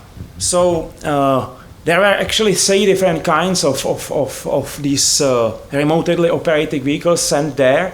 It's not I would not say, it's not an underwater drone because it needs to be fully operated by people. And the major problem basically are the wooden logs which are floating there. and also the divers use this, the wires underwater, which they use for movement. So these two are problematic, and if any problem happens to the depths of about 200 meters, it could be solved, but in deeper parts, the robot will be captured forever. And it always happened, some problems there. It was captured. And but last time, the end of the prospection, it was always on the way back. And last time they didn't believe that it can go so deep. So it was stopped by the length of cable, which was 50 meters. Now there is 1.5 kilometer cable, so we will see. Gabriele? Do you know anything about the age of these wooden logs that have fallen into the cave? Well, no, and I would say it would be quite hard to actually sample them because, well, not in the shallow depths, but the problem with shallow depths is that there is more than full lengths of leaves. So if the divers want to sample something, they just get through the leaves and they never get to sediment or something. And in larger depths, it would be quite problematic to sample the logs because the wood is somehow worse for drilling and maybe taking sample than the rock. But well, small piece, yes. Yeah, for AMS, yeah, it would be possible, obviously. But the divers have very small time. I think there is a possibility. Yeah, for AMS there is possibility for cooperation. Yeah, with the diving club, because you have minutes there, not more, few minutes. And unfortunately, the wooden logs are somehow moving. The restriction, which was there in 2015 or prior 2015, was not found later. So either the diver went through other paths or it just disappeared. Thank you, Christoph. Thank you very much for inviting me, and thank you to the Austrian Academy of Sciences as well for inviting me as well, and putting on this show, and the Natural History Museum here in Vienna for hosting us. I apologise to them for the door handle I've just broken off. Sorry about that. It just fell off my hands. But there you go. Yeah. So as Christoph mentioned, I'm a cave photographer. That's my profession. And slightly different to the billing, I thought we would, I'd break this presentation up into 4 quarters. So we'd start off my original home, England, and talk a little bit about how I got into cave photography, why I chose this as my obsession and my passion and my career path. But then I thought we'd go across the other side of the world to Papua New Guinea, or an island off Papua New Guinea called New Britain, to where I explored some river caves over there. And then come back to the Malaysian island of Borneo, where I call it my second home. I've been there a few times before, and it's home to some of the largest and most impressive caves on the planet, or that's been discovered so far, let's say. And then finally, we'll go to Veriovkina, which is the world's deepest known cave, and talk about an expedition there that I went to in 2018 that resulted in a bit of a wet trip, let's say. But for those of you in the room who aren't cavers, I thought I'd show you a picture of what a cave looks like in its natural state. Here it is. And if the lights were off, then you'd get a real idea of how dark a cave is. But it's this black space that I'm drawn to. I'm obsessed with taking pictures in a world where there is no light at all, and you have to place all the lights in a specific location to create an image of a cave. And then once the lights are all set off, you get to see it in all its glory. Just for a split second, capture that in your camera, and then it goes back to that black space again. And this is Cloud Ladder Hall in China. Arguably one of the largest cave chambers ever discovered. I think it's the 4th largest. Really, really impressive. It's so large, it has its own weather system in there. There are 2 ginormous passages that come in from the bottom, and then there's one small passage at the very top, about 300 meters high, and all this moisture just clings in the roof and can't escape, and it forms all this cloud. Maybe dim the light some more. Yeah, if that's possible. Is it possible to dim the lights a little bit?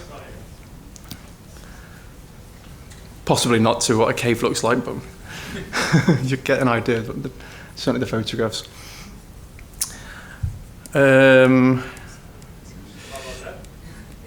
Yeah, is that okay? Is that better? Give you an idea. You can see the two people in this picture. There's a girl on the left here with a head torch shining up to a guy on the right there, hanging on a rope. I think he's about 150 meters off the floor and about 180 meters below the ceiling. It's absolutely impressive chamber, it really is. Okay, so let's go back to the beginning for me. Like Christoph said, I studied fine art at a university in Sheffield in England, and I was obsessed with rock climbing at the time, but a friend on the course persuaded me to take up caving, and as you can imagine, I was very reluctant at first, but once I went into a cave, it was literally love at first sight. Within about 5 minutes, I knew that I had to do this for the rest of my life in some capacity. I didn't know what it would be, but I was painting these huge canvases the size of that screen at the time, these big landscape abstract scenes, and it wasn't practical to do that in a cave. So at that point, I realized it was probably more practical to put down the paintbrush and pick up a camera. And that's when I taught myself cave photography, because you can't just buy a book that teaches you how to do cave photography. I learned to cave with the university. There's a university club, and they introduced me to more experienced cavers who had recently discovered a big chamber in the cave system that I was exploring in Peak Cavern called Titan. And it had been found only the year before, and it's the largest natural shaft in England, 145.5 meters tall. This picture is taken from the halfway ledge. It's not really a ledge, it's more like an angled wall where there's a traverse line around the top. There you can see. And I was just obsessed with hanging around in mid-space, can't touch the walls, total blackness. It was a big adrenaline rush, and it still is today actually. And I met the guy that found Titan, and he'd started digging a surface shaft from a field above Titan down to intercept the cave, because this cave's at the far end of Peak Cavern, right? So it's about a 6-hour caving trip to get to this place before you start exploring. So he was, his goal was to create a back door, let's say, into the cave system, which involved a lot of digging. And when I say digging, I mean mining. We were basically creating our own mine shaft. So we would drill these big holes with a compressed air drill, stick it with gelignite and just blow the hell out of the rock, and then continue until we got into Titan. It took 4 years to do. Every weekend we started at 10 o'clock in the morning and finished at 6 o'clock in the evening with a 1-hour lunch break at 1 o'clock, religiously. And I missed 2 Christmas days. It was just a complete obsession. For myself and the guy on the top left, Dave, who'd found Titan. It certainly became a monster. I don't think Dave truly appreciated what he'd taken on until we were, say, halfway through it, when we just couldn't go back. We'd committed to it, so we went for it.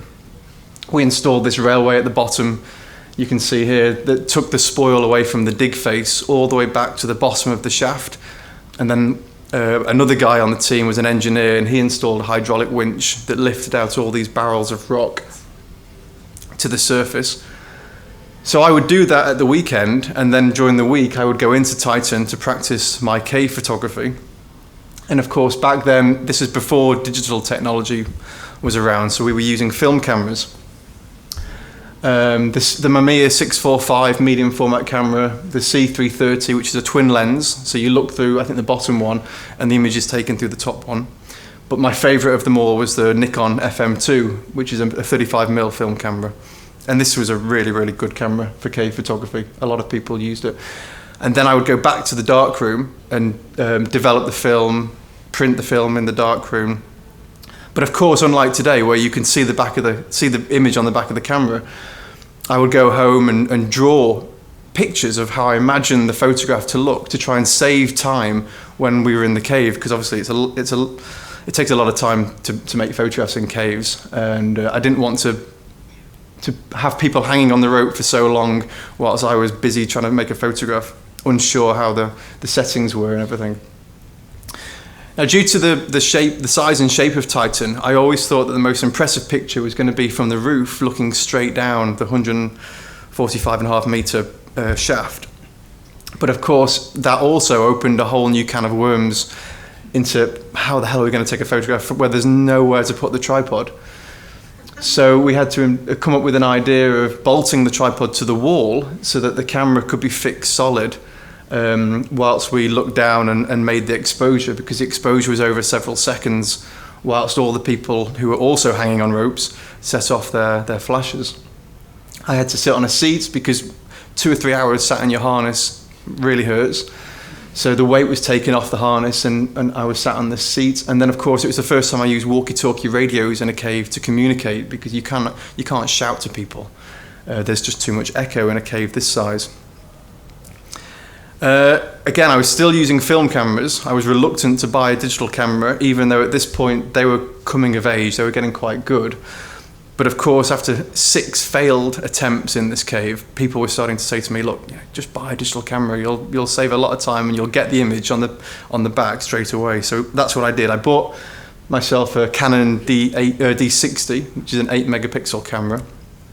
And of course, with that luxury of seeing the photograph on the back of the camera, I was able to iron out all the imperfections that had been bugging me over the months before. And we managed to create this picture where 2/3 of the photograph is Titan, or the void looking down into Titan, and then the top third you can see the breakthrough window, which leads to our shaft that we'd sunk. And so maybe 30 seconds from that point there, you can be out of the cave. Well, when you're using the hydraulic winch to get out. Obviously, when you're Jumoring up 50 meters, it's not 30 seconds. Okay, so that was the story about Titan, and unbeknown to me at the time, I was effectively documenting my first ever cave story, and it was at that point I thought, this feels great, and this is something that I want to do for the rest of my life. Who can commission such a project? And of course, National Geographic. I didn't know about Geo magazine at the time, living in England, but National Geographic was the only one that was around that would commission such stories. So that was kind of when the seed was sown, let's say, to one day become a National Geographic photographer and go on these big trips around the world, documenting people's scientists and explorers' adventures. So moving on to Papua New Guinea. In 2006, I was invited to join a team of British explorers and a French guy as well in the foreground, Jean-Paul Sounier, who's led a lot of expeditions to this part of the world. My role was obviously the photographer. That's why I was asked to go. But it was a National Geographic sponsored expedition, so they also sent a photographer from America, a guy called Stephen Alvarez. The Nakanai Mountains largely look like this, or in the East New Britain there's a Nakanai mountain range, and they're covered in primary rainforest like this, interspersed with these huge, what's called a megadoline, which is basically like a collapsed cave chamber. And on New Britain there's several of the world's largest megadolines. This one in particular, you can just see at the bottom of the doline there's a small, well, it's a huge river, but from here it looks like a small river. And then at the bottom of the doline, you have these rivers that come out of a cave. They wind their way through the bottom of the doline where there's lots of vegetation, and then they disappear back underground. And we'd chosen to explore one of the last remaining megadolines, a doline called Aura, which had been photographed from a helicopter, I think, years before, but never explored. So we based our camp on the rim of the rim of the Aura doline. For 3 months we were based here, and we started exploring Aura. This is a shot looking out towards the entrance with daylight pouring in. And there were lots and lots of river crossings to take in the cave. You can't just walk down one of the banks and amble your way down through the cave. You have to cross the river at certain points. And prior to this expedition, we'd been on a whitewater training course in North Wales. And it was a bespoke course. We were obviously a bunch of cavers, and they kindly offered to run the course at night through the night so we could get some idea of what it would be like crossing rivers in the dark. Aura downstream, let's say, Aura downstream only went for several hundred meters. It didn't go that far before it terminated in a siphon, but it was a spectacular cave. But obviously for us being dry cavers, we couldn't go any further than that. So we spent the next week, maybe week and a half, thrashing around on the surface, trying to find the continuation of the Aura River. We were searching for small caves, large caves, anything that we could find, and we finally found one small cave that led on for about 2.5 kilometers through a really tight meander, but then it burst out into the side of this huge river. And at this point we'd realized that we'd found the continuation of the Aura River Cave. And again, it was an absolutely spectacular river cave. Unfortunately, it's probably one that we'll never see cavers' headlamps ever again. I don't think anybody's likely to return to it because it terminated, and we did all the exploration, we surveyed it and photographed it. Now at this point, this is the National Geographic photographer, by the way, Stephen Alvarez. And of course it's my dream to one day have his job. And he kindly asked me if I'd like to assist him with making one of his photographs, not this one, another one off to the right, and of course I jumped at the chance. And we were both stood on 2 separate islands in the lake, separated by only about a metre and a half. And he'd finished taking his photograph. He started packing his camera away. He handed me his tripod to dismantle and put in a bag. And as I took off the tripod head, it was only held on with a couple of threads, and it fell out of my hand, landed on the rock and disappeared into the lake. I thought, shit, I've just dropped the National Geographic photographer's tripod head and we're halfway through the expedition. That doesn't bode well. So he had his back to me, and I had a few seconds to think. I took my life jacket, my buoyancy aid off, and as he turned to me, I gave him my buoyancy aid and I jumped into the water and swam down between the two rocks. And it was about 3.5 meters deep. And of course the limestone was white. So I could easily see this black tripod head, grabbed it, came back up to the surface, and Stephen had no idea what I was doing, of course. And I came out of the water, something like the Statue of Liberty, and handed him the tripod head. I said, I thought you might need this. And he laughed, and obviously he recalls that story quite often when he's giving presentations, but I could not lose the tripod head of the National Geographic photographer. That was for sure.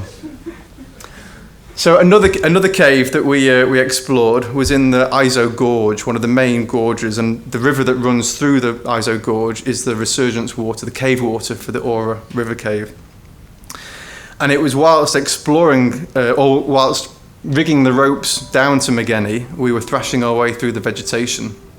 And I caught something in my eye and just thought it was a twig or a branch from the vegetation. But after 2 days, it turned out it was a leech. Luckily, it wasn't. It hadn't taken any blood or anything serious, but it was stuck on quite fast.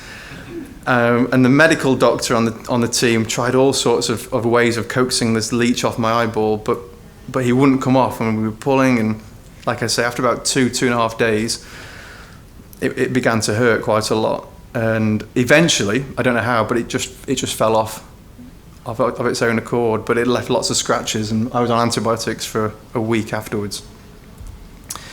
But the cave itself was spectacular. It was another classic Papua New Guinea river cave. We named this waterfall Derbyshire Downfall after the guy who actually found Titan, going back to that big cave in the UK, Dave Nixon. He free climbed up the right-hand side of the waterfall and rigged a rope down for us all to use, and this is a shot of Dave at the top of the waterfall.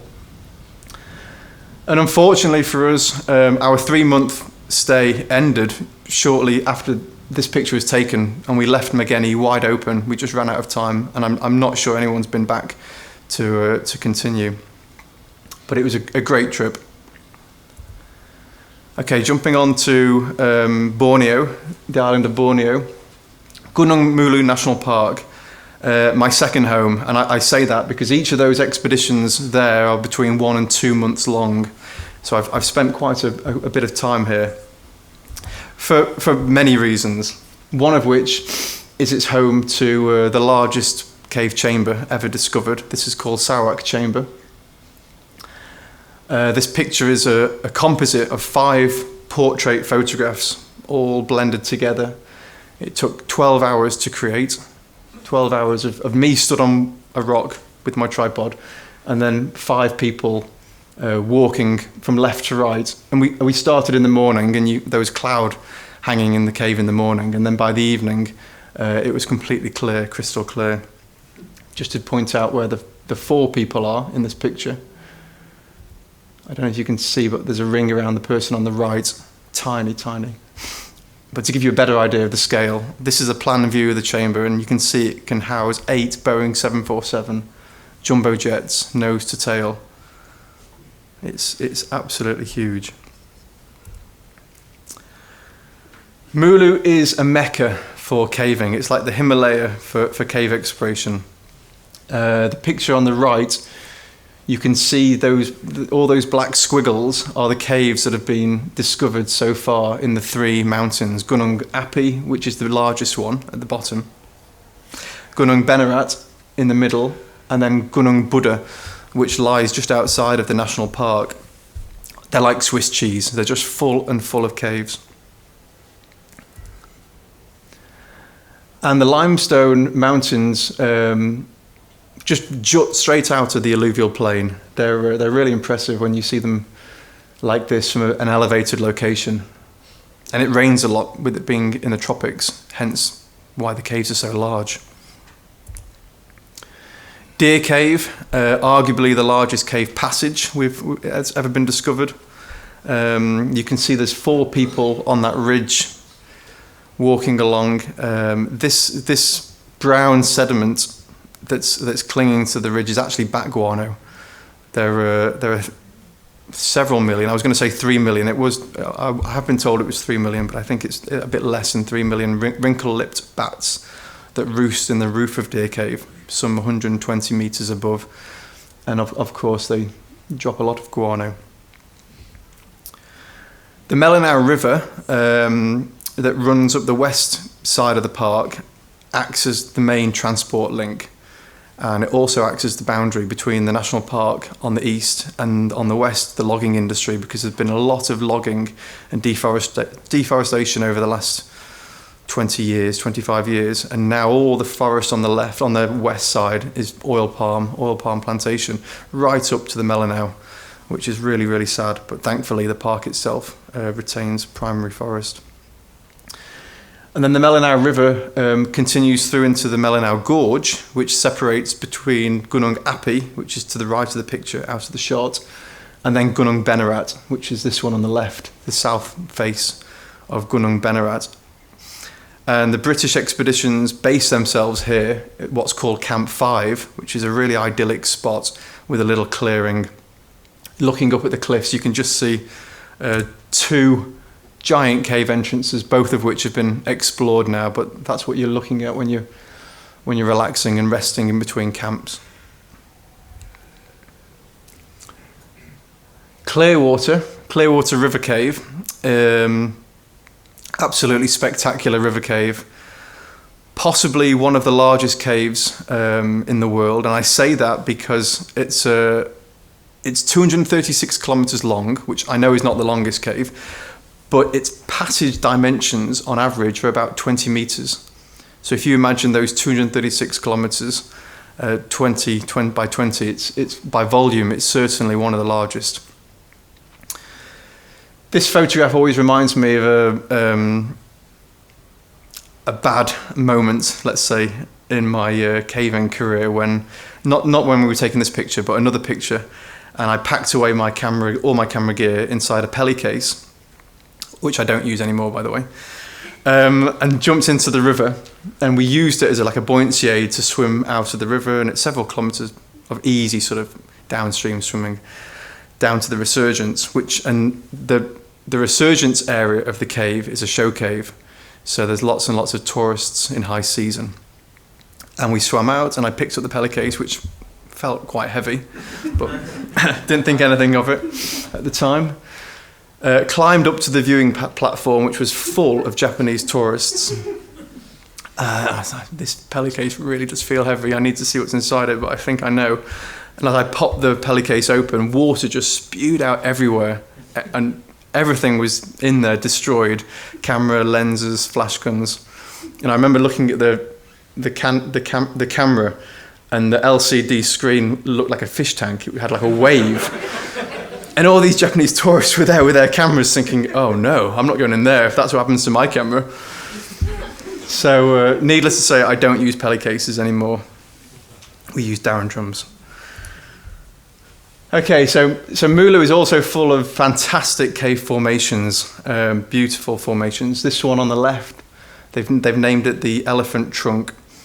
And it's an immediate reminder of what the weather's doing on the surface. It's like a tap being turned on when it rains on the surface. This thing just pours out water.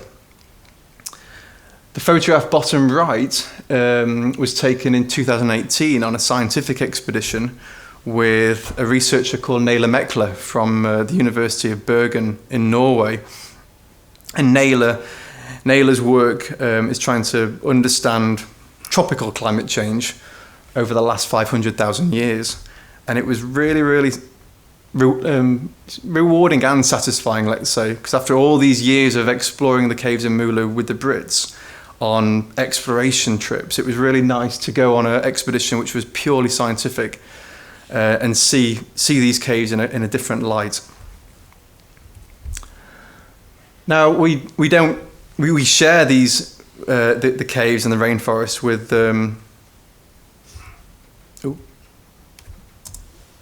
no, it's not working. Maybe if I hit that, it might work. There was going to be some sound, but it's not a problem. So yeah, all these creatures, well, most of them are rainforest creatures above ground. There's a couple that live in the cave, but it's fascinating to be in the rainforest between 4 or 5 o'clock in the afternoon when it comes alive. Let's say there's a chorus of noise as each insect begins feeding, begins mating, calling. It's really spectacular. Okay, so that moves me on to the final part of the talk, Verjovkina, and the exploration of the world's deepest known cave.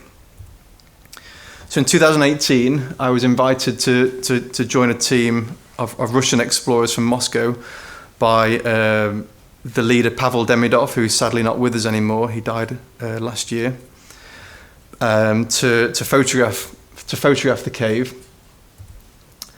and we similar to all caving expeditions, you hike up as far as you can, get to base camp, and then you spend a few days, in this case 3 days, packing and waterproofing all the gear for a long trip underground, because of course with Verjovkina we weren't going to go down and come out each night, that we were planning to be underground for 16 days continuously. So everything had to be completely watertight, no pelly cases, and then off we went.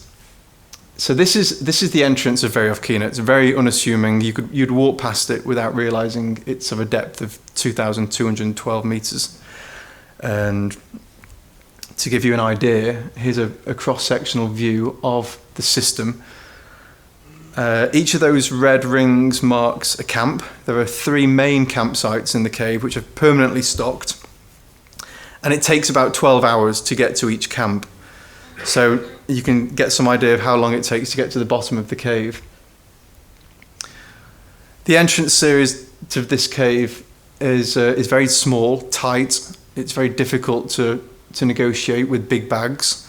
Lots of small pitches. There's nothing more than 50 meters, I think, is the largest, but then most of them are typically 20-25 meter drops, again interspersed with these narrow meanders. So you abseil down a pitch, and then you're immediately faced with a really difficult tight section that leads you onto the head of the next pitch. So going down, it's not too bad because gravity is on your side, but coming back up, it's very difficult to come off the rope and get into a really small passageway with all your bags as well. These are two of the campsites, so there's three main ones, but photographed here are just two. The top left one is the upper camp at -400, and the bottom right is the lowest camp at 2,100 meters deep. And the temperature difference is quite impressive actually. The upper camp, it's really cold, it's about 4 degrees C, but at the bottom camp it's 8. So it's quite a lot warmer, and you definitely feel it. You really do notice the difference.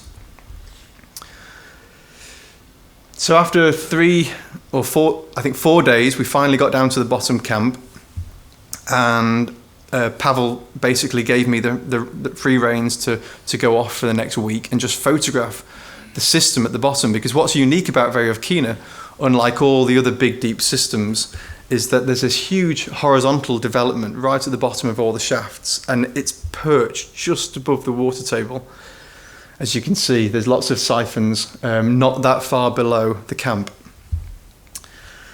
And that's what we did for the next week. Myself and my assistant went off with 2 members of Pavel's team just to photograph all the impressive sections of the cave along the way.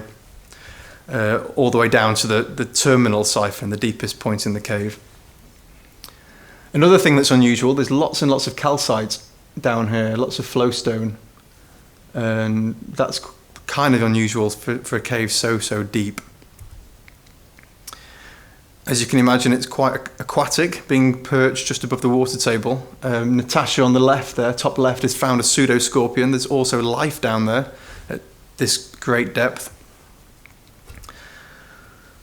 And then as we move further and further down towards the siphon, the passage gets bigger and bigger and bigger. And at this point, I got my first insight into what was about to happen 2 days later. Photographing these ripples in the foreground, you can see that obviously this floods, let's say. So I'm just going to show you a video, if the sound plays, hopefully it will, of myself and the team that we were with setting up the photograph for the big photograph of the siphon itself. And we'd like to make a photograph of the blue pool, and from a photographer's point of view it's spectacular because the rope goes over the edge and straight down, landing pretty much in the pool of water. So we're going to fasten the tripod to the wall like this, and the camera will sit here, and then we'll make a photograph looking straight down at one of these guys swimming in the water with a bulb lighting up the water. It should be spectacular if it works, but the last photograph took a long time. I don't think these guys will hang around for too long, so we'll have to get it quickly. And these are the bulbs, Peter. Are you still filming? These little things.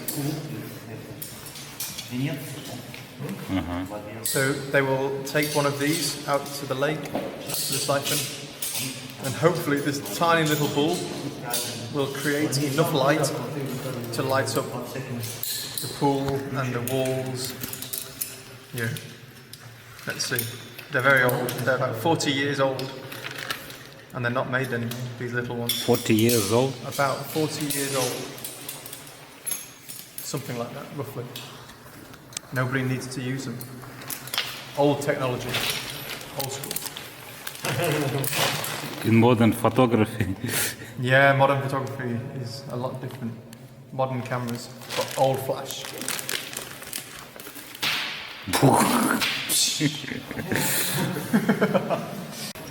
Кость, а можете на стены вверх посветить?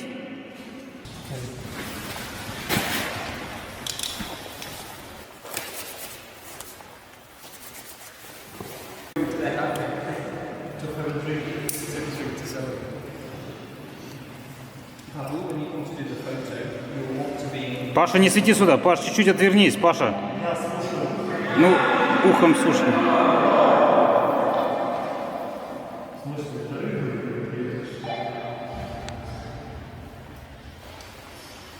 Is it okay?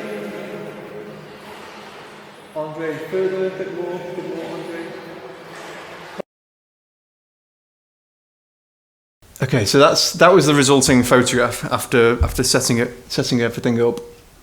I wanted Pavel to be in the foreground, with him being the leader of the team that was exploring. He's put a lot of the work into this project over decades of his life. And then, of course, lighting up the siphon below was really important as well. So it was all going really well up until the next day, when it's a long story, but I'll try and put this into it briefly.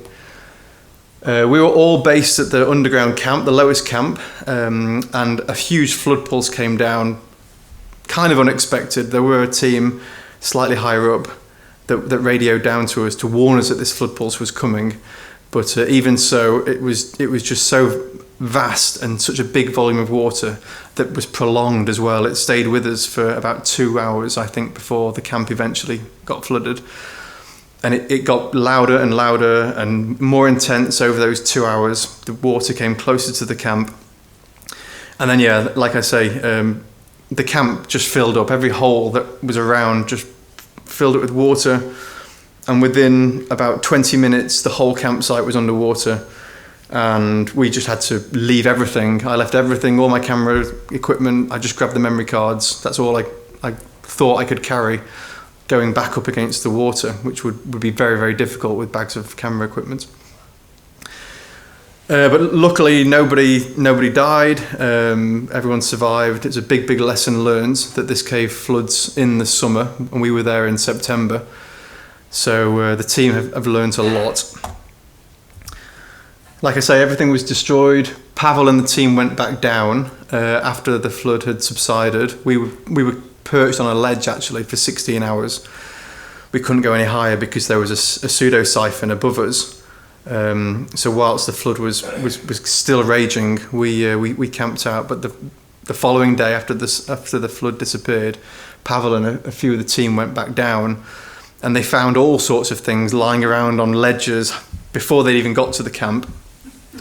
They managed to find my tripod, so they undid my tripod, opened the leg up one way, opened the leg up the other way, and they were using it to hook sleeping bags and clothes off the wall that were higher up. They found this Darren drum, which of course under, I think about 120 meters of pressure, obviously the Darren drum, it imploded. I dread to think what the Pelly case would look like. but unbeknown to me, the team had been back, and when they drove down from Moscow to Innsbruck, was it last year or the year before? The year before last year, they drove down.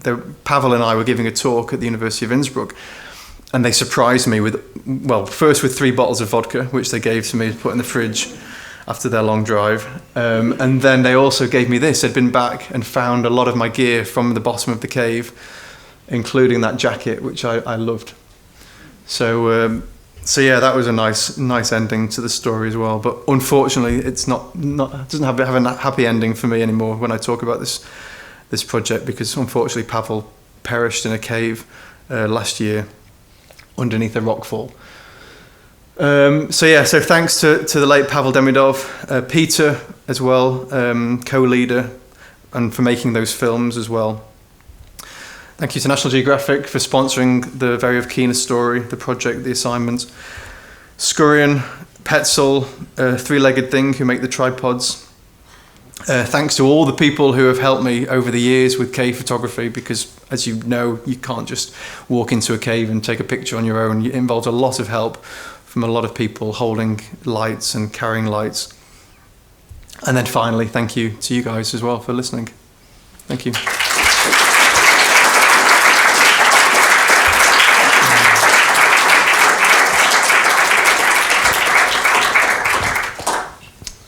Lights, maybe you can put on lights again. Thanks so much, Robbie, for this fascinating talk. Well, are there any questions?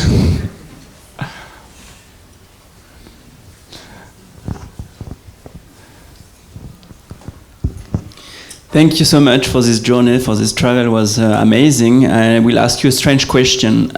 What is the sound like in this place when you are not making your own sound? Is there any noise or anything? In which context? In the last one. In the last one with the flood. No, before the flood, when it was like everything normal, is there any sound? There is, and it's a shame actually we didn't have the sound on the making of that photograph, because with it being such a big expanse of water beneath us, the echo was great, and you can hear that on that film. You can hear when I clipped the carabiners. There's an echo which I don't hear anywhere else, and I think it's because of the water, the volume of the water, and it's kind of an eerie sound. You know that you're at a great depth when you can hear sound at that in that location. But generally speaking, throughout Veriofkina, it's like any other cave, really. The sounds, it's there's echoes in the big rooms and in the big pits, and there's not so much of a different sound to what you experience on the surface when you're in the smaller parts of the caves. But certainly at the bottom of that cave, there is a unique sound. Sorry again for asking that, because your picture is so great. There is nothing I can ask him. Any more questions to Robbie? There's one, yeah. Why are you using Nikon camera? You have the best experience with Nikon, or do you now switch to the mirrorless Nikon type? Yeah, so I started with Nikon at the very beginning. You saw that FM2, the film camera. But then when we were making the Titan photographs, Canon were, in my opinion, Canon were ahead of Nikon in 2004, 2005 with their digital cameras. So I bought the Canon D60, and for many years I used Canon up until the 5D Mark II in 2009, 2010. And then I was away on an assignment assisting a German photographer called Carsten Peter in Vietnam in a very, very big cave. And Carsten uses Nikon equipment. And we were sharing a hotel room with each other, and he was just ripping the piss out of me for having a Canon camera all the time. And I just thought, there must be some reason, some seriousness to all this. And he showed me a lens that changed everything really, because Canon have a lens. It's a 16 to 35 mm f2.8 lens, which is like extremely wide to very wide. And Nikon have their equivalent lens, which is 14 mm to 24, so it's 2 millimeters wider. And this, I think, makes all the difference when you're photographing the big rooms. Also, he never had any problems with his Nikon gear, no problems at all. And at that point in 2010, I'd had a few issues with the lenses, with the body understanding what the lens was doing.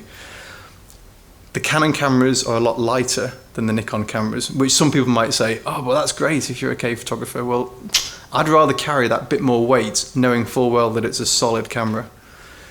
So there are a few things. Actually, there's another thing as well. In Vietnam, my Canon camera on my 30th birthday stopped working, and it said error 30. and Carsten just said, come on, I mean, it's a sign, no? So that was it. I came home, I sold all the Canon gear on eBay and bought the Nikon equivalent. And they've never failed, touch wood. 2010 to 2021, Nikon cameras have never failed underground. Yeah, but the new Nikon is much less heavy because of the mirror. The mirrorless ones are a lot lighter, yeah. But I think the SLR, the DSLR, is still the king of the cameras. I think the mirrorless technology for a cave photographer is not quite there yet, in my opinion. It's great for mountain photographers because, you know, they're lightweight and they can run around the mountains, but in a cave you need something solid that's going to last.